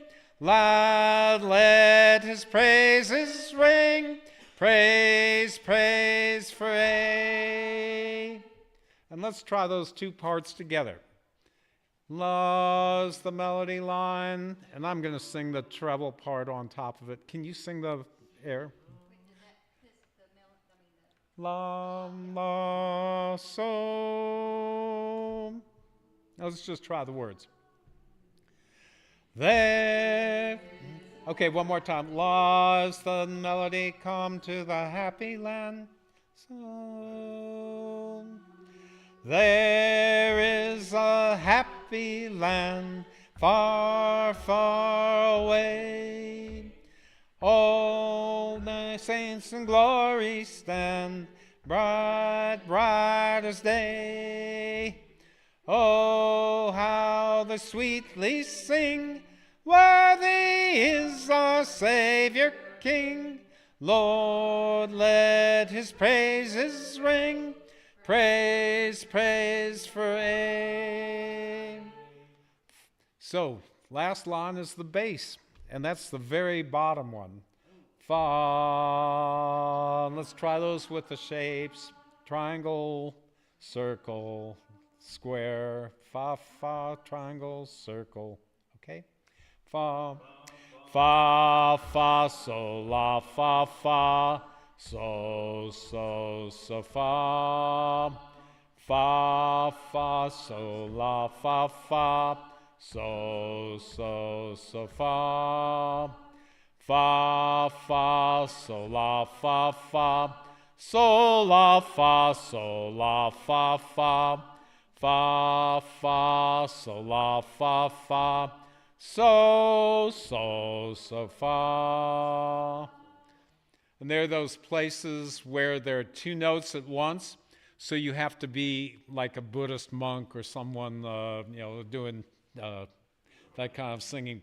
They're choosing notes. You just choose to go up or down. Fa, let's try the words with that. There is a happy land, just the bass.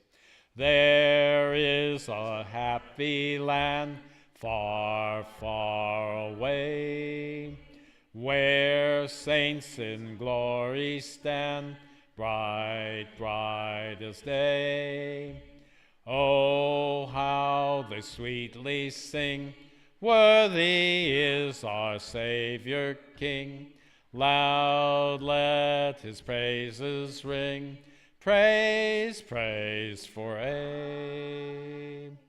Should we try all three parts? Is there anyone that can sing, feels like singing the top part, treble?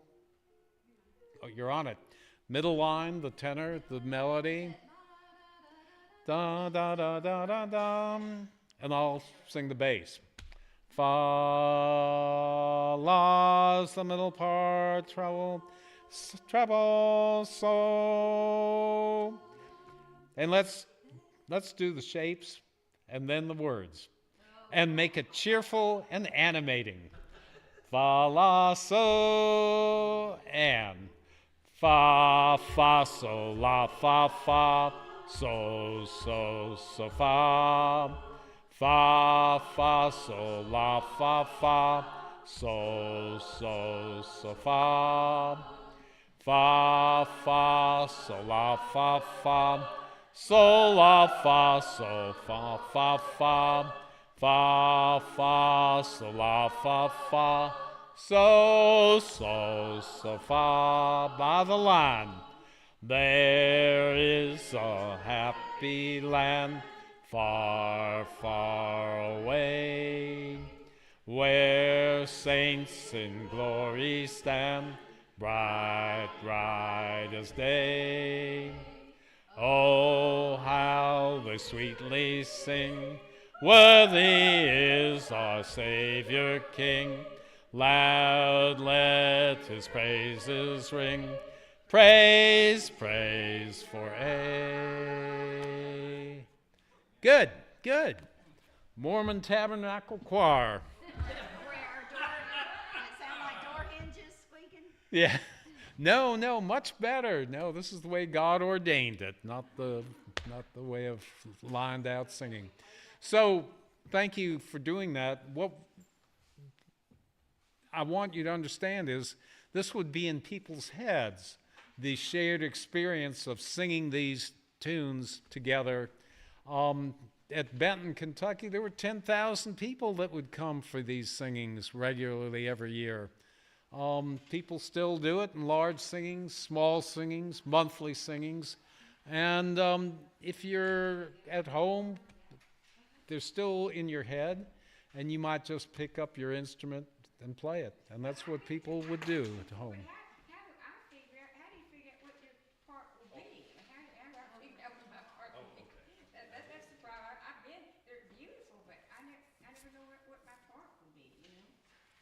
and I'd have to teach it to you, you know, just by rote a little bit is what we do. And, you know, But if you're a soprano, you're the soprano, right? And that's the way it goes. yeah. The top part, the treble or the soprano, men and women would both sing that. Men and women would both sing the melody line, and usually only basses would sing the bottom. But what we're going to do now is Lorinda has made arrangements of these, and we're going to take a look at Happy Land. Yeah, and you may not agree with how I've labeled these. I did have a question Yes, about that. yeah. You switched the parts. Yes, just to kind of make Modernize easy. it. Yes, yeah, because that's kind of what we're used to when we do Dulcimer arrangements. So I'm Dulcimerizing it. Good. So the first one, yeah, and you know what's really funny is, I mean, just looking at these slides, I had looked at those thinking, okay, I'm going to see my dad in there somewhere. I did, because this is his background. He went to the singing schools, and he eventually became a Shake No singing leader himself. And he was a circuit preacher also. And he didn't ride in a wagon, though. Automobile by then. I don't want to derail, but just a couple of weeks ago, our organist, formerly trained, pointed out something that I had seen in the Methodist hymnal for many times and didn't understand. And that is that on the lower right-hand corner, there would be, in all caps there would be a tune. And he would say, and he told me, we have become so accustomed to singing hymns and with a, matching like Amazing Grace with a tune, and then we don't understand that that tune is actually at the bottom is either called heaven or some kind of a single word, and then there would be where they would set the meter or the tone or the various syllables, so that if you wanted to sing something that matched with what you were preaching, you could find that hymn and just match those words because they match the syllables. Now, is that the same thing, or was that a... Yes. That's the whole point of this, is to teach people the tunes. And they didn't give them titles, the tunes, titles that related to the text. We wouldn't call we wouldn't call Amazing Grace, we'd call it New Britain. And it happens to be in common meter. 8 syllables, 6 syllables, 8 syllables, 6 syllables, and you'd see that in your hymnal, common meter, or 8-6, 8-6, and you count it up. Amazing grace, how sweet the sound, 8. That saved a wretch like me, 6. I once was lost, but now I am found, 8. Was blind, but now I see, 6. I just opened my book here and saw An Address for All. The words, I sing a song which doth belong to all the human race, concerning death which steals the breath and blasts the comely face. I'm going to sing that to Amazing Grace just to see if I can do it. I sing a song which doth belong to all the human race, concerning death which steals the breath and blasts the comely face. So we're so used to seeing a hymn that's got the tune and the text always, but they just viewed it as an open book to pair any tune with any text that worked rhythmically. Does that answer it? That was exactly, and it was fascinating to me because it really opened myself up that we've actually, started pinning a tune to a song and limiting the tunes in some ways. Absolutely. Yeah. So anyway, that's my observation. You all can continue. Whatever you want. So let's just, we'll do kind of what we did with the singing. We'll play each part, and then we'll put the parts together. But on this, if you could refrain from strumming, it actually actually, it'll sound really nice when you put the three parts together, because you'll hear, and that's why these songs are great. These arrangements are great for dulcimer because they naturally make that drum, that fourth and fifth harmony in there, and so you don't need to strum. When you put the three parts together, you've got all those harmonies happening right away. So let's just pick then okay, just like that. So just the melody string, we're looking at the soprano part 2. 1, 2. There is a happy land far, far away, and repeat, where saints in glory stand, bright, bright as day. Going on. Oh, how they sweetly sing, And this is worthy is our Savior King. for some reason there. Lord, let his praises ring, praise, praise for aid. Okay, yeah, everybody okay with that? Let's do it one more time, just make sure, yeah, Ann gets to hear that one. So, ready, and... There's a happy land far, far away, where saints in glory stand, bright, bright as day. Oh, how they sweetly sing, worthy is our Savior King. Lord, let his praises ring, praise, praise for aid. Yeah, okay.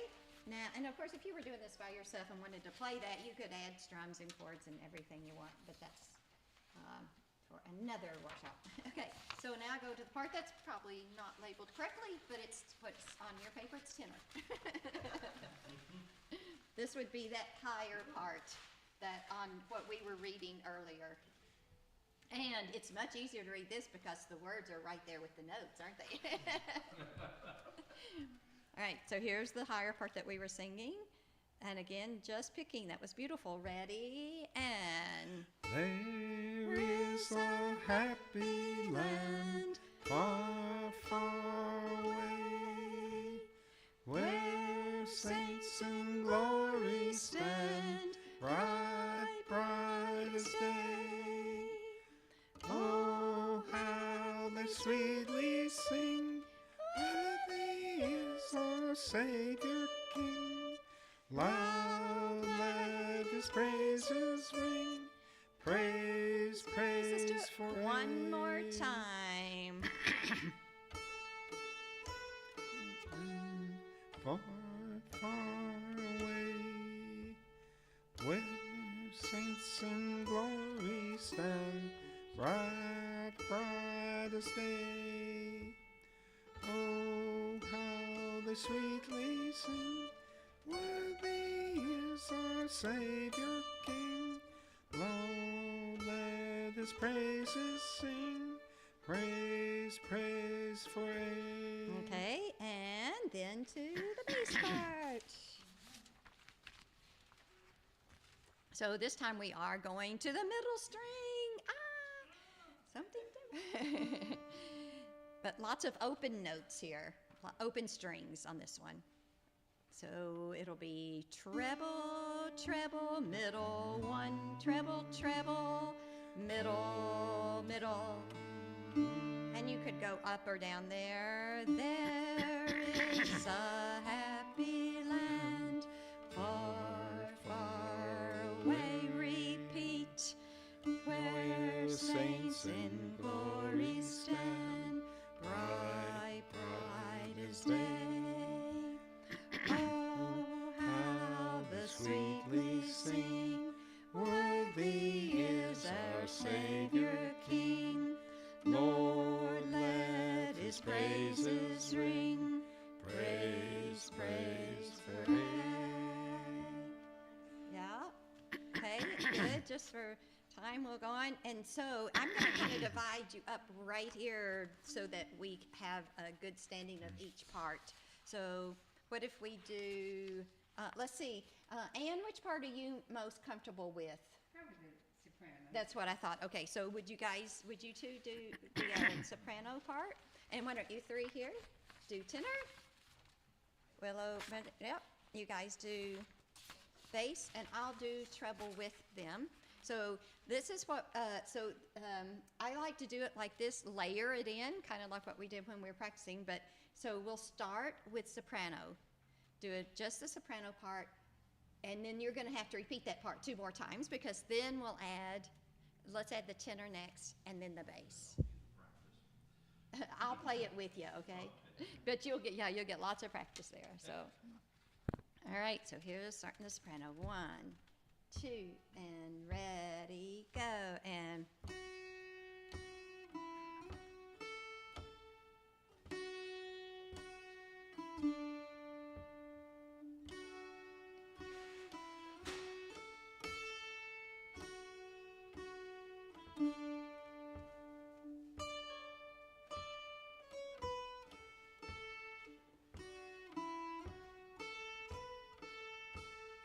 Yeah, you could have played along. Okay, tenor, get ready. Ready, go.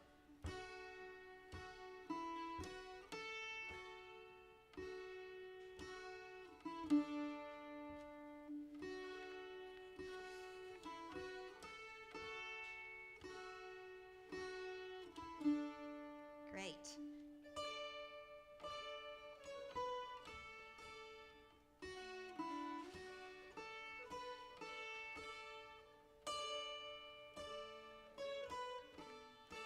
Bass, get ready. 1, 2, ready, go.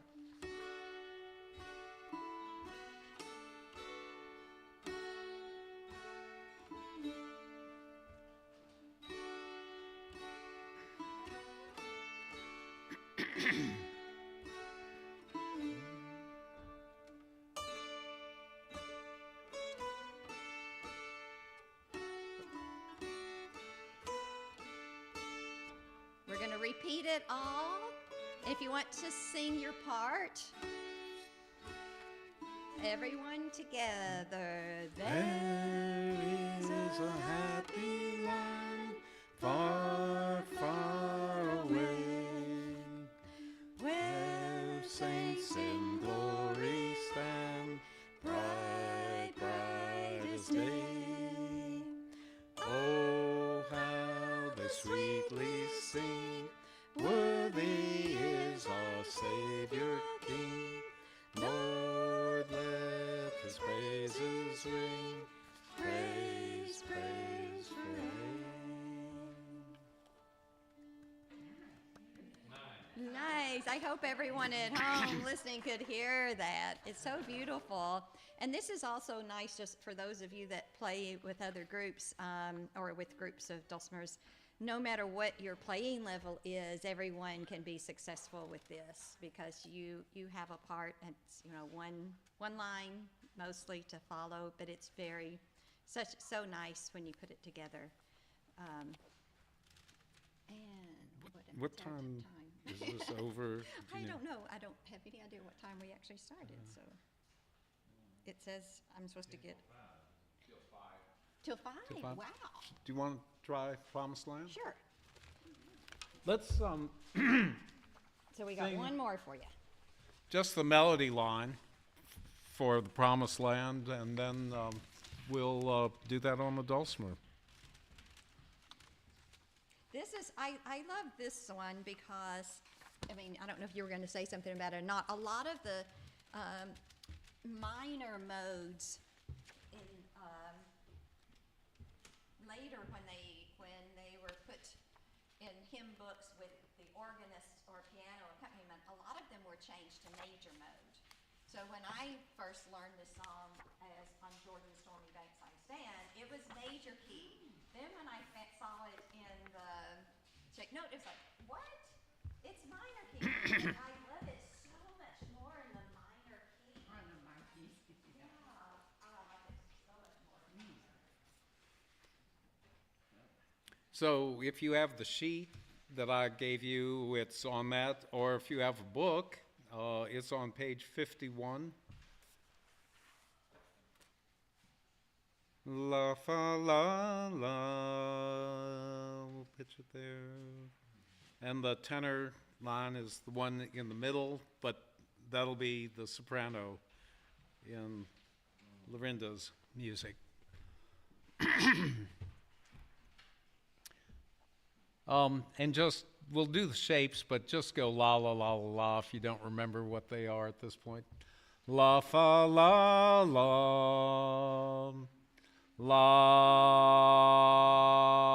fa fa fa so la so so so mi fa fa fa so la mi fa mi la mi fa so la la so fa la mi la mi fa so la so fa mi fa mi fa so la mi la mi fa so la so fa la mi la. Let's add the words to that, and then we'll do the dulcimores. On Jordan's stormy banks I stand and cast a wistful eye to Canaan's fair and happy land where my possessions lie. I am bound for the promised land. I'm bound for the promised land. Oh, who will come and go with me? I am bound for the promised land. And you can see why that one in particular really followed, settlers all the way, to the west. And it was, America was the promised land. We messed up things pretty badly in Europe, but this was going to be the city on the hill, the promised land that we were now going to.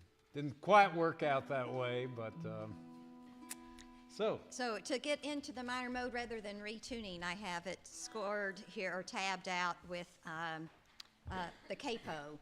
So now if you don't have a capo, that's okay. You could just, because there's no strumming here, you can just play each note, just pick one note. Now when you see 0, you would have to do 1, because if you were reading the capo, that would be open. But if you don't have a capo, just read it exactly like it's written, except the 0 is 1, because we're in E minor.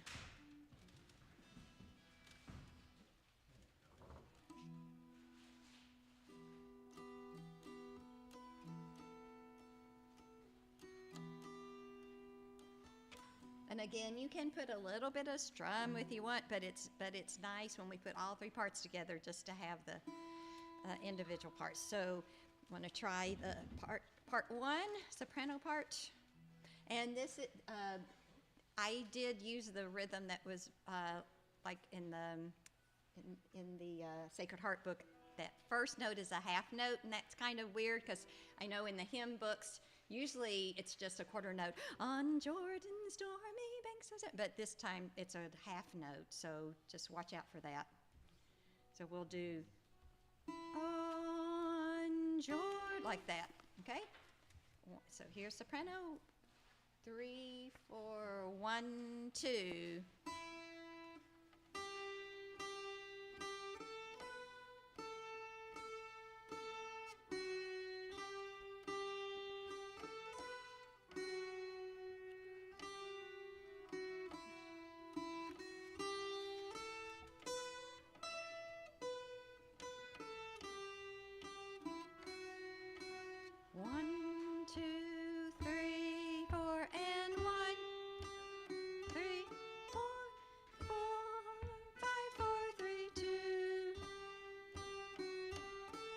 Long 2, 3, 2, 0.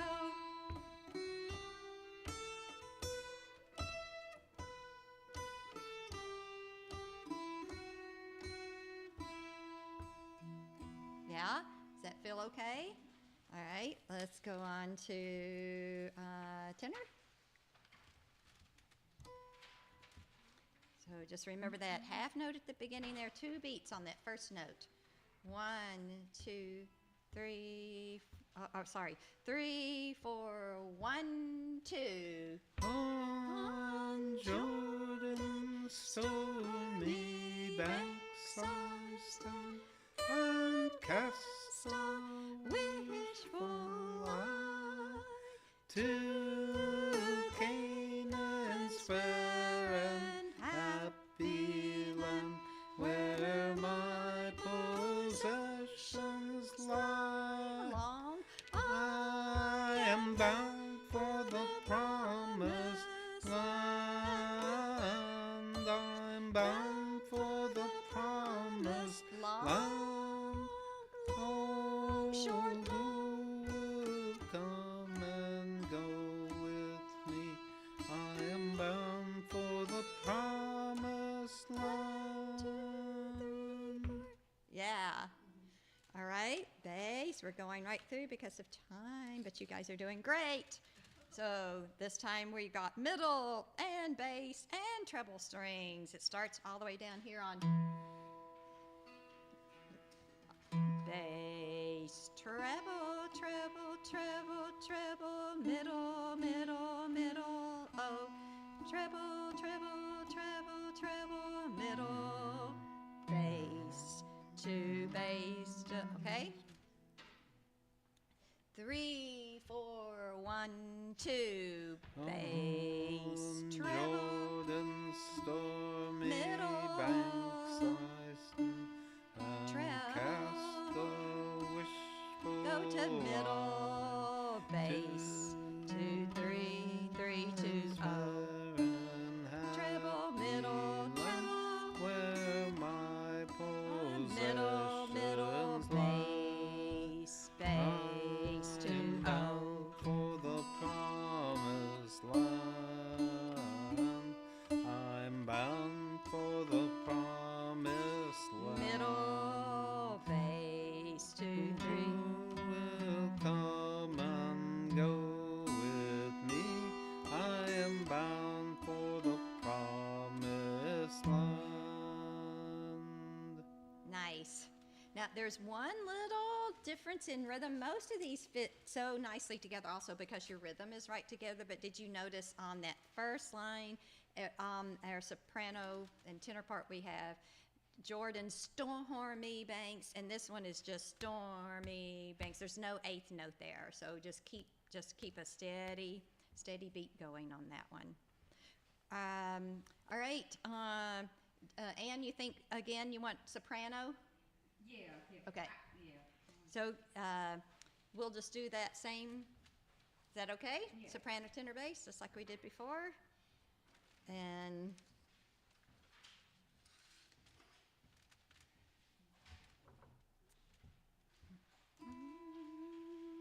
all right, 2, 3, 4, 1, 2. You can actually play, you know what, everybody could play soprano. Yeah, I mean, you don't have to, yeah, we could all play soprano together, and then you 3 drop out to, and then you could switch to tenor and then bass, or however you want to do it. So if you want to join us, okay? 2, 3, 4, 1, 2. On Jordan's. We'll just do soprano first. You can play, but you have to play soprano first. Okay. I get the melody in my head again. Yeah, or I would prefer that you do. You don't have to. You're grown up. You can do whatever you want. But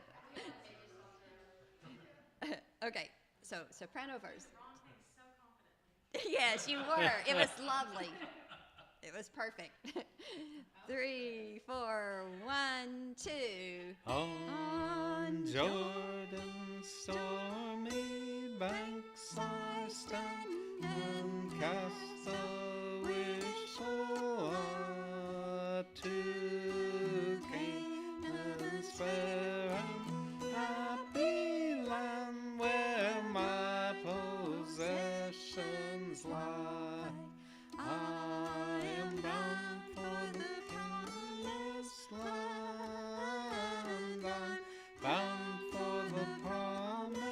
land.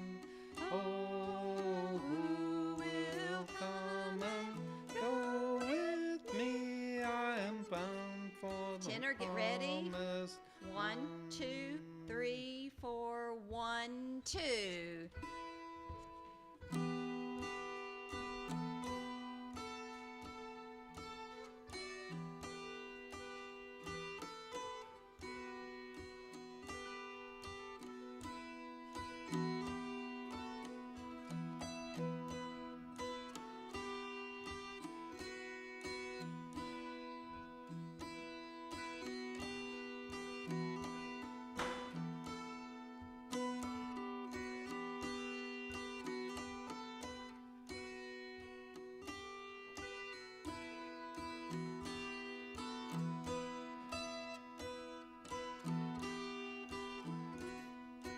One, 2, 3, 4, wait, now. On Jordan's stormy banks of sand and cast a wishful eye to Canaan's fair and happy land, where my possessions lie. I am bound for the promised land. I'm bound for the promised land. Oh, who will come and go with me? I am bound for the promised land. Woohoo! Nice. Now, what I like to do a lot of times in workshops, and I mean, it is more typical, like if we're doing it in a shape note, that you're sitting in sections, that it's actually really neat, like if the three of you just divided parts, and so that you were close harmonies, you know, you could hear each person sitting beside you play a different part. That's kind of a nice thing to do too. So, is that our time now? Fun, thank you. You're welcome. So, I love that Ron has all this good history with this. I had printed this book many years ago, way before Ron and I did any collaboration together. And it was just, you know, I have like 8 different songs that I've done with that. And I think it was right after the University of Kentucky Press came out with a new, because I had picked it up and was inspired to do it. And also just really in honor of my dad, who did this his whole life. And I never thought about it growing up. You know, it's like, it was like, why is he singing all those syllables before he sings his song? But he lined out every new song he always did. He always lined it out first. And I took all that for granted growing up. It's like, no, I'm reading notes. You can, you know. I never tried to learn it while he was doing it, but even though he was a teacher, but he actually liked the fact that I could read notes. He thought that was really cool. So no hard feelings. Well, because of those shapes and the syllables, and they used them in the normal schools and all kinds of schools. Yeah. There were more people reading music in this country than ever had been. Yeah. Yeah. And he loved the whole idea of that. The whole idea was to get that everybody singing, and all the country churches that he pastored throughout his life, there was never a choir. We never had any choirs at any of the churches that I went to. It was the whole congregation sang, and that was the whole point of it, was that you don't need a special voice to sing in church. Everybody sings in church, and so that was that was the whole idea of that. So it's a great philosophy, really. Oh. Amen. Thanks, partner.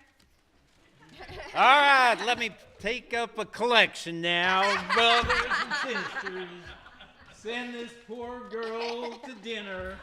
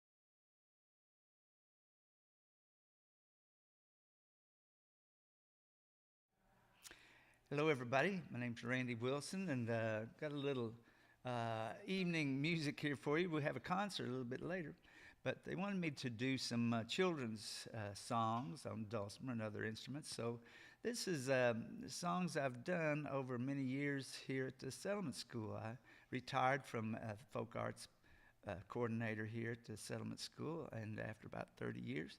And so there's a lot of tunes that I did, a lot of songs during that period I did with kids. So we're going to show you some. I think online you have some of the words and the tabs for these songs. Some of the tabs are for the middle strings, so the treble strings are lower than the middle strings up here, and maybe there's one with another on the bass string. It's up a little higher, so you can look at that if you want to learn these songs.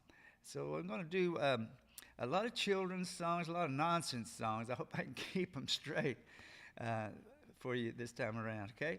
This is one I did a lot with kids. It's Chemo, Kimo, Jenny, Bojangles. Me, oh, my, oh, pretty periwinkle. Where'd you get that blue-eyed kitty cat? Sing song, kitty, won't you come here? Oh.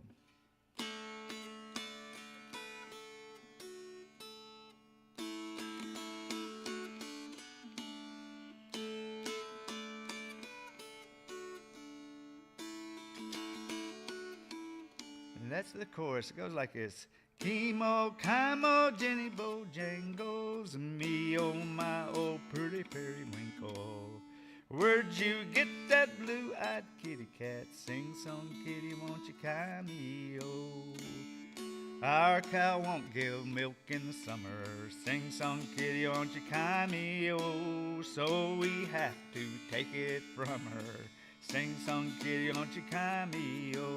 Chemo, Kimo, Jenny, Bojangles, me, oh my, pretty periwinkle. Where'd you get that blue-eyed kitty cat? Sing song, kitty, won't you come here?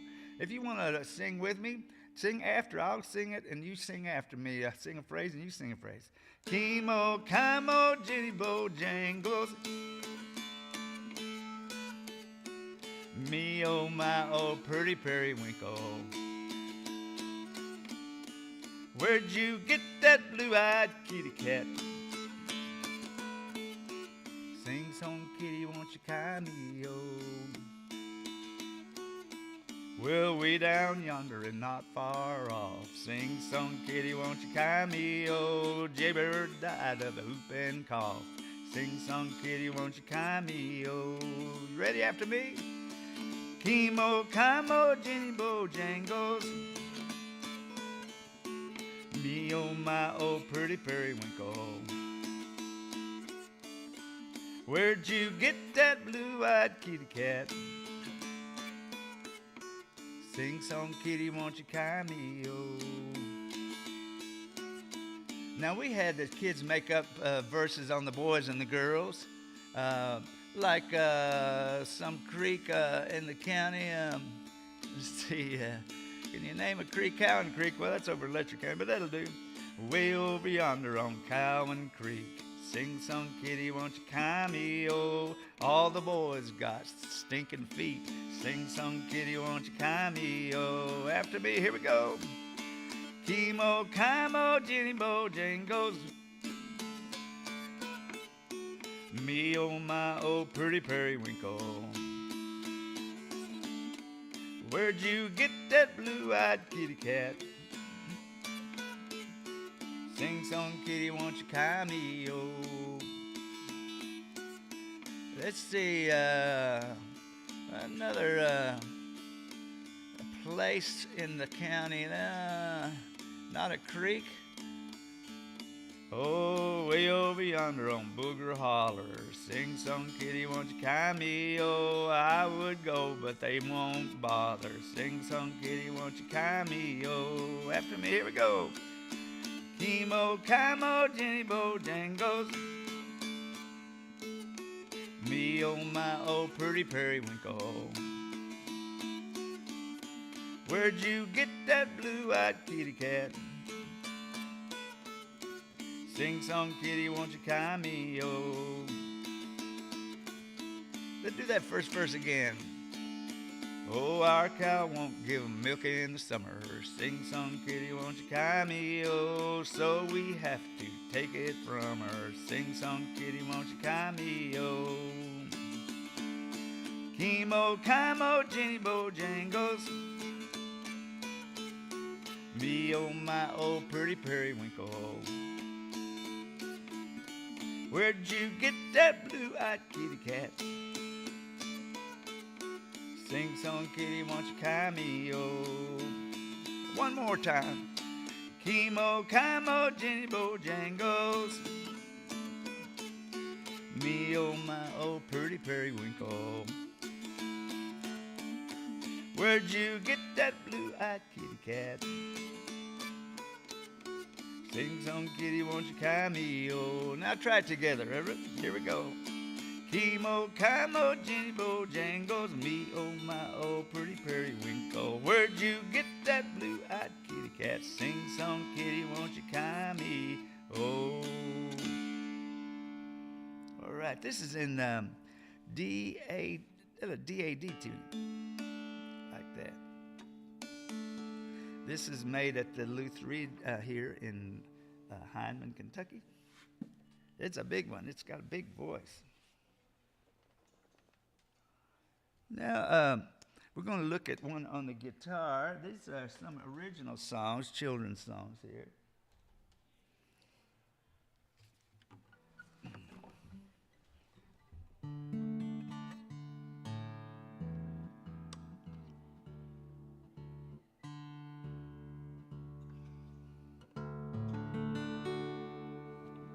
This is a little riddle song. See if you can figure out the riddle. A little chorus like this. I have a little secret, but it's for you to tell. And so I'll raise it to my lips and bid it fare thee well. And if you see it passing, then catch it if you can. Then only you and I will understand. My parents do not know it, though it's not so far away. For in the woods beside my house, my secret comes to play. She grabs me by the shirt tails and bids me come and go. But where she comes from, I will never know. You know the answer? Here's the chorus. I have a little secret, but it's for you to tell. And so I'll raise it to my lips and bid it fare thee well. And if you see it passing, then catch it if you can. And only you and I will understand. She can whistle, but she cannot talk, so you know she's passing by. Sometimes she can cause a tear, and then she'll dry your eye. I ask her where she's going, she says she never knows. To tell some other secrets, I suppose. I have a little secret, but it's for you to tell. And so I'll raise it to my lips and bid it fare thee well. And if you see it passing, then catch it if you can. Then only you and I will understand. Oh, sometimes she's a stranger and she bangs upon the door. And then she climbs the chimney tops and sweeps down to the floor. Yes, I ask her where she's going. She says she never knows. To tell some other secrets, I suppose. Yes, I have a little secret, but it's for you to tell. And so I'll raise it to my lips and bid it fare thee well. And if you see it passing, then catch it if you can. Then only you and I will understand.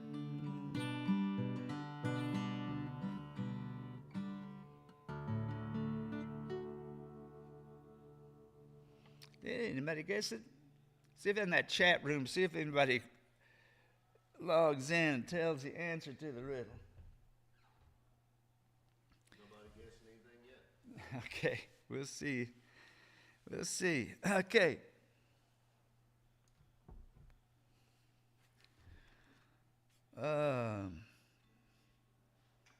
So this is another dulcimer made at the Luthery here in Hindman. This is kind of a model of Uncle Ed Thomas dulcimer.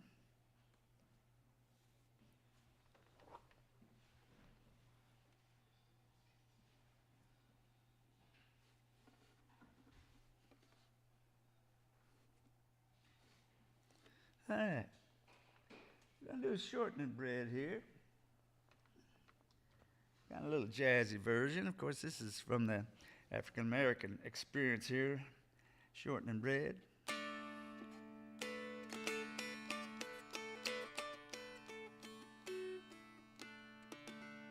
Well, 3 little children sitting in bed, 2 were sick and the other half dead. Sent for the doctor, doctor said, feed the little children that shortening bread. Mama, little baby loves shortening, shortening.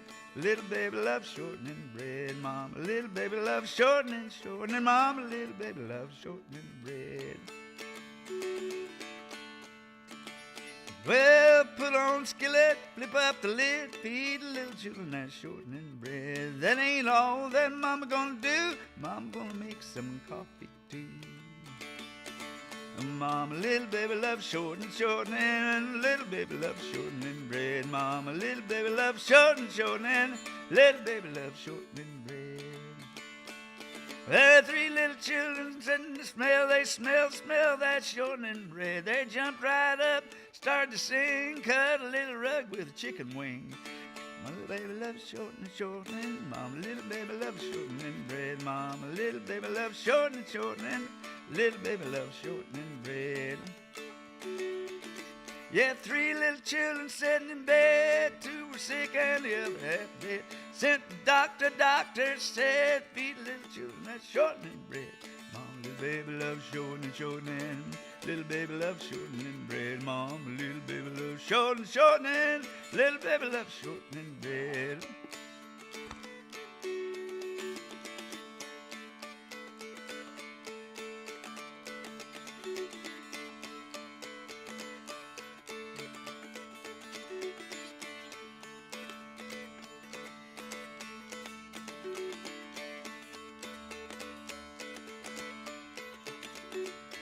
Put on skillet, flip up the lid, feed the little children that shortening bread. That ain't all that mama gonna do. Mama gonna make some coffee too. Mama, little baby loves shortening, shortening. Baby loves shortening bread. Mama, little baby loves shortening, shortening. Little baby loves shortening bread. Mama, little baby loves shortening bread. Mama, little baby loves shortening bread. Shortening bread. Hello out there, Dan. Dulcimer Dan's out there. Okay. Children's music here.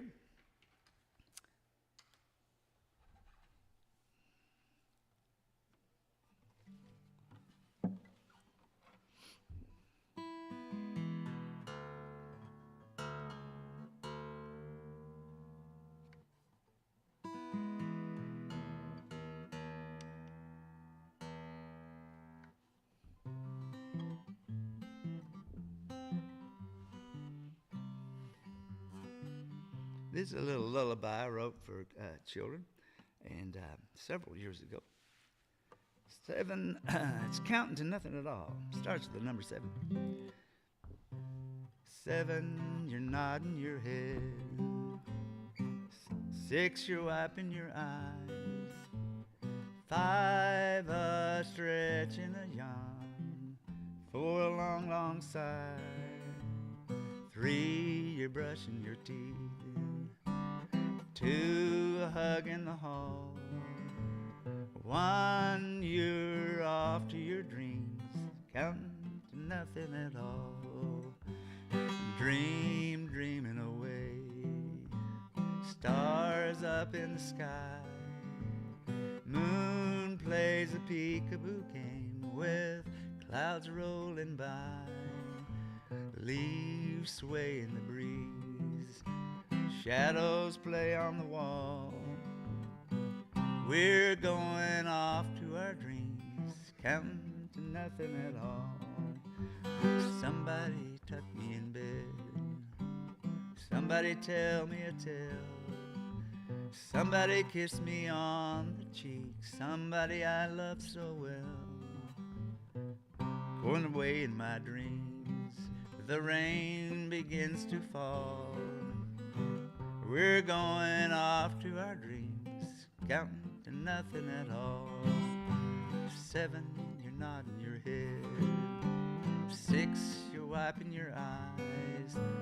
5, stretching a yawn. 4, a long, long sigh. 3, you're brushing your teeth. 2, a hug in the hall. 1, you're off to your dreams, counting to nothing at all. Again, 7, you're nodding your head. 6, you're wiping your eyes. 5, stretching a yawn. 4, a long, long sigh. 3, you're brushing your teeth. 2, a hug in the hall. 1, you're off to your dreams, counting to nothing at all. Yeah, little lullaby. This guitar is from Cincinnati, SUTZ, Sutz, maker back in the 1920s made it. Okay, let's see what we got. Oh yeah, we just got the little skip to my loo. You want to join in on that?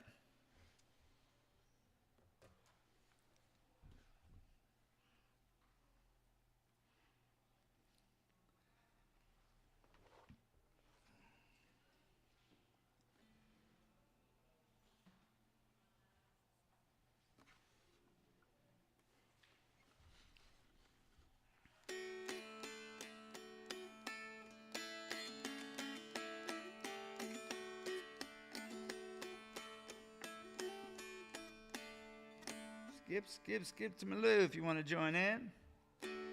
Skip to my loo, skip to my loo, skip to my loo, skip to my loo, my darling. Flies in the buttermilk shoe, fly shoe, flies in the buttermilk shoe, fly shoe, flies in the buttermilk shoe, fly shoe, skip to my loo, my darling. Skip to my loo, skip to my loo, skip to my loo, skip to my loo, my darling. Well, I lost my partner, what'll I do? Lost my partner, what'll I do? Lost my partner, what'll I do? Skip to my loo, my darling. Skip to my loo, skip to my loo, skip to my loo, skip to my loo, my darling. Oh, little red wagon painted blue, little red wagon painted blue, little red wagon painted blue, skip to my loo, my darling. Skip to my loo, skip to my loo, skip to my loo, skip to my loo, my darling. Yes, I lost my partner, what'll I do? Lost my partner, what'll I do? Lost my partner, what'll I do? Skip to my loo, my darling. Skip to my loo, skip to my loo, skip to my loo, skip to my loo, my darling. Find me another one, a pretty one too. Find me another one, a pretty one too. Find me another one, pretty one too. Skip to my loo, my darling. Skip to my loo, skip to my loo, skip to my loo, skip to my loo, my darling. This is in D, A.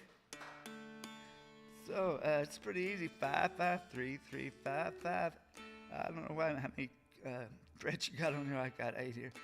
4, 4, 2, 2, 4, 4, 6, 5, 5, 3, 3, 5, 5, 8, 4, 5, 6, 4, 5, 6, 4, 5, 4, 3, 3. If you do 5, 4, 3 at the end, you'll be fine.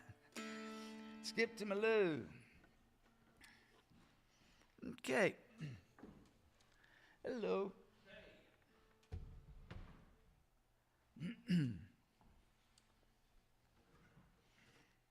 These are easy songs. This is in D-A-D. This is a Quaker song.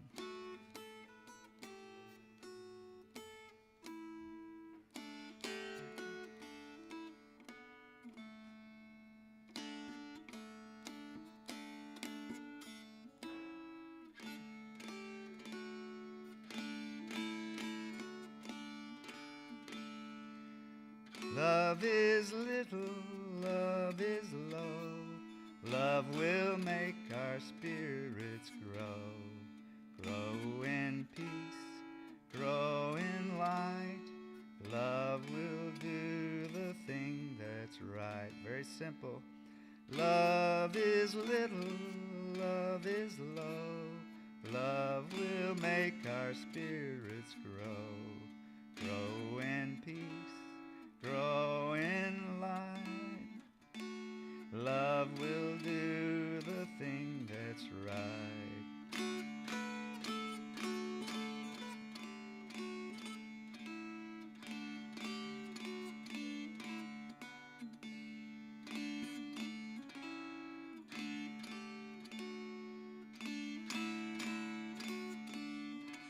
Again. Love is little, love is low. Love will make our spirits grow. Grow in peace, grow in light. Love will do the thing that's right. One more. Love is little, love is low. Love will make our spirits grow. Grow in peace, grow in light. Love will do the thing that's right.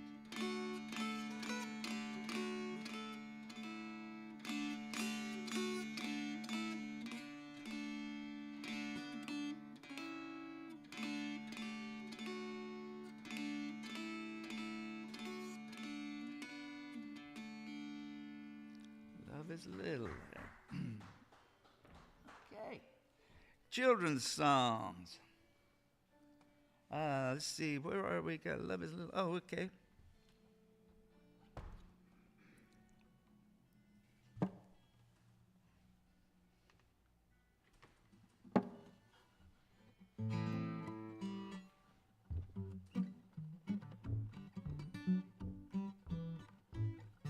A little A-I-O-U song made up for the kids.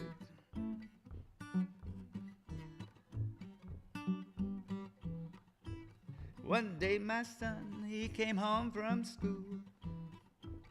Said, Daddy, I learned something really cool. Daddy, I learned how to say my vows. Just sit right down, I'll say them to you now. A-E-I-O. A-E-I-O-U, huh. Hey, hey, hey, hey, hey. Ay, ay, ay, ay. Oh, oh, oh, babadoo.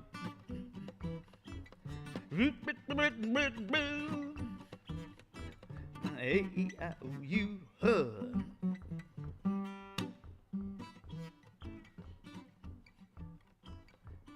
Say that A-I-O-U. Round and round the whole day through. Tell me what's the daddy gonna do? He'd drive me crazy with his A-I-O-U. A-E-I-O. A-E-I-O-U. Huh. Hey, hey, hey, hey, hey. Ay, ay, ay, ay. Oh, oh, oh, bop-doo.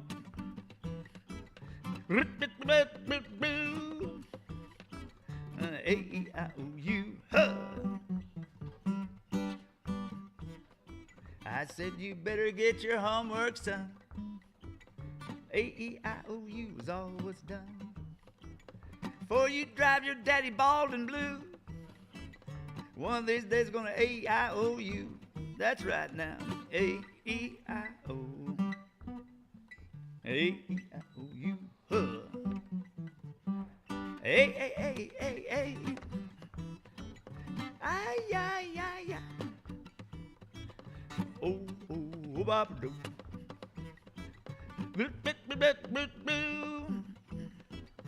A-E-I-O-U. Huh.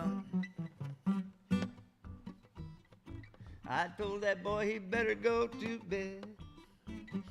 A-E-I-O-U was all he said. Tell me what's a daddy gonna do, little do, but join that boy in his A-I-O-U. Here we go, A-E-I-O. A-E-I-O-U, hey! A-A-A-A-A. Ay, ay, ay, ay. Oh, oh, bop, doop.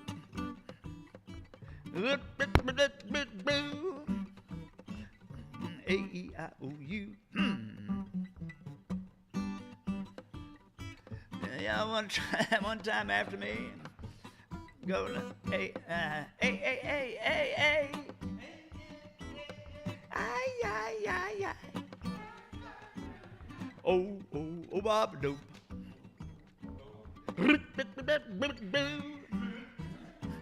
A-E-I-O-U, huh?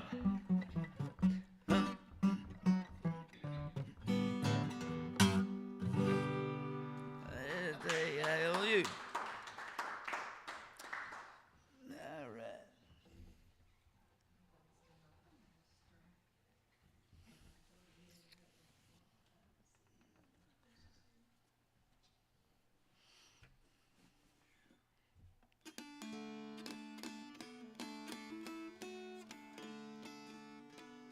I do a children's song. This is one I did a long time ago.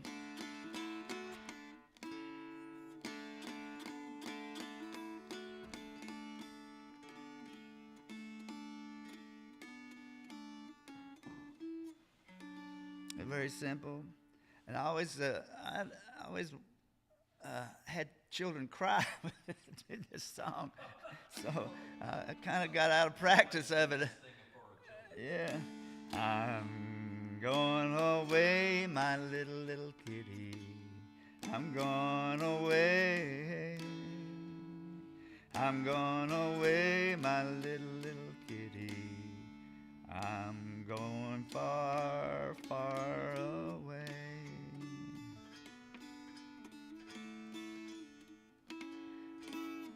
But I'll come back, my little kitty. But I'll come back. But I'll come back, my little kitty. I'll come back someday.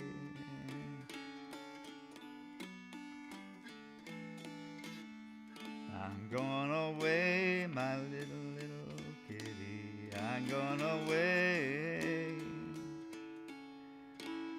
I'm going away, my little kitty. I'm going far, far away. Are y'all okay? I did that many years ago. Lots of times. Looks like that floated a little bit in the flood. I did. This one has got a. It was in the flood. You can see the case here. It's got mud on it still, yeah. And it's got this hole there where the flood waters came in on it. You have to bring it around like that. Okay. I like the sound coming. It's got another little sound hole now. Best thing ever happened. Yeah. Well, let me try this little tune here. I've just kind of committed it to memory. I was just thinking of Josiah Combs, and I'll give it a try.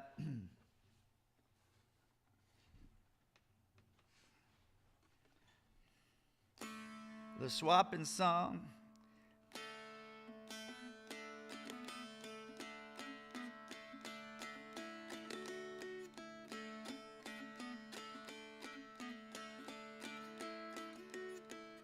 So it's got the, I can't do the nonsense part, so you will have to do that part. It goes, to me, wing, wong, well, to me, wing, wong, well, to me, straw, straddle, to me, bullfrog, settle, to my long way home, to me, wing, wong, well, to me, straw, straddle, to me, bullfrog, saddle, to my long way home. Everybody sing. Let me break it down. To me, wing, wong, waddle. Doesn't it feel good just to say that? To me, rop, strop, straddle. Rop, strop, straddle. That's right. You'll have to go to the back of the room now. And to me, wing, wong, waddle. To me, strop, straddle. To me, bullfrog, saddle. To me, long way home. Yeah. Maybe it's a long one. I think by the time I get through, you may get a few of it. When I was a bachelor, I lived by myself. The bread and the cheese I kept on the shelf. To me, wing, wong, waddle. To me, wing, wong. To me, straw, straddle. To me, bullfrog, saddle. To me, long way home. That's good. That reminds me, we did a recording. Mike Norris, you know Mike Norris. He does a lot of things with Minnie Atkins. Minnie Atkins does his folk arts, and they do several books together. And then she does kind of, she has the pictures of her art. And Mike Norris has the song that goes, a book, you know, with a song in it. So Mike wanted to come down to the schools where I worked and have the kids sing this song he made to put in this book with Minnie Atkins. So it's tough recording in a school. You know, there's noises all the time, and you don't know who you have out there. And we had one little girl, she wanted to sing really bad, but she could not sing on key. So we'd say, okay, we're going to do it again. Could you just move back just a little bit? And then okay, we'll do it again just a little further back. We had her way back there. But she, at the end, she hollered, yeah! You know, just get her 2 cents in. Oh. So this is for her. Let's see now. We did The Bachelor, he lived by himself. Oh, the rats and the mice, they led quite a life. So I went to the town for to get me a wife. This is a terrible song. To me, wing, wong, waddle. To me, wing, wong. To me, rop, strop, straddle. To me, rop. To me, bullfrog, saddle. To my long way home. That's good. You got a great voice there. It's great. Some of you play. This is in DAA. You're feeling it, huh? Okay. Well, now the roads were muddy and the lanes were narrow, and I took her home in a big wheelbarrow. To me, wing, wong, waddle. To me, wing. To me, rop, strop, straddle. To me, bullfrog, saddle. To me, long way home. In fact, this is probably the only way I can do this nonsense stuff, to think ahead while you all singing. Well, I traded my wife and I got me a horse, and I rode that thing from course to course. To me, wing, wong, waddle. To me, wing. To me, rop, strop, straddle. To me, bullfrog, saddle. To my long way home. Very good. I wish I had you all in class. All right. Okay. Well, I traded that horse and I got me a cow, and in that trade I just learned how. To me, wing, wong, waddle. To me, rop, strop, straddle. To me, bullfrog, saddle. To my long way home. Well, I traded that cow and I got me a calf, and in that trade I just lost half. To me wing wong waddle, to me rop strop straddle, to me bullfrog saddle, to me long way home. Well, I traded that calf and I got me a pig, and didn't cost much cause it wasn't very big. To me wing wong waddle, to me rop strop straddle, to me bullfrog saddle, to me long way home. Well, traded that pig and I got me a dog, and in that trade I lost my hog. To me wing wong waddle, to me rop strop saddle, to me bullfrog saddle, to me long way home. Well, I traded that dog and I got me a cat, and by God, that was the end of that. To me, I just made that up right then. To me, wing wong waddle, to me rop strop straddle, to me bullfrog saddle, to me long way home. Well, I traded that cat and I got me a wife, and she cut my throat with a rusty knife. To wing wong waddle, to me rop strop straddle, to me bullfrog saddle, to me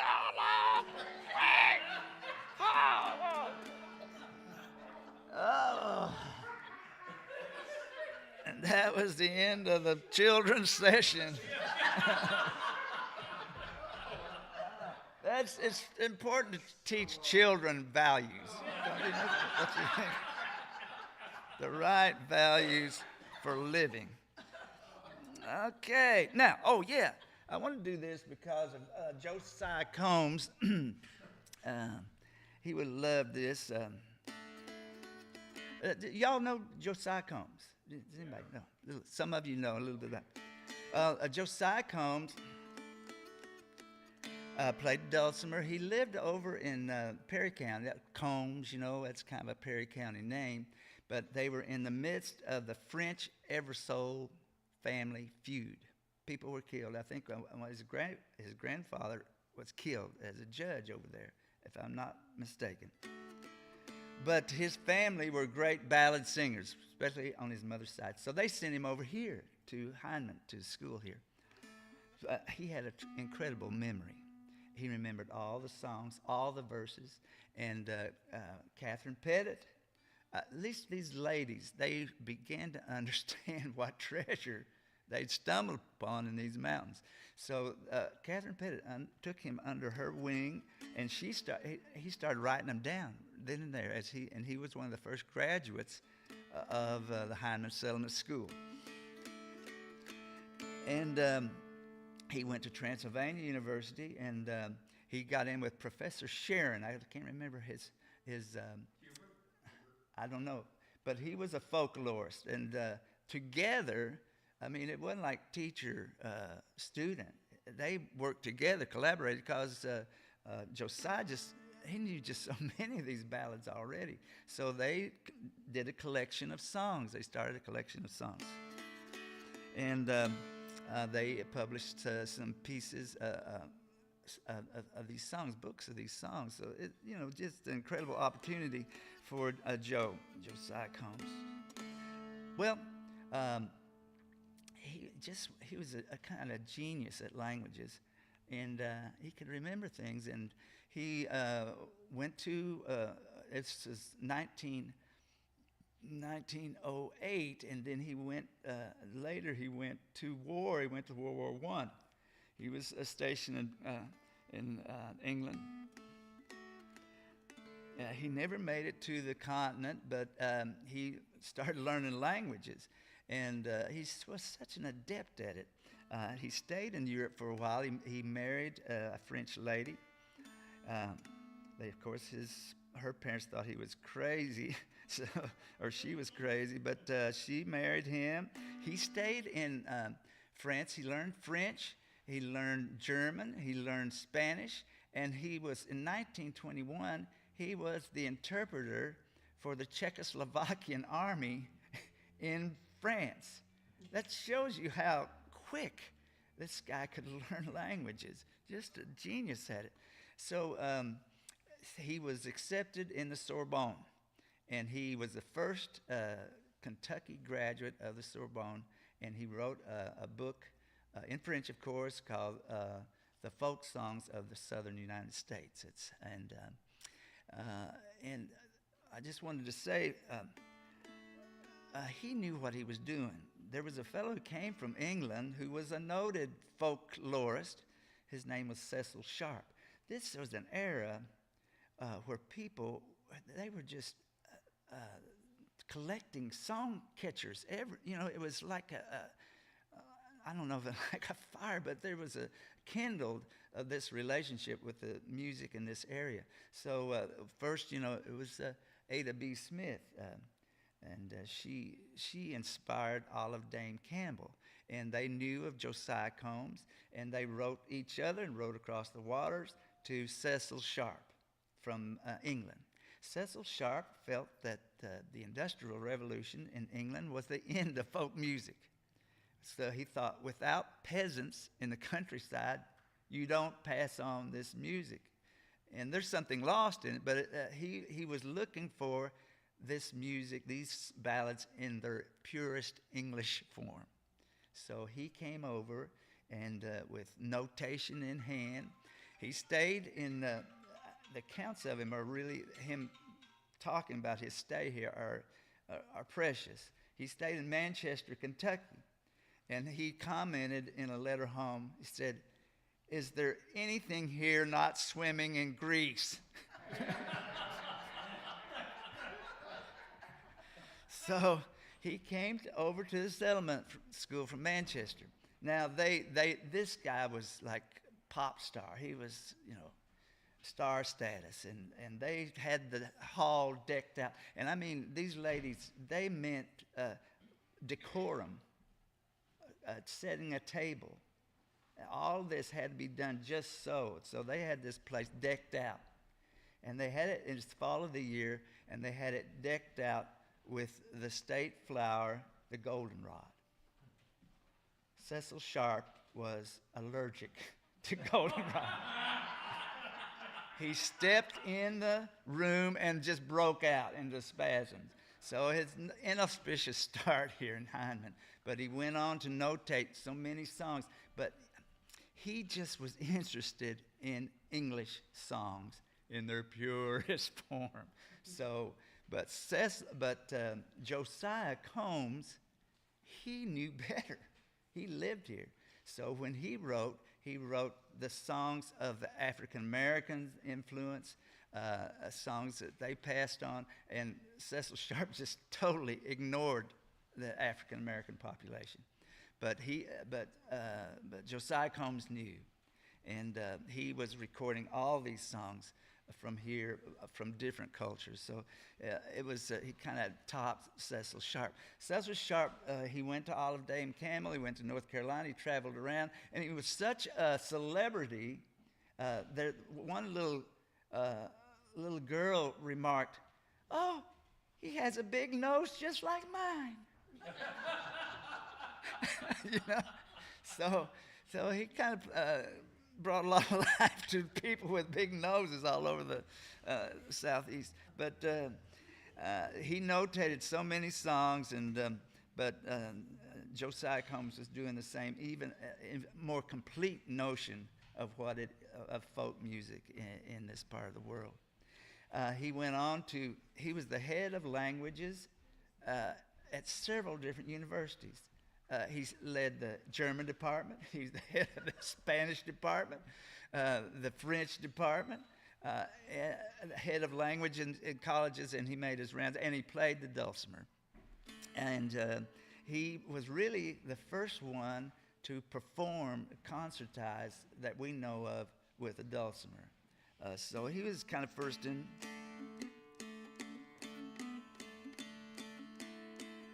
He was the first one, and I'm just so impressed with his scholarship and they said he was just witty, warm human being. And he said, I'd rather be that than any of the titles I have. And he said before he died, somebody have to translate this for me. He remembered his roots, and he said,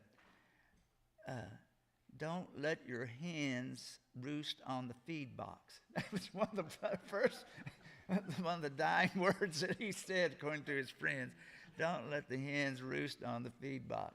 I can imagine if they are on the feed box, something might slip into the feed, you know.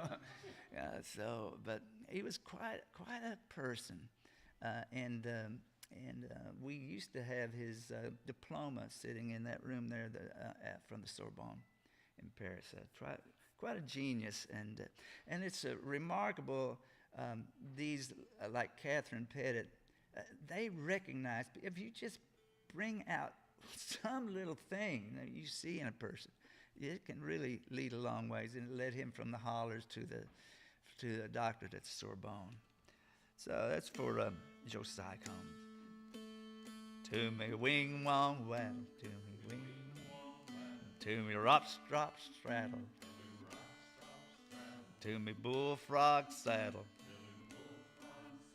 to me long way home. Thank you, Josiah Combs. Yeah.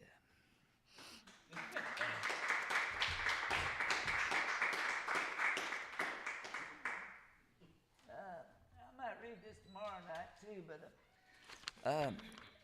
I'll play something on one of these instruments tomorrow night, the replica of, I got Ada B. Smith's banjo with me tomorrow. No, I'll probably share this. Catherine Pettit asked Olive Dame Campbell to come here and visit. She took a train to Hazard, I believe, and then she took a wagon. And they have a recording of her with McLean, Raymond McLean, who recorded Olive Dame Campbell in 1945, talking about her visit and listening to Ada B. Smith in 1908, something like that. And she took that wagon and she recounts the muddy roads and staying with neighbors and going through the ice-filled creeks, and the mules would break the ice and they'd rattle through that creek, and she just thought she had gone to the end of things, you know. And she came and she heard, she stayed in the settlement school, and Catherine Pettit brought out Ada B. Smith, said, would you like to hear her sing? Well, Olive Dame Campbell was real familiar with the folk tradition and ballads, and she said, well, I said somewhat indifferently, I'm afraid that I would love to hear her. And so she came out and she sang, and it blew her away. Olive Dame Campbell had never heard anything like it. And here's what she said. Shall I ever forget it? The blazing fire, the young girl on her low stool before it, the soft, strange strumming of the banjo, different from anything I had heard before. And then the song. I had been used to sing Barbara Allen as a child, but how far from the gentle tune was this, so strange, so remote, so thrilling. I was almost lost from the first note, and the pleasant town faded from sight. The singer only a voice. I seemed to be borne along into a still more dim and distant past, of which myself was a part. It's nice, isn't it? So, let's see, I'll do some more here. And tomorrow, maybe tonight, I'll drag one of these Ada B. Smith's banjos here. Too bad we don't have Ada B. recording of her.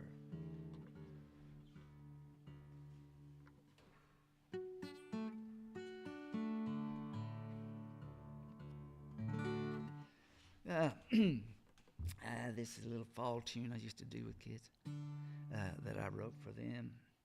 Calm them down a little bit. Let's see.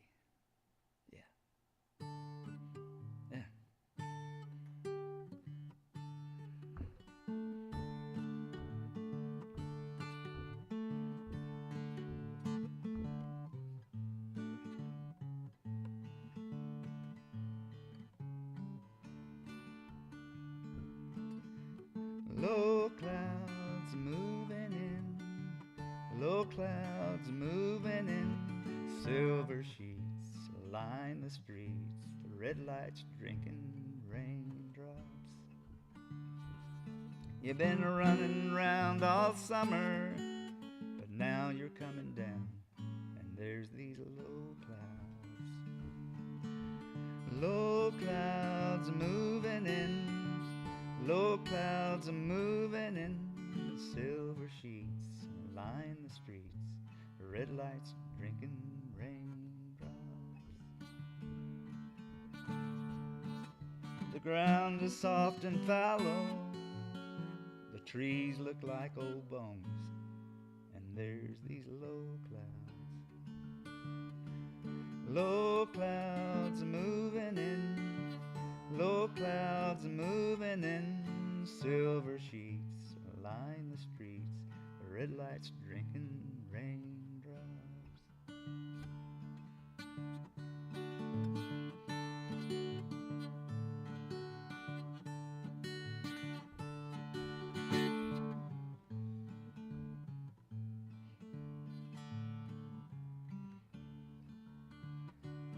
The wind is in the treetops, the leaves are coming down, and there's these low clouds. Low clouds moving in, low clouds moving in, silver sheets line the streets, the red lights drinking raindrops. Yes, you've been running around all summer, now you're coming down, there's these low clouds.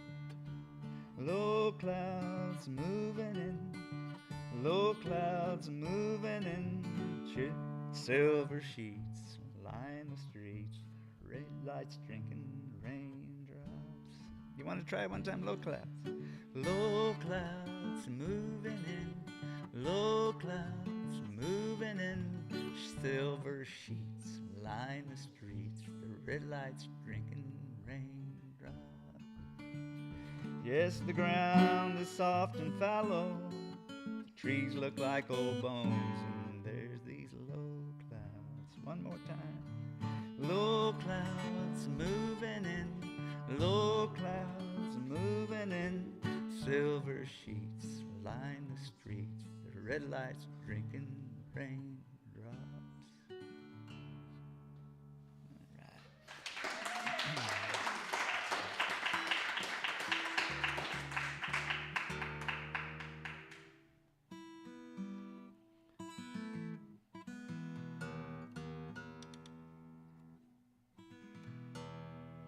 All right, let's see, what time is it getting to be? 6:29. Is it 6:30? Oh, okay. Well, let's just do, let's do one more then. All right.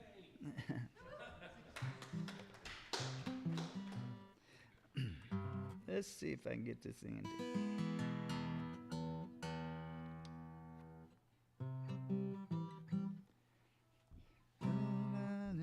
Let's see. End of school song, parting song.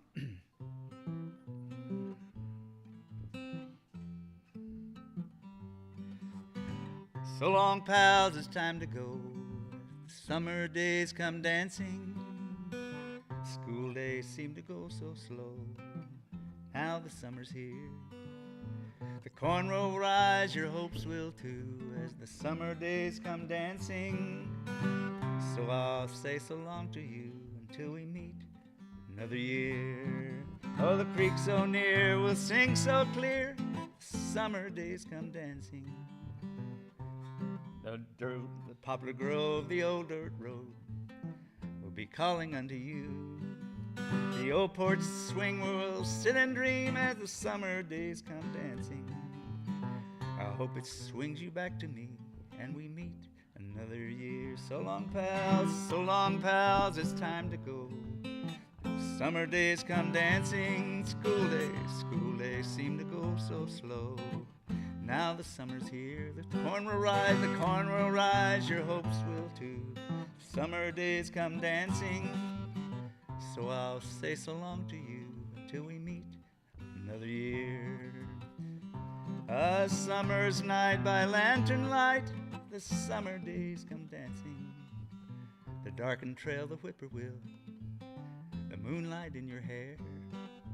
If you're alone, well then sing a song, the summer days come dancing. The wind will sing it back to you till we meet another year. So long, pals, it's time to go. The summer days come dance, school days seem to go so slow. Now the summer's here, the corn will rise, your hopes will too. The summer days come dancing, so I'll say so long to you till we meet another year. Oh, Zeke up the road on his porch like a toad as the summer days come dancing. You give him the eye, he'll catch you on the fly and tell you a tale or two. And it won't be long till Bob ties one on as the summer days come dancing. He'll stand in the rain, shake his old mane, and howl like a wolf in the wind. So long, pals, it's time to go as the summer days come dancing. School days seem to go so slow. Now the summer's here. The corn will rise, your hopes will too, as the summer days come dancing. So I'll say so long to you until we meet another year. One more time, and so long, pals, it's time to go as the summer days come dancing. School days seem to go so slow. Now the summer's here. The corn will rise, your hopes will too, as the summer days come dancing. So I'll say so long to you until we meet another year. Thank you all.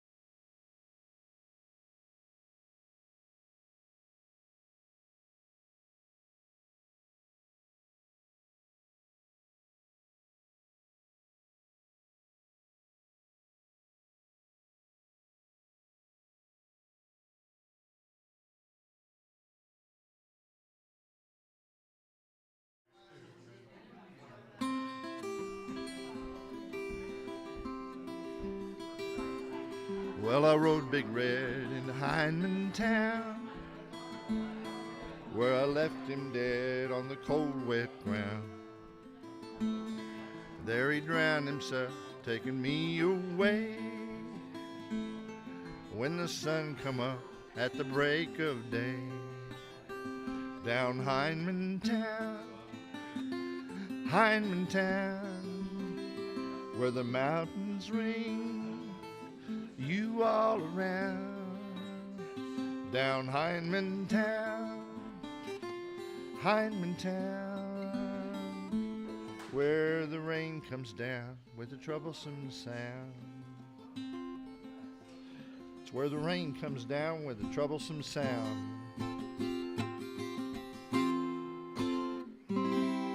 Good evening, everyone, and welcome back to the Hindman Dulcimer Homecoming 2024. We're having ourselves a great time here. You'd have to know these people like I do to know how much fun we are having, but it is just, it's just all right. And tonight is the first of our 3 evening concerts, and we're going to have a grab bag of the best and the first of the first. And I think I heard Sarah Kate say that she's willing to come up and get things started. So we're going to let her. Y'all welcome Sarah Kate Morgan.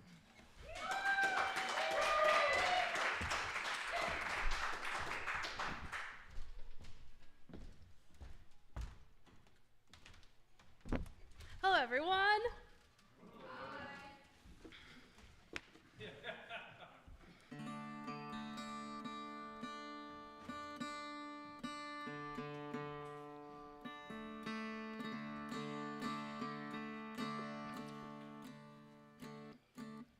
I was thinking about my daddy today, so I'll do one for my daddy.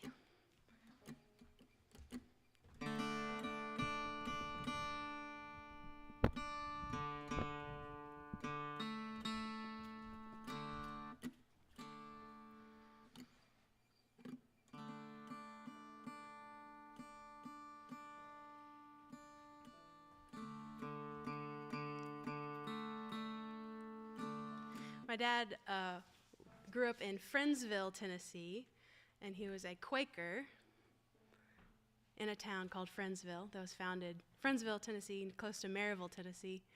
And this was a hymn that was told out in the bell tower. I think it was actually a recording. It wasn't really actually bells, but it was a recording of bells that was told out on Sundays.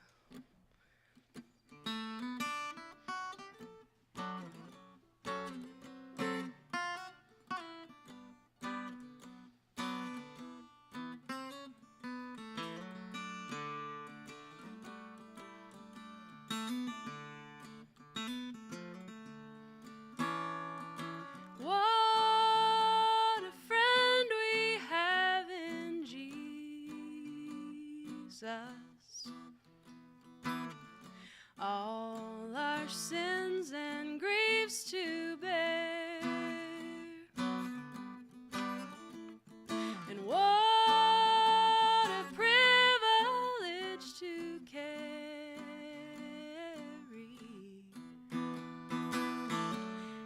everything to God in prayer.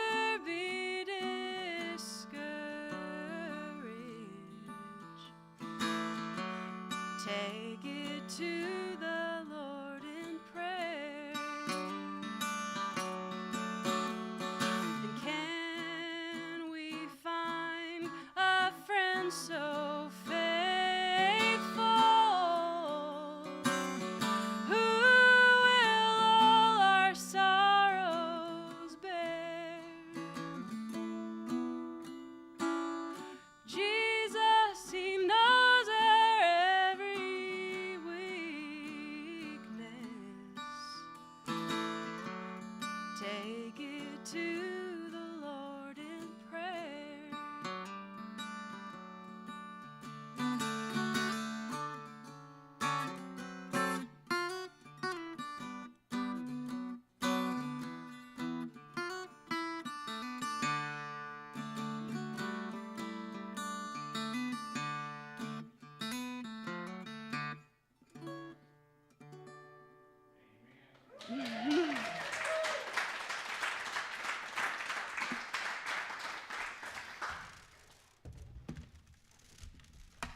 It's from my daddy Bill.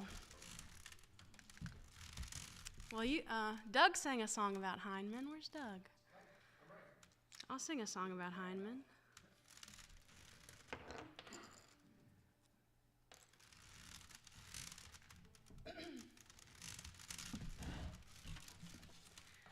So I've been a Hindmanian for almost a Hindmanian. Thank you. I made that up. Thank you. You're welcome. We're going on 4 years now, and I work here at the Hindman Settlement School. I'm the folk arts director, following in the footsteps of my good friend Randy Wilson. And my job. Yeah, I did. And I ain't giving it back.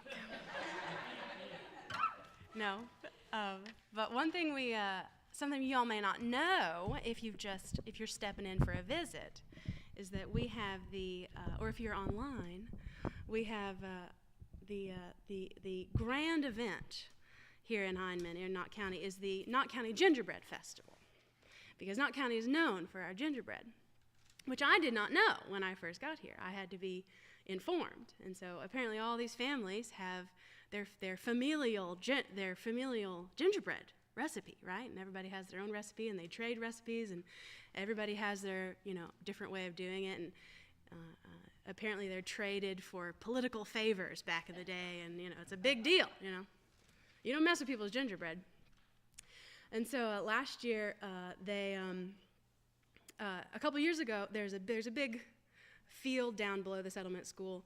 And for the first time in a long time, they set up the carnival downtown as opposed to up by the road. And so for a couple days before the carnival, we just got to watch the carnival be set up, which is a big deal. That was a lot of fun. So that's what this song is about.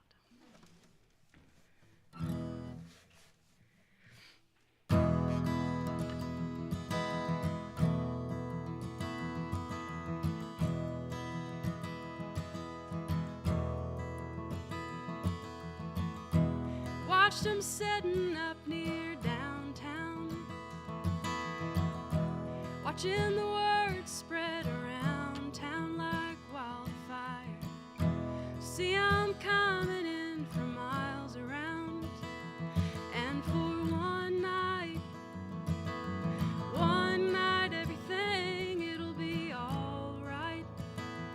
For the one night the carnival's in town.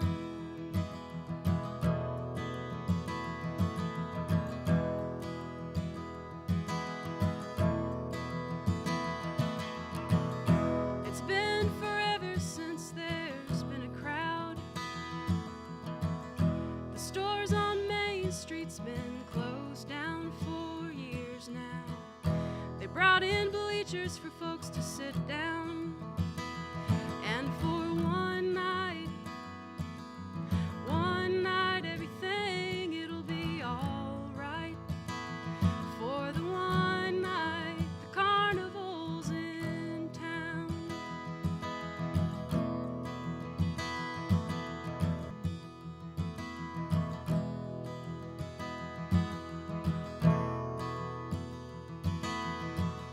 And by the morning they've already torn down, left deep tire tracks in the soft ground near downtown. I guess they're moving on to another nothing town, where for one night everything it'll be all right. For the one night the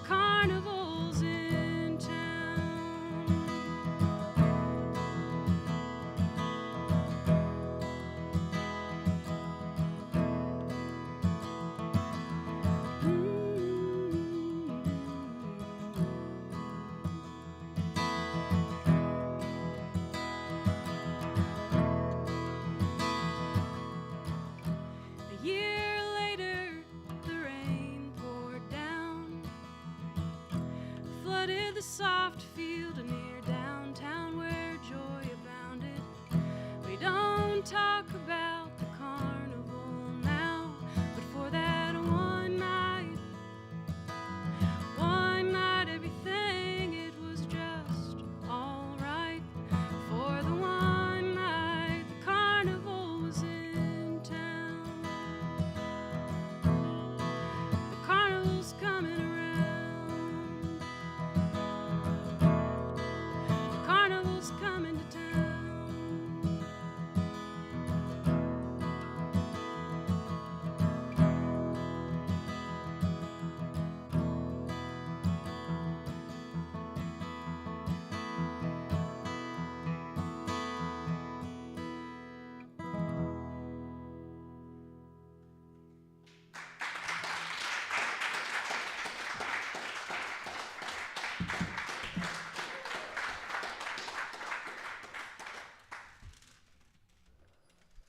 Thank you, thank you. I'll do one more.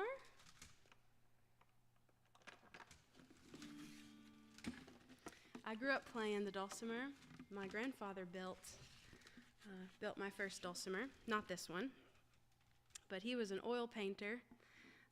He was retired at the time when he picked up oil painting and woodworking and harmonica playing and photography. And he was dibbling and dabbling in a lot of different things. And he was equally bad at all of them. And my apartment is full of oil paintings that are, he was very prolific and not very good at oil painting. But my apartment is full of lovely and slightly bad oil paintings, which I love that. And he built a dulcimer, and he was also slightly bad at dulcimer building. So he built a dulcimer that had the peg head on the wrong end of the instrument. So I went to the Pine Mountain Dulcimer Gathering, the Dulcimer Convention over at Pine Mountain,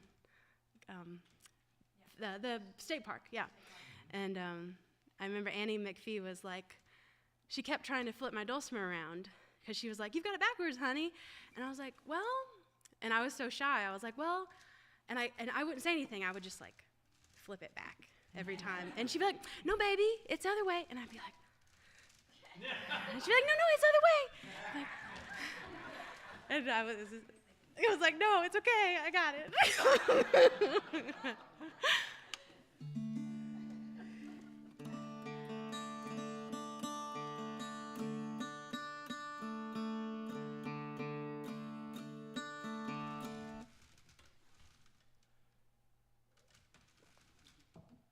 Let's see, I'll do, okay.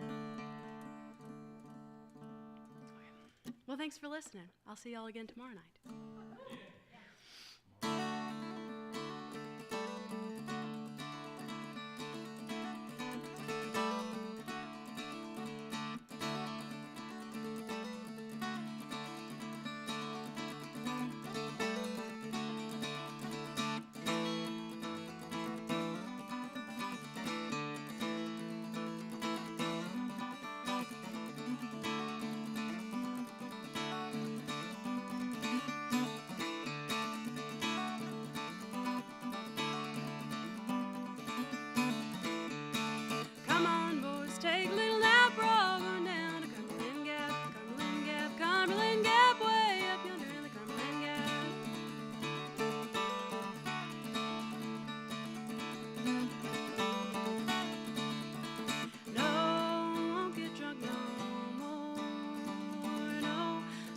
Drunk no more.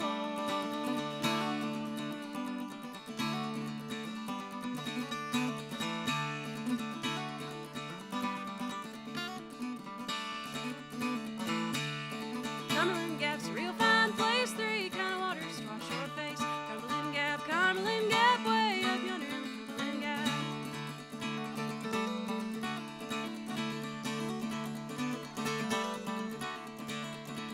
No, won't get drunk.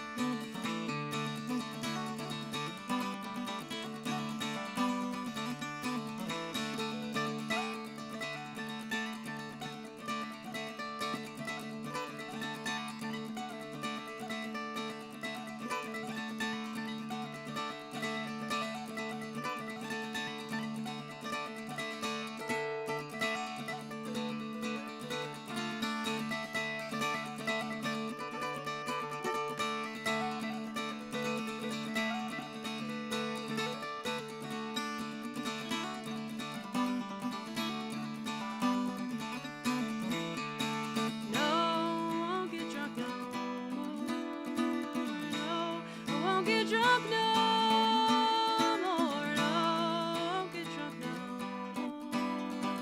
more. Don't get drunk no more.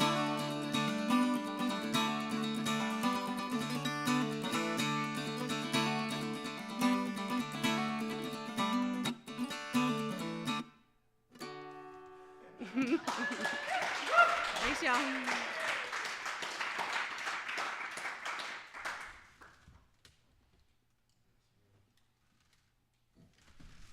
Thank you.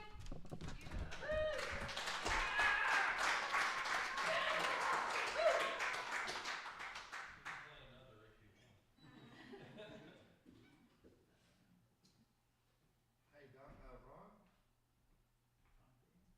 Hey, Ron? Why don't you go up there and say something?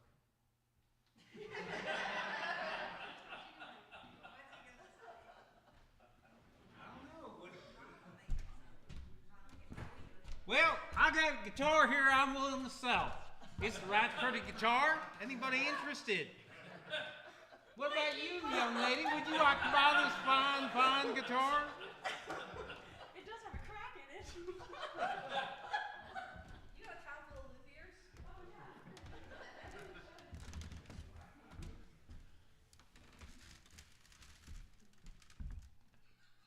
Well, deep subject. I wasn't anticipating being in this position at the present time, but it's a good time to sing a Gene Ritchie song. Everybody thinks of Gene Ritchie when they're at Hindman. Well, most people do, because this is a place that she was very fond of. She spent a lot of time here. She was on the board, and I'm actually tickled to be on this stage because it's back where it belongs. For too long, it was at the other end of the room, and Will's moved it back where it always was, and Gene would be happy about it. And it's a more cozy and intimate and space the way it is, and there's a nice new quilt thing in the back here that really, I hope you can see it if you're Zooming or however you're YouTubing, however you're watching this. We did a film at KET a number of years ago on Gene Ritchie, and they asked a few of us to meet with the staff and help inform it.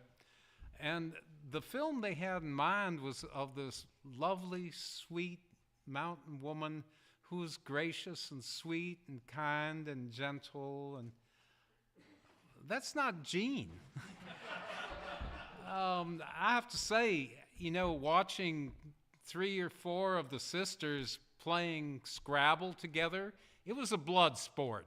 It made cockfighting look like a picnic. They were pretty tough with one another, but Gene was a wonderful, wonderful person. But she had a dark side too, and one of the songs I learned from her was it stuck with me forever. At the time, some years ago, I had a pair of sunglasses that were like hologram reptile eyes.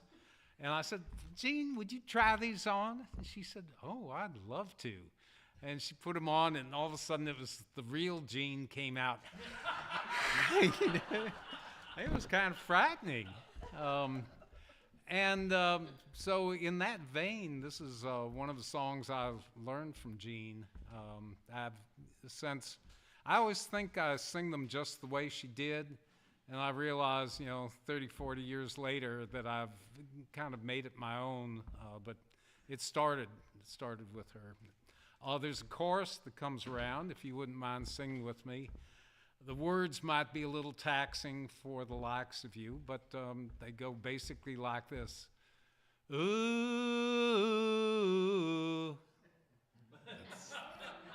Think we can master that? Ooh.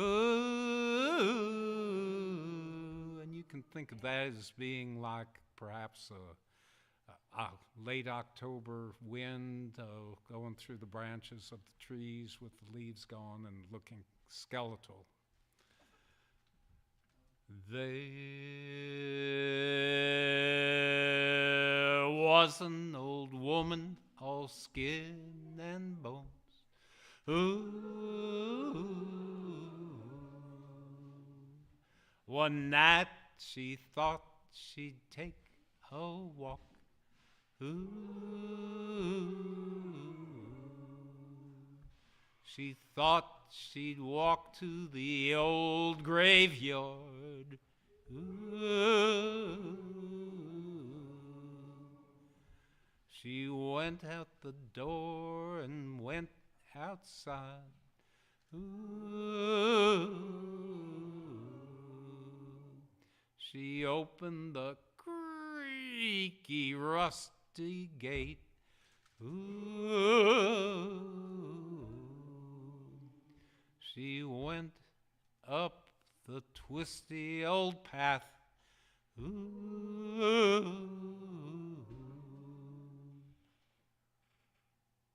She saw the moon up in the sky. Ooh. She heard the old hoot owl cry. Ooh. She finally came to the old churchyard. Ooh. She opened the creaky, rusted gate. Ooh.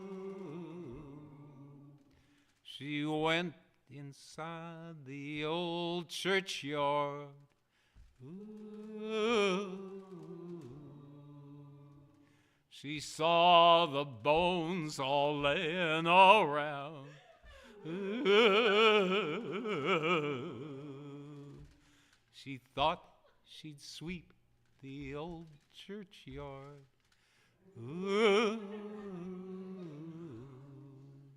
She went to the old church house. Ooh.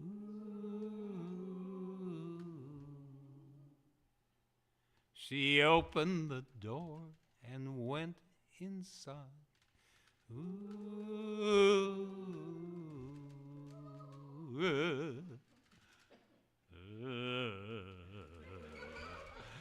She went to the closet to get her a broom.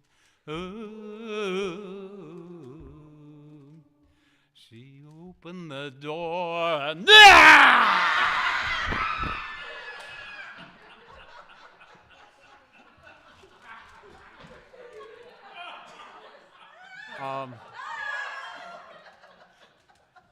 my friend Doug asked me to come up here and say a few words.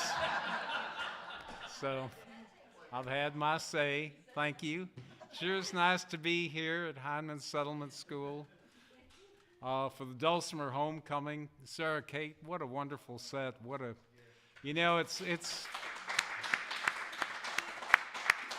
it's such a pleasure, and it's so good to have you at the Forks of Troublesome all these years. Well, I have to say the legacy of Gene's scary songs live on, because all the Dulcimer kids know how to play that on their Dulcimer now.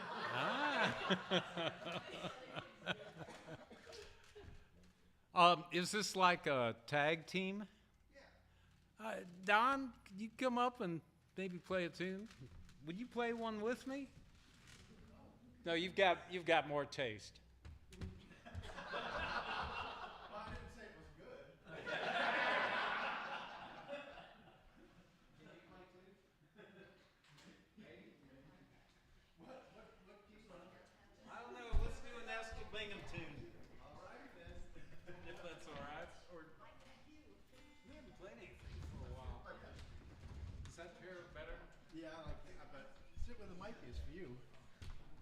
Sit over here and I'll move the chair. It's easy.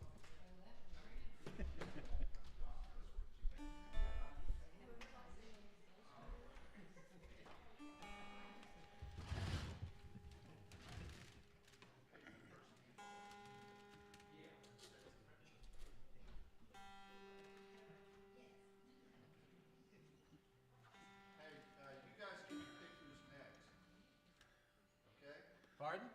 Yeah, whoever comes up next, you guys get to pick who comes up next. How's that? Except you can't pick me, you gotta pick somebody.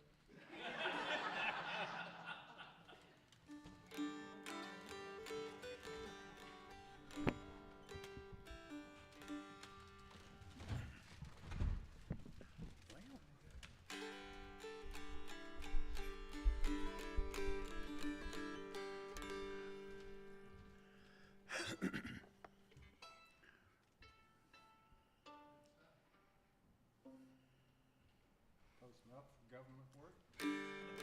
I mean, G, I guess. G? G for Estill. But it could be anywhere else.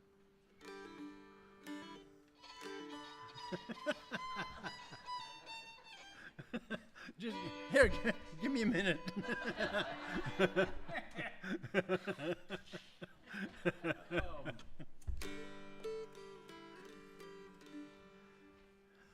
Aunt Jenny with a nightcap on. All righty then. Is that all right? That's good. Yeah, whatever. You got the fiddle. That's right. That one always makes me cry. That's what he was saying. Tears to the eyes of all the listeners when they hear that fiddle blast. So, Estill Bingham was a Kentucky fiddler from Pineville area, and just a wonderful, wonderful player, and knew a whole lot of tunes. Yeah. Learned from He played over on the Cumberland Gap too, up at the Hensley settlement. She was just singing about that Cumberland Gap. I almost burned down that fence one time up there in a winter day, and it was cold up there. And we were going to die if we didn't burn something. Well, better the fence than supper. Well, it was, it was a historic fence, too. I heard it was a historic supper. No, go ahead.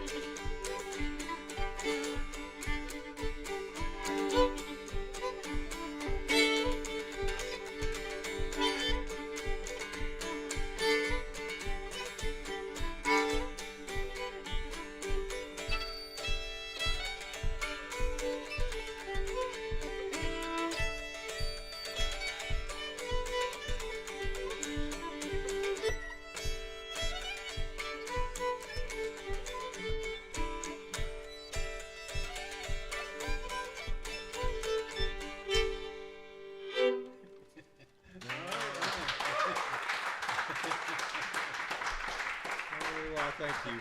Old Aunt Jenny. Old Aunt Jenny. With her nightcap on. Who's been there while I've been gone? That was the line That's that right. Lee Sexton always used to add. Exactly. Yeah. Who's been here since I've been gone? Old Aunt Jenny with her nightcap on. Well, maybe one more, and then you can call on somebody else to come up here and say a few words. Okay. It's another G tune we can do. You pick it. Bound to Have a Little Fun. Do you play that one? Yeah, well, yeah, I think, yeah. I do play it. I play it. No. I don't want to play that one anyway. No, I don't know if it's in this tuning, but it's Oh. okay. I can. No Yeah, trouble. it's a Get me started. G-tune.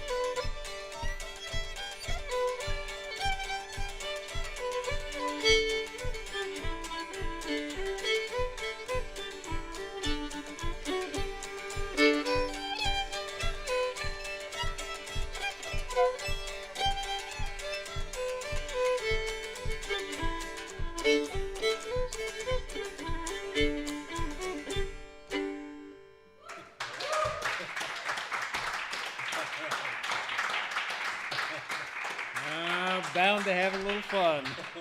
Just a little, not too much, not too much. Okay, you get to choose who gets to say the next word. Who wants to play? Thank you, Don. Yeah, my pleasure. Lorinda, you wanted to play?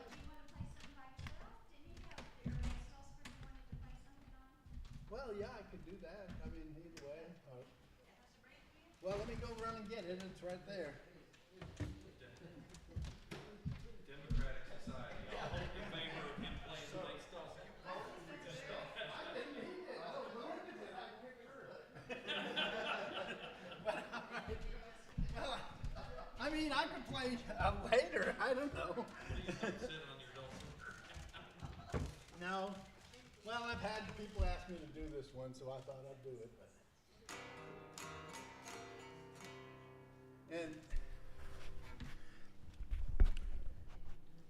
And the big reason is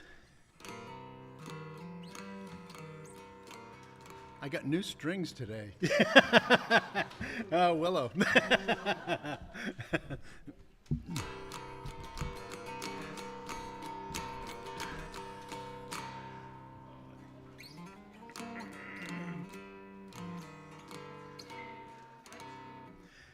What tuning? It's C, G, B flat, or A plus, whatever, whatever it says on that little tuner.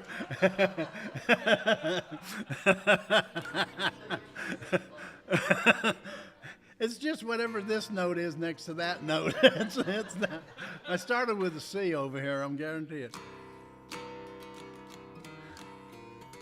Well, this is my take on an old Doc Boggs song. I was thinking about Sarah Kate doing that song about her dad. Well, here's another one about a dad.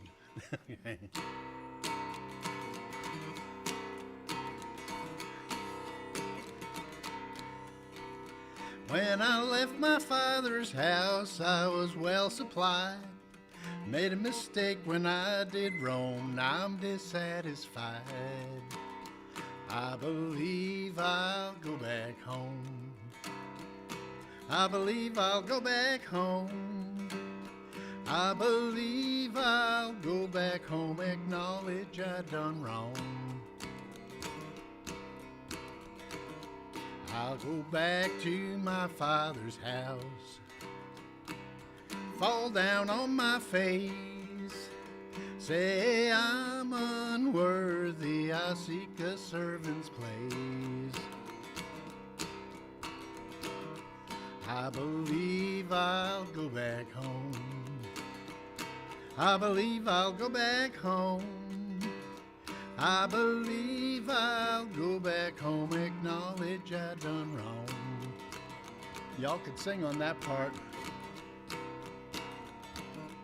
I'll go back to my father's house, place I love so dear.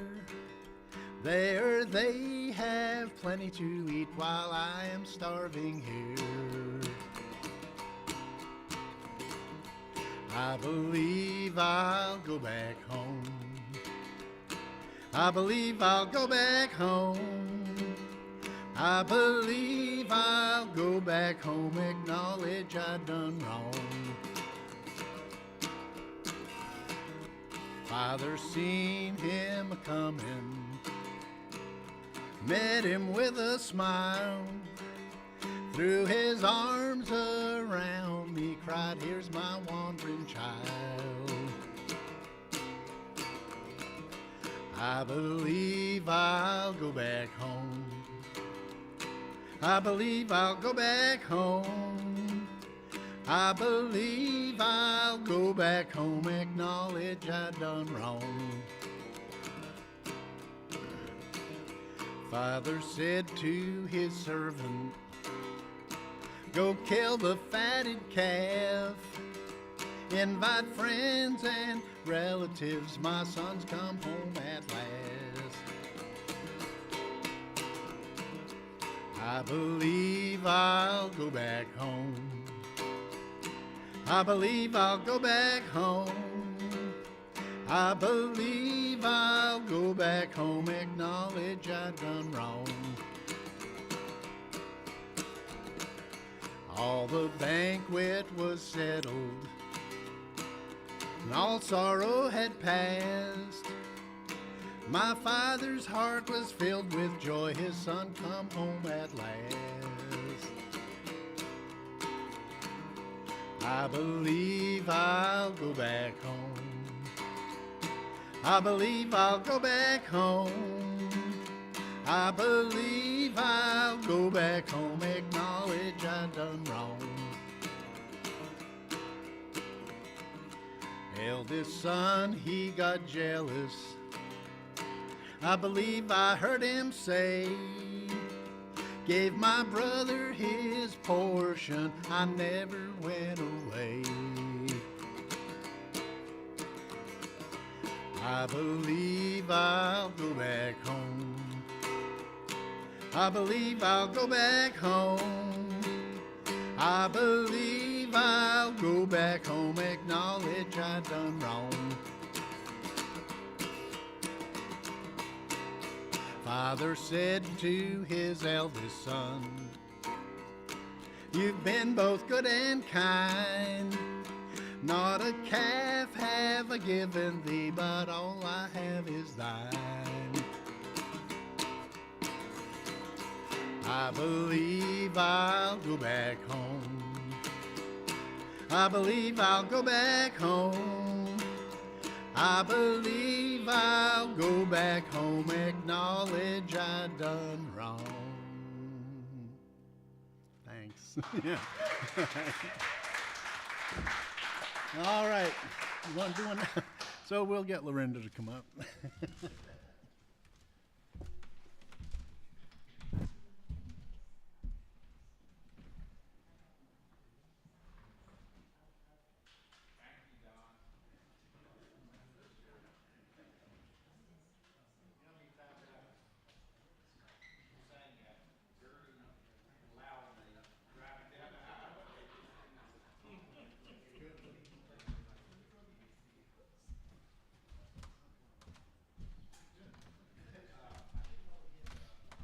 Let's see.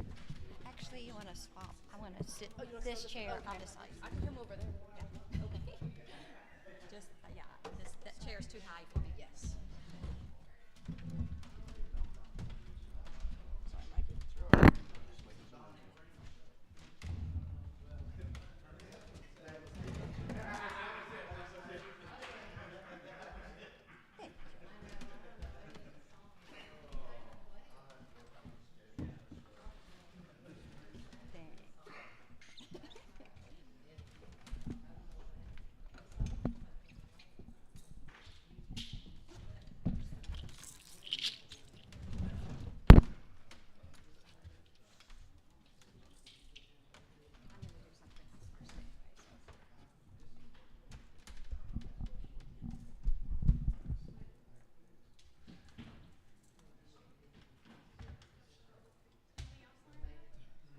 No, I think the stage is all set.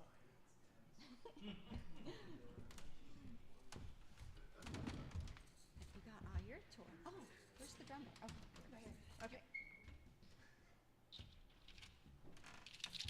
So I would like to stand for the first.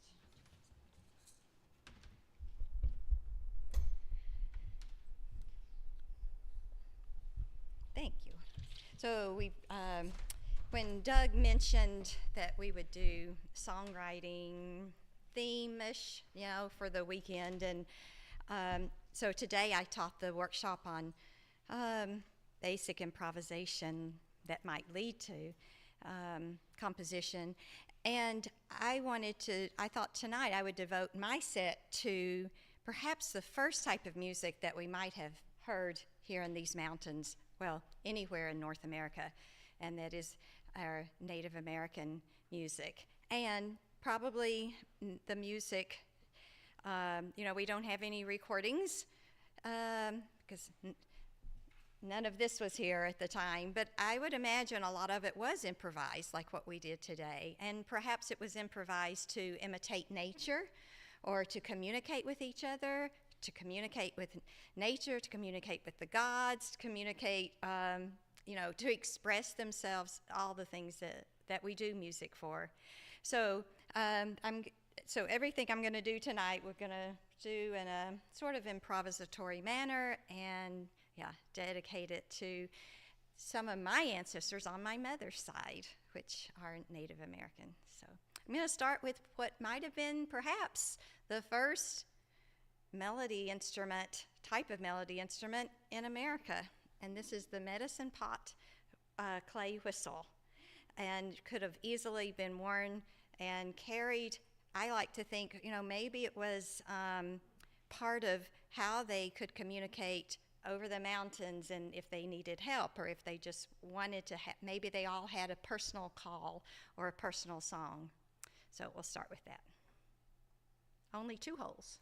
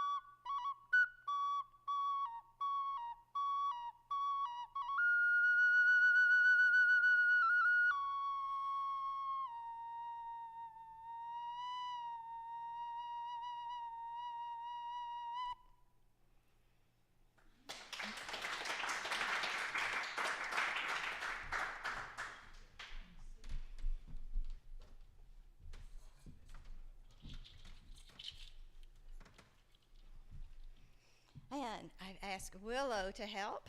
And so, yes, thank you, Willow. Percussion extraordinaire.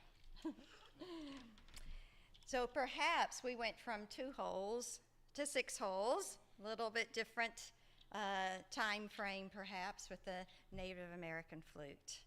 And again, yeah, I don't know. This is this instrument and this instrument. I don't want anyone to tell me what the notes are that I'm playing. That's one of the few only instruments probably ever I've picked up. It's like I don't want to know a note. I'm just gonna play. And so yeah, let's see what happens.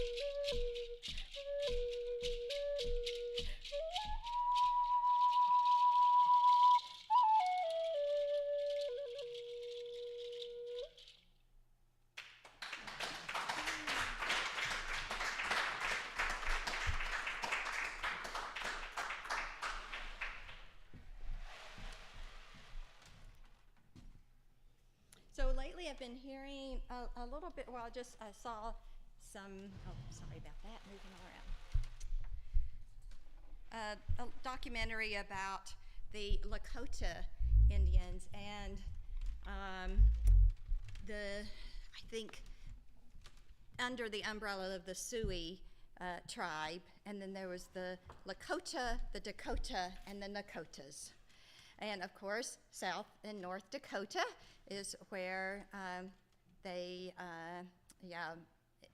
so many of the tribesmen ended up there. And associated with the horse, did a lot about taming the horses and trading the horses. And Lakota means ally or friends. And I love to think about that, so much of what they try to bring, to each other, to their tribes, to our European ancestors, was a friendship and an ally, and to be an ally. So this melody that I'm going to play for you is supposedly a Lakota melody.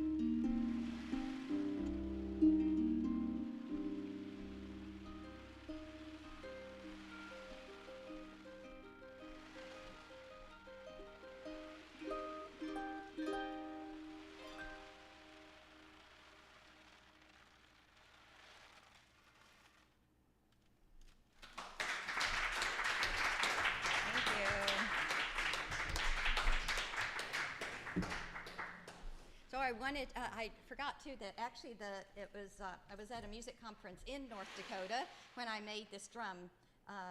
So it was supposed to be a regular frame drum, but I never could get it pulled quite tight enough. So I put some mung beans in it and put a top on it and turned it into an ocean drum.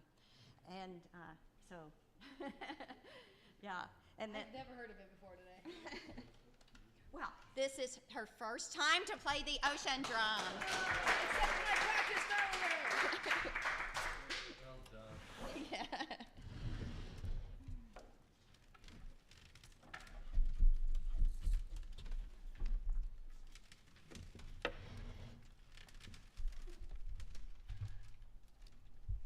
So this drum I also got at that conference. That one I did not make. Obviously. It has this very nice padded hand. Yeah, strap it's back here. really got this, nice. Yeah. Sheep fur in there or something. It's very nice. It's yes. very comfortable to and play. it's goat skin. The other one was deer skin, and that one is goat skin.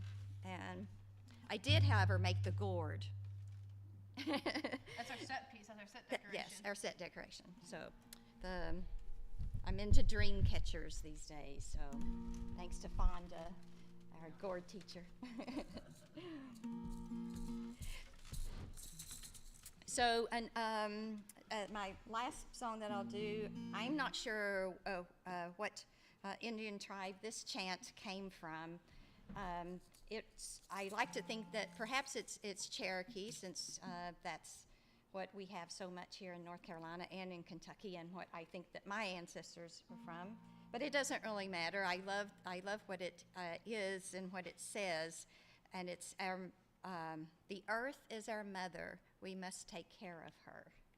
And I've been a lover of Mother Earth all my life, so to me this one's very special, and it's one that after you hear it a couple times, you hear the melody, you'll want to sing along with us or with me, and that's exactly what the chants, of course, chants are all about. There are chants in many different.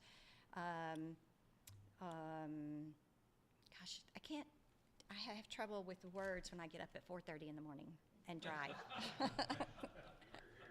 Yeah. Yeah, many different. Yes, I have nations and tribes have. Yeah, that'll do.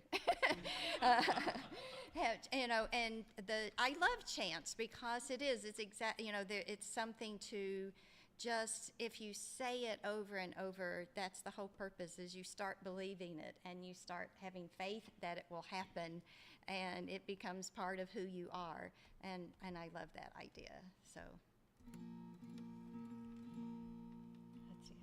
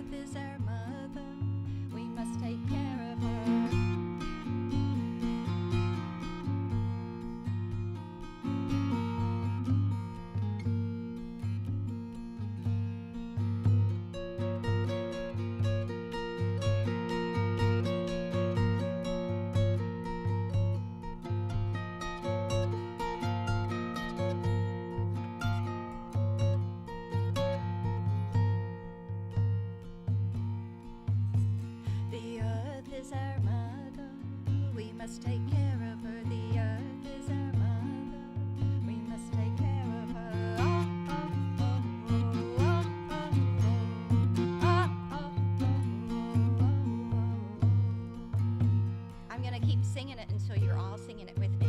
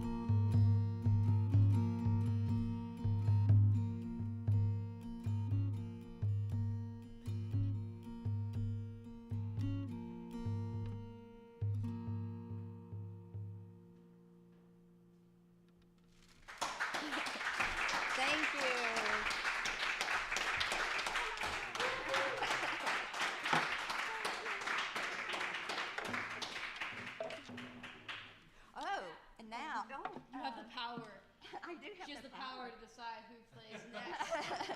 Ooh, would you like to just stay on the stage? I or do you can wanna- certainly do that. Okay, that sounds good.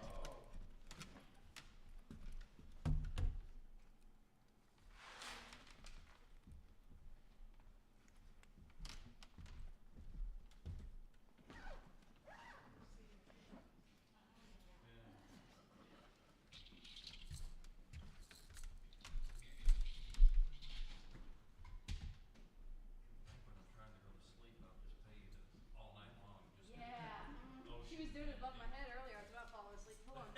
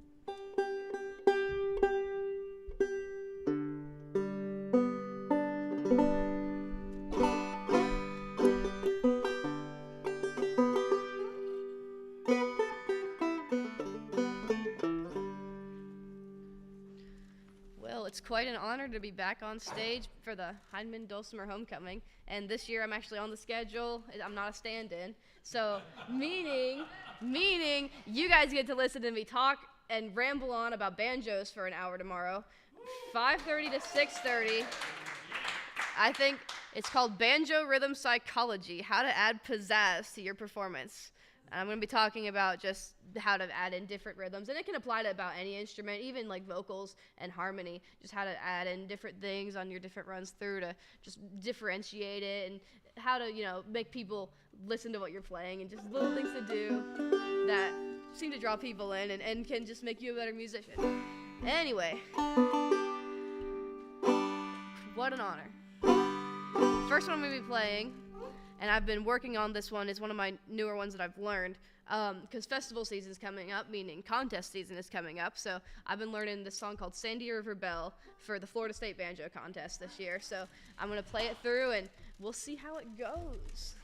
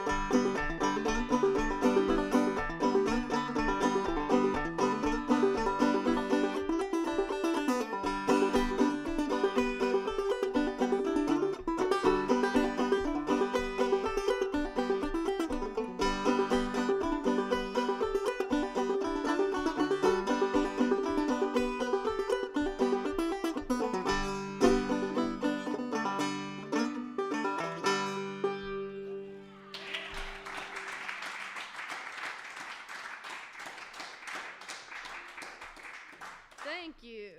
Let me see how I'm going to do this. I'm trying to go to B flat. This is another one that I've picked up recently. My railroad spikes are holding on by a thread.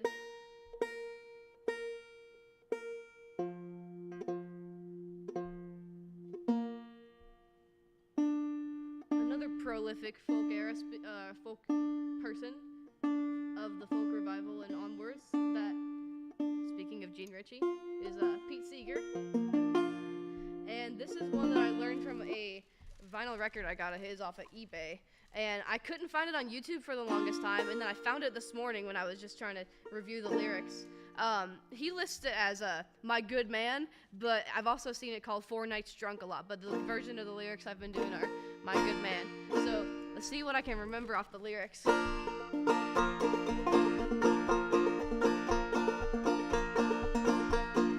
I got home the other night, drunk as I could be.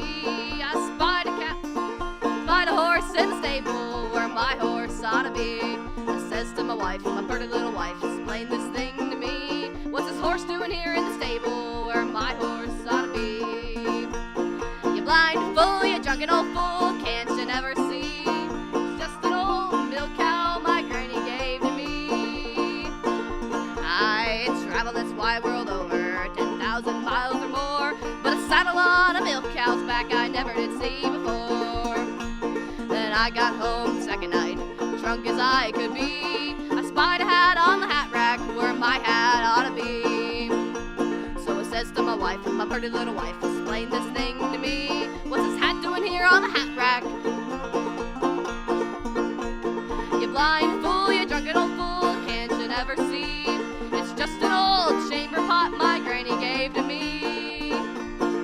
I traveled this wide world over, 10,000 miles or more, but a J.B. Stetson chamber pot I never did see before. Then I come home the third night, drunk as I could be. I spied some pants upon the chair where my pants ought to be. So I says to my wife, my pretty little wife, explain this thing to me. What's these pants doing here upon the chair where my pants ought to be? You blind fool, you drunken old fool, can't you never see? That's just an old dish rag my granny gave to me.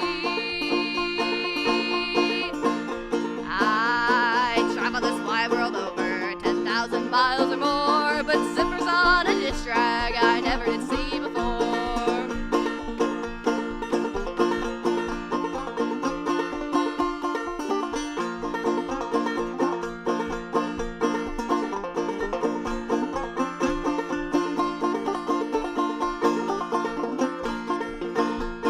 I come home the fourth night, drunk as I could be. I spied a head on the pillow where my head ought to be. So I says to my wife, my pretty little wife, explain this thing to me. What's this head doing here on the pillow where my head ought to be? You blind fool, you drunken old fool, can't you never see? It's just an old cabbage head my granny gave to me. I traveled this wide world over, 10,000 miles or more, but a mustache on a cabbage head I never did see before.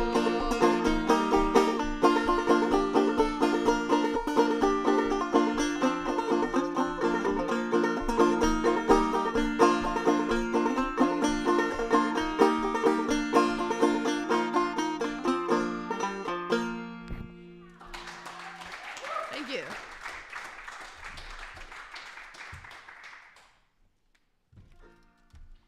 That's one I picked up recently, just I thought it was a funny tune. This next one is going to be an old classic that I really enjoy. I'm going to see if I can get this thing up, maybe to G sharp. Who cares about what the notes are tuned to? We're folk musicians. Yes, I did. I did make this banjo. This is, I finished this one probably about a week ago. Troublesome Creek, number 236. This is our new model that we're selling now. And it is a Lorinda banjolin. This particular one, it's basically just a wooden body banjo.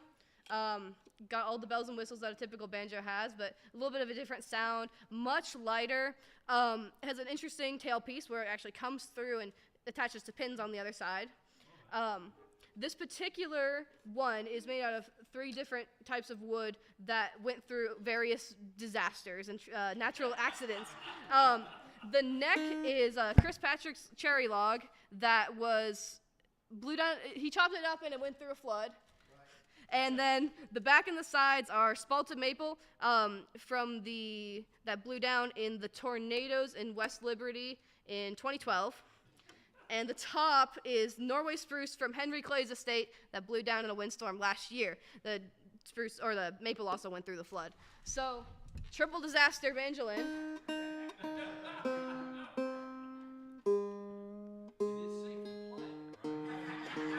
I mean, I think I should probably be wearing safety glasses right now. But I'm just living on the edge tonight, so.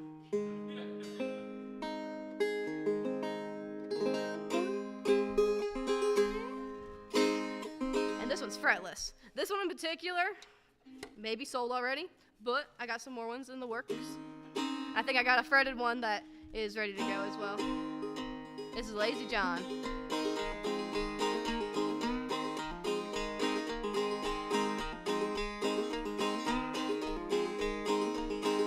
Working all week in the noonday sun, 15 cents when Saturday comes. Going to a dance, gonna have some fun.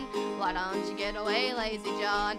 Lazy John, Lazy John. Why don't you get your day's work all done? You're in the shade, I'm in the sun. Why don't you get away, Lazy John?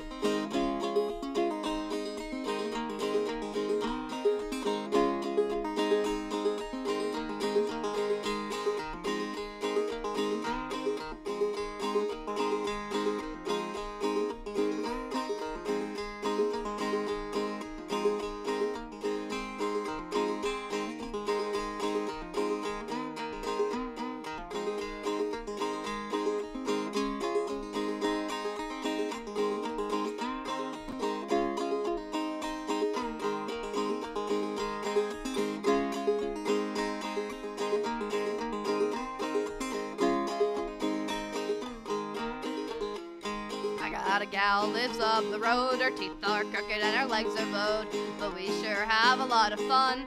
Why don't you get away, Lazy John? Lazy John, Lazy John. Why don't you get your day's work all done? You're in the shade, I'm in the sun. Why don't you get away, Lazy John?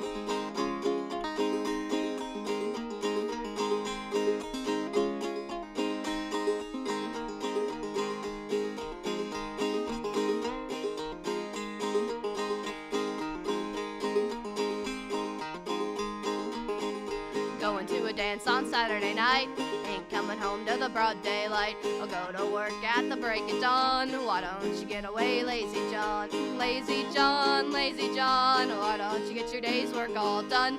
You're in the shade, I'm in the sun. Why don't you get away, Lazy John? Sing that chorus with me.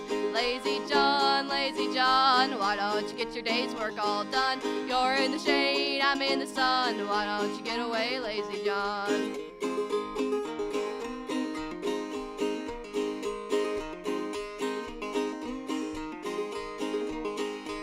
At night when I get back home, the beans in the pot and the old jawbone. Here today and tomorrow he's gone. Why don't you get away, Lazy John?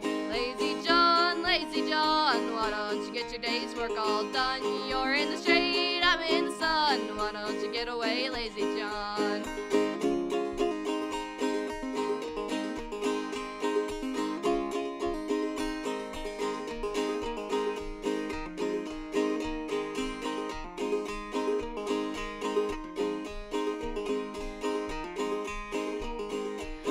All week in the noonday sun, 15 cents when Saturday comes. Going to a dance, gonna have some fun. Why don't you get away, Lazy John? Lazy John, Lazy John. Why don't you get your day's work all done? You're in the shade, I'm in the sun. Why don't you get away, lazy again? Lazy John, Lazy John. Why don't you get your day's work all done? You're in the shade, I'm in the sun. Why don't you get away, Lazy John?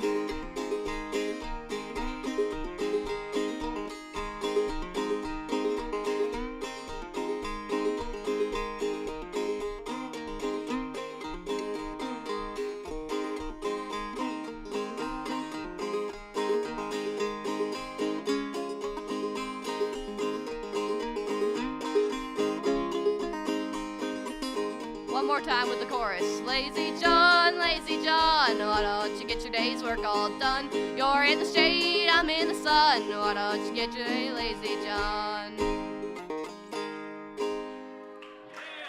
Thank you.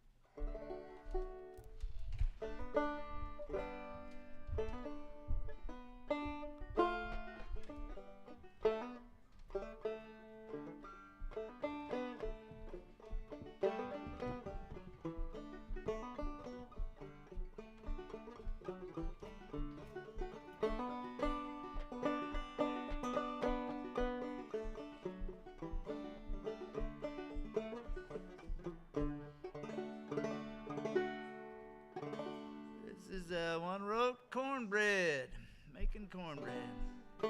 Telling cornbread, cornbread, cornbread, crisp and brown. I want some cornbread now. That's your part right there, cornbread, cornbread. Need some company up here. Cornbread, crisp and brown, not ground, brown. Cornbread, cornbread, cornbread, crisp and brown. I want some cornbread now. Oh, get you a cast iron skillet and oven good and hot. Pour the oil right in it and heat it on the spot. Talking about cornbread, cornbread, cornbread, crisp and brown. I want some cornbread now. Well, salt and baking soda and cornmeal in a bowl.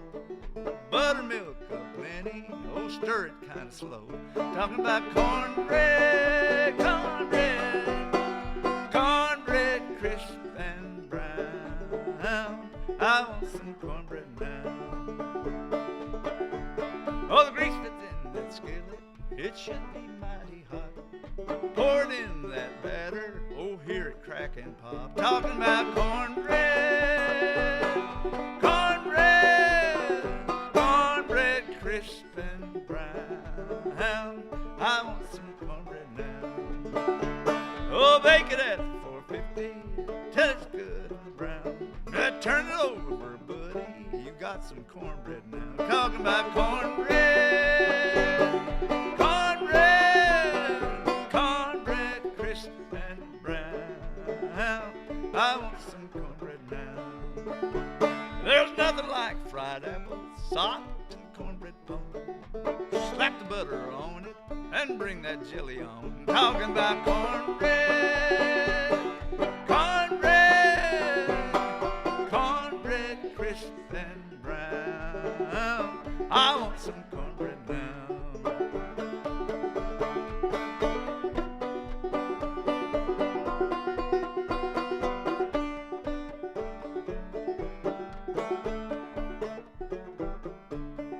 Sop it in that gravy, break it in soup beans, buttermilk and crumble in, it's the best you ever seen. Talking about cornbread, cornbread, cornbread, crisp and brown. I want some cornbread. Now try it again. Well, here we go. Talking about cornbread, cornbread, woo! Cornbread, crisp and brown. I want some cornbread now.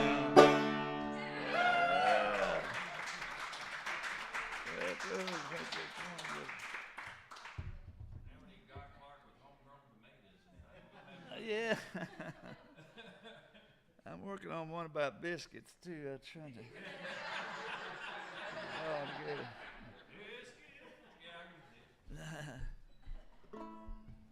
Let's see here. I hope this is in tune here.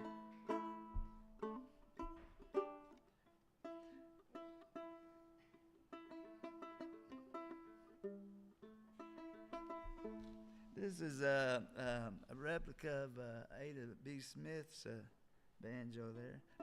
I'm looking at that, whether it has 6 sides or what, I can't quite make it out. But this is, we kind of think Ada B. might have ignited the folk revival or folk collection of pieces in this area and across the region. Because people came to listen to her, like I told it before, Olive Dane Campbell. And, I was so impressed by her. Never heard a modal tune before, so. And she traveled over rocks, over the creek beds, and with a wagon come in here and listen to her, and probably others, Josiah Combs as well. And she heard her play this song.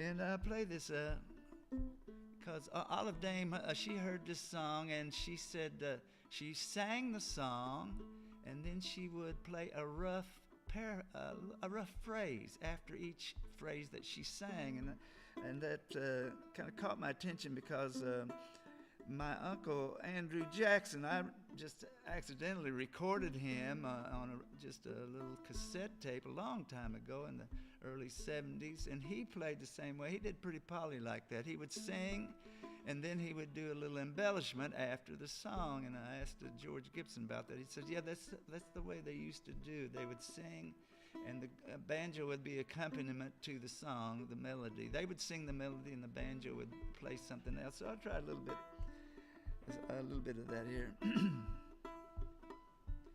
In the merry month of May, when green buds were a-swellin', sweet William on his deathbed lay, for love of Barbara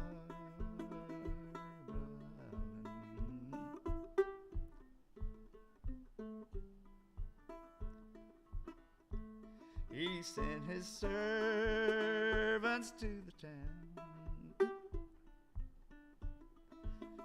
to the place where she was dwelling.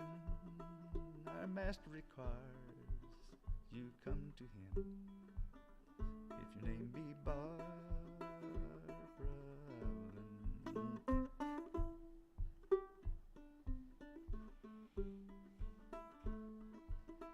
So slowly, slowly she got up, slowly she drew nigh him, and the only words to him did say, young man, think you're dying.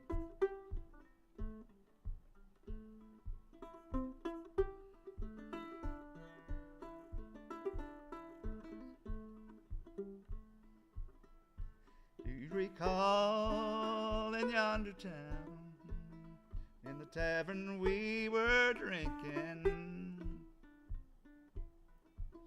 you gave a toast to the ladies all, but you slided Barbara Allen.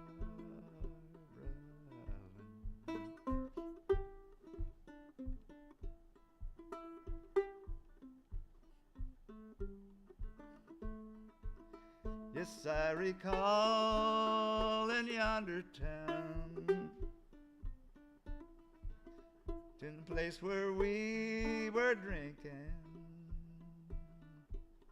I gave a glass to the ladies all, but my love to Barbara Allen. He turned his head unto the wall, for death was in and welling. Adieu, adieu to my friends all. Be kind to Barbara Allen.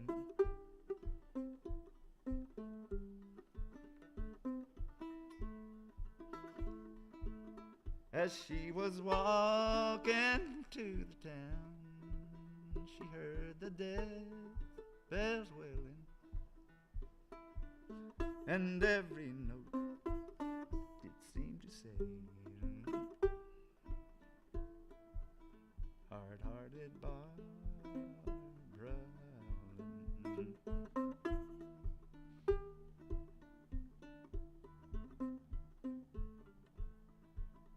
Oh, mother, mother, make my bed. Oh, make it long and narrow. Sweet William died for me today. I'll die for him tomorrow.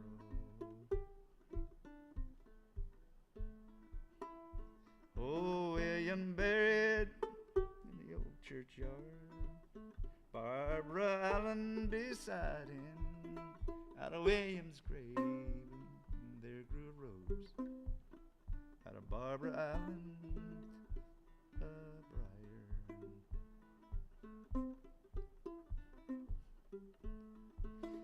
They grew and grew in the old churchyard till they could grow no higher, till they grew up in a true love's knot, and the rose grew round the briar, and the rose grew round the briar.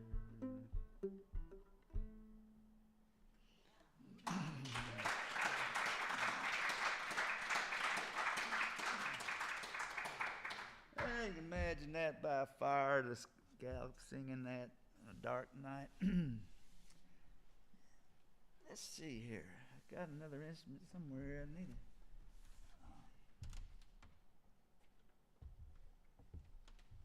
We'll do a little version. I don't know how many versions there are of the Froggy Went A Courtin', but we'll try one. Let's put it there.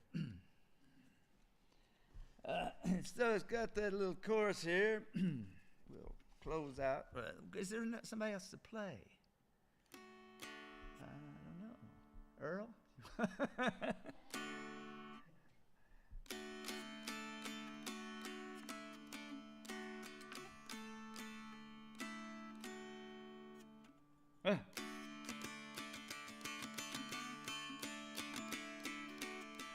So the chorus go chemo, chemo, hemo, hamo, chemo, chemo, rowdy, rowdy, ray.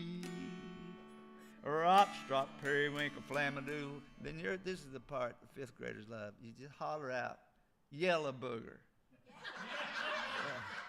Now you've waited for this moment for a long time to be able, without any repercussions, to holler yellow booger as loud as you want to. Hemo, himo, chemo, chimo, rowdy, rowdy, ray. I love that part. Oh, rop, strop, periwinkle, flamadoodle. That's very calm, yellow booger. Rop, strop by Mr. Bambo. Oh, Froggy went a courtin', he did ride. Rop, strop by Mr. Gambo, sword and pistol by his side. Rop, strop by Mr. Gambo, Caminero down to Cairo, Caminero, Cairo. Rop, strop, periwinkle, famadoodle. Rop, strop by Mr. Gambo. I think I just changed it. Well, I walked right up to Miss Mouse's door. Up struck by Mr. Gambo. We danced a little jig upon her floor. Up struck by Mr. Gambo. Emo, himo, chemo, chimo, rowdy, rowdy, ray. Yeah, just say it anytime. Rop, stop, periwinkle, flamadoodle, yellow bugger. Rop, stop by Mr. Gambo. You're not fifth graders anymore. Well, he stood Miss Mousy upon his knee. Rop, stop by Mr. Gambo. He said, Miss Mousy, will you marry me? Rop, stop by Mr. Gambo. Chemo, himo, chemo, chimo, rowdy, rowdy, ray. Rop, strop, periwinkle, slamadoodle. It's flamadoodle, slamadoodle, yellow book. Rop, strop by Mr. Gambo. Without my Uncle Rat's consent. Rop, strop by Mr. Gambo. Well, I wouldn't marry the president, and who would anyway? Rop, strop by Mr. Gambo. Chemo, himo, chemo, chimo, rowdy, rowdy, ray. Rop, strop, periwinkle, flamadoodle. You're pitiful. Rop, strop by Mr. Gambo. Well, Uncle Rat laughed and shook his fat sides. Rop, strop by Mr. Gambo. I think Miss Mousy would be a bride. Rop, strop by Mr. Gambo. Emo, himo, chemo, chimo, rowdy, rowdy, ray. Rop, strop, periwinkle, flamadoodle, yellow booger. Rop, strop by Mr. Gambo. Well, we're with a wedding supper be. Rop, strop by Mr. Gambo. Way down yonder in the holler of a tree. Rop, strop by Mr. Gambo. Emo, himo, chemo, chimo, rowdy, rowdy, ray. Rop, strop, periwinkle, flamadoodle, yellow booger. Rop, strop by Mr. Gambo. Well, the first coming in was a big old cow. Rop, strop by Mr. Gambo. She tried to dance, but she didn't know how. Rop, strop by Mr. Gambo. Emo, himo, chemo, chimo, rowdy, rowdy, ray. Rop, strop, periwinkle, flamadoodle, yellow booger. Rop, strop, just 2 minutes. You got it. It's very quick. Yellow booger, like that. Rop, strop by Mr. Gambo. I'm watching, I'm listening. Well, let's see, the next come in was a big old snake. Rop, strop by Mr. Gambo, call right up around the cake. Rop, strop by Mr. Gambo, emo, imo, chemo, chimo, rowdy, rowdy, ray. Rop, strop, Rop, strop, periwinkle, flamadoodle, yellow booger. Rop, strop by Mr. Gambo. There's so many versions. I've got about 5 versions in one song here. Oh, the next come in was a big tomcat. Rop, strop by Mr. Gambo. Growled at the frog and gobbled up the rat. Rop, strop by Mr. Gambo. Chemo, chimo, chemo, chimo, rowdy, rowdy, ray. Rop, strop, periwinkle, flamadoodle, yellow booger. Rop, strop by Mr. Gambo. Oh, I forgot one. Oh, the next come in was a big old moose. Rop, strop by me. This is a good one. Listen closely.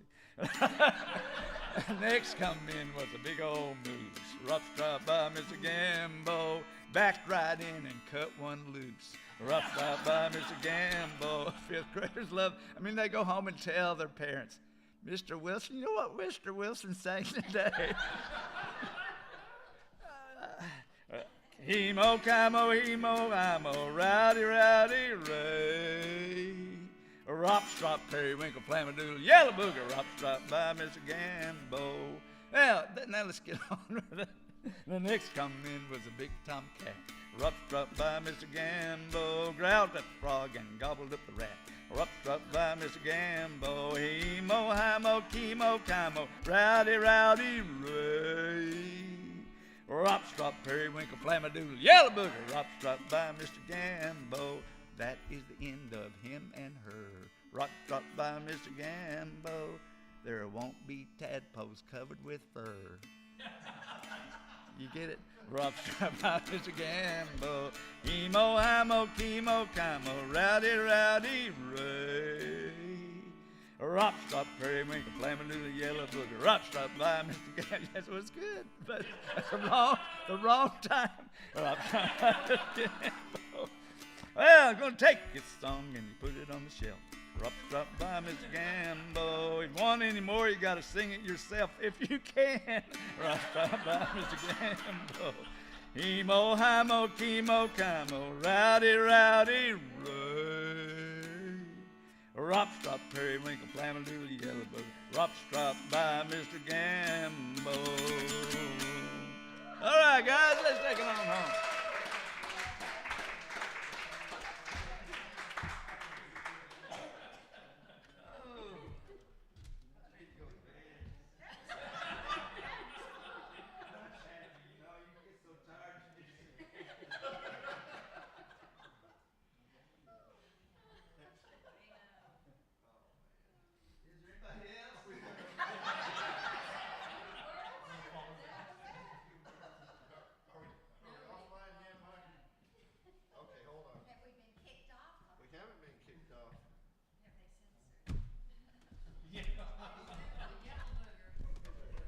Well, this won't be topped. This won't be topped. But I will say this. Y'all don't have to go home, but you can't stay here unless you are staying here, all right?